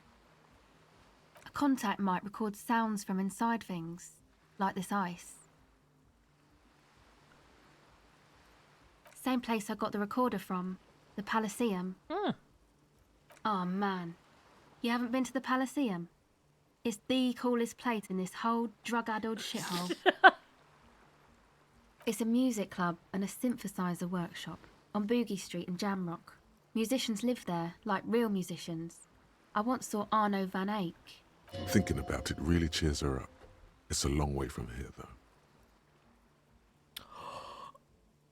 Sounds like a place for congregating homosexuals! Brother, we're going there! Oh yeah, guess you wouldn't know Van Eyck. Or really be a Palaceum going kind of person. I don't know what that means. I don't know what that means either. That's cool. You're right, time has deserted me. Sucks, man. Was there something else? About the contact mic, perhaps? The mic? I don't exactly know. Somehow it doesn't pick up vibrations from the air. The book said it only picks up structure-borne sound, if you like technobabble.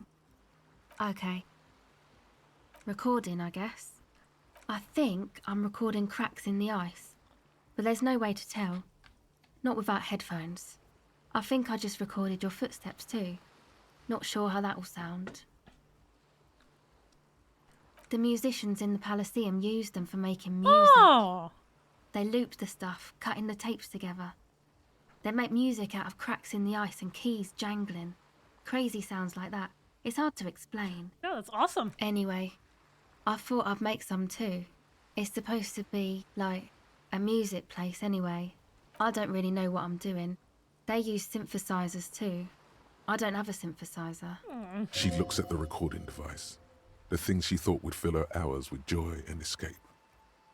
It's turning out to be an empty fantasy. She feels childish, very useless all of a sudden. Take this, you're called. No, man, fuck that, I'm cool. I'm sorry I said that. I'm sorry about the fuck. It's okay. Right. You know what? It's about time we part with our froggy hat. Chat. Let's give the froggy hat to someone who needs it more than us. Thanks.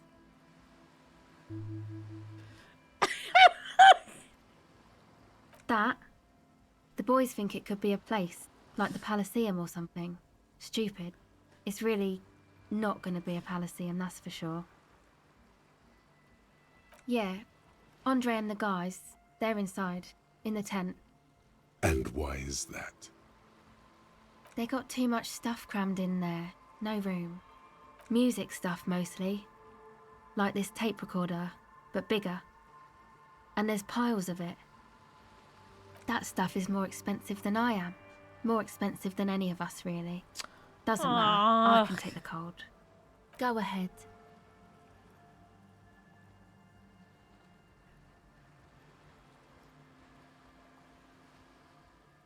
It's supposed to become like a club for anodic dance music, like that new style of synthesizer stuff they play at the Palaceum. Except that, yeah. Yeah. I know. It's not my idea. Andre and the boys found the place. It was supposed to be deserted, but now they can't even take it. Hey, you two are cops. Okay, well, maybe you could talk to Andre and the guys, because there are some strange things going on in that church. If you're police, you should look into it, right? Yeah. They're inside that thing there. Would be cool if you did. Was there something else? You know, anodic, cathodic, music that's made with electronic instruments. Synthesizers and tape consoles. Yeah. Microcomputers too. Anything that uses electricity, but isn't guitars. Also found sounds, stuff like that. You see clear, beautiful, violent flashes of light. Light cutting through a smoke-filled darkness. That is what the future will look like. If it ever comes. Go ahead. +1 gave her the hat. Well, it's just questioning, right? You're just questioning me. It's what cops do. Once or twice, yeah. I'm sorry I haven't had the Revachol experience they get east of the river. Rich people. Rich people are east of the river.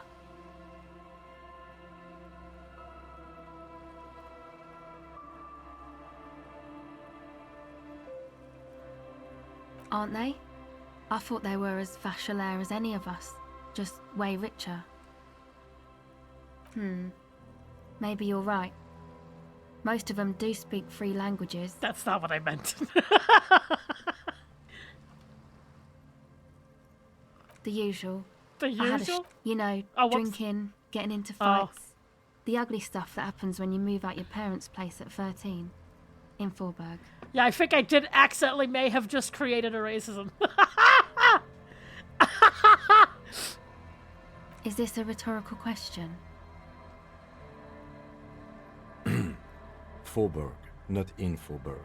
It's a massive banlieue south of Jamrock. +1 fascism. It is the largest ghetto in Revachol. Hold on. Possibly the world. Fuck! My fascism counter went up!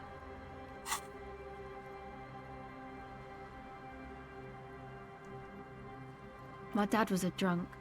Plus, I guess, I just wanted to drink too, you know. Get my party on. My fascism leveled up and I didn't want it to!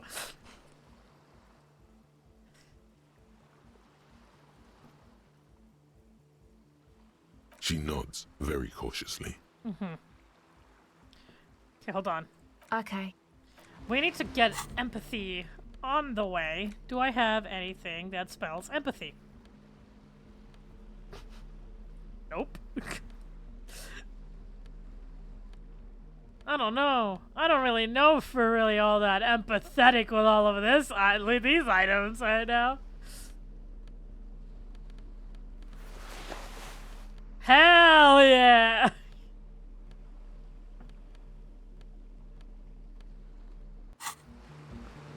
Hello again. The device is still warm from her touch Dab. and heavy as a brick from the batteries inside. The company logo, Omicron, adorns its yellow plastic cover. Inside, the tape is rolling. The girl looks at the device in your hands. She looks you in the eye, her pupils wide, surrounded by a ridiculous amount of makeup.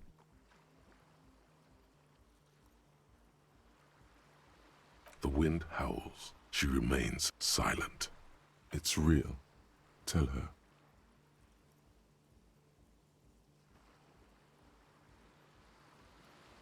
What is?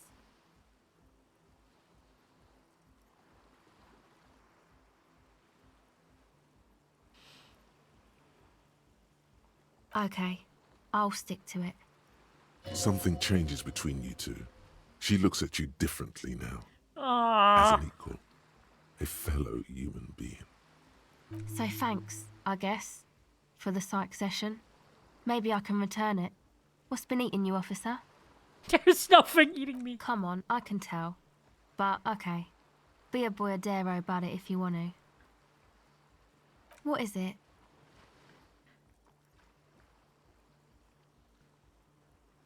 Oh, what the fuck?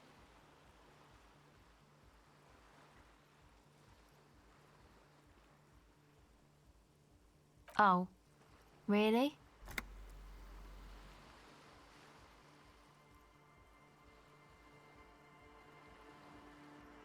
What the hell? Wow. Social justice really matters that much to you. That's commendable. It really had you shaken up there. Are you sure that's it, though?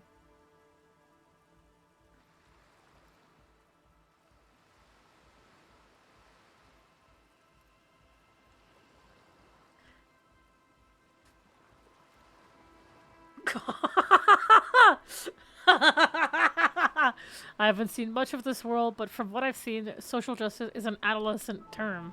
Sounds almost liberal. What's got me shaken up is the people's struggle, and it's got me shaken up bad. Yeah, man. They're pretty bad. 3.6 billion, not counting those in sale.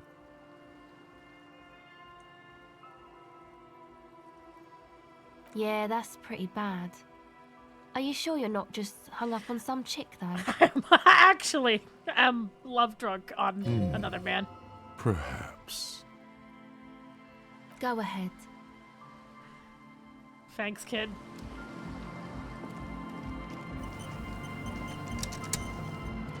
The tent is just tarpaulin fabric covering a pile of stuff. The flap is open. Inside, 3 young men are listening to some new form of music. It's like nothing you've ever heard.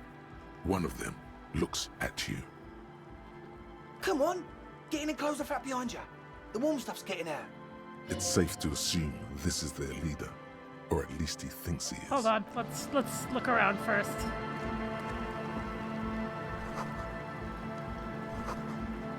There's some fucking fish laying here!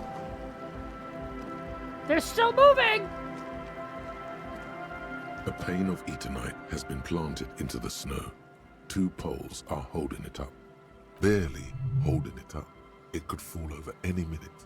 A stronger gust of wind might be enough. Alright. The pane falls into the icy snow with a soft thunk. Nice.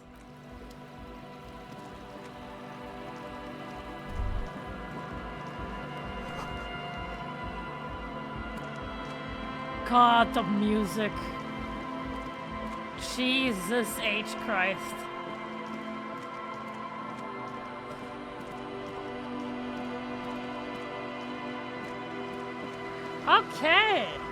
I think this is a very good stopping point for now. I would say.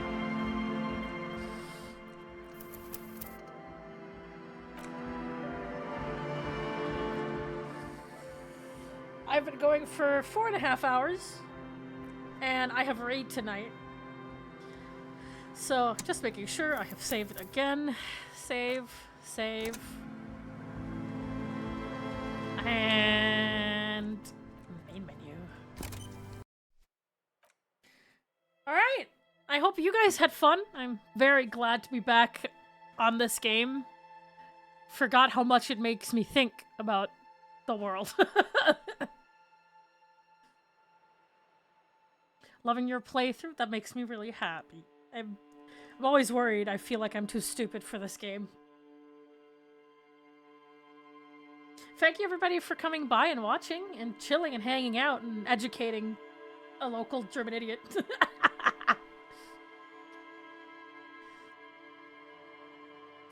But I'll be back. I don't know what I'll be streaming tomorrow. I'm not sure if it's going to be more Disco Elysium. We'll see.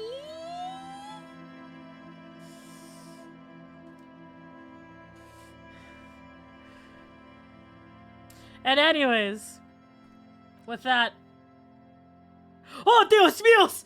A liberal!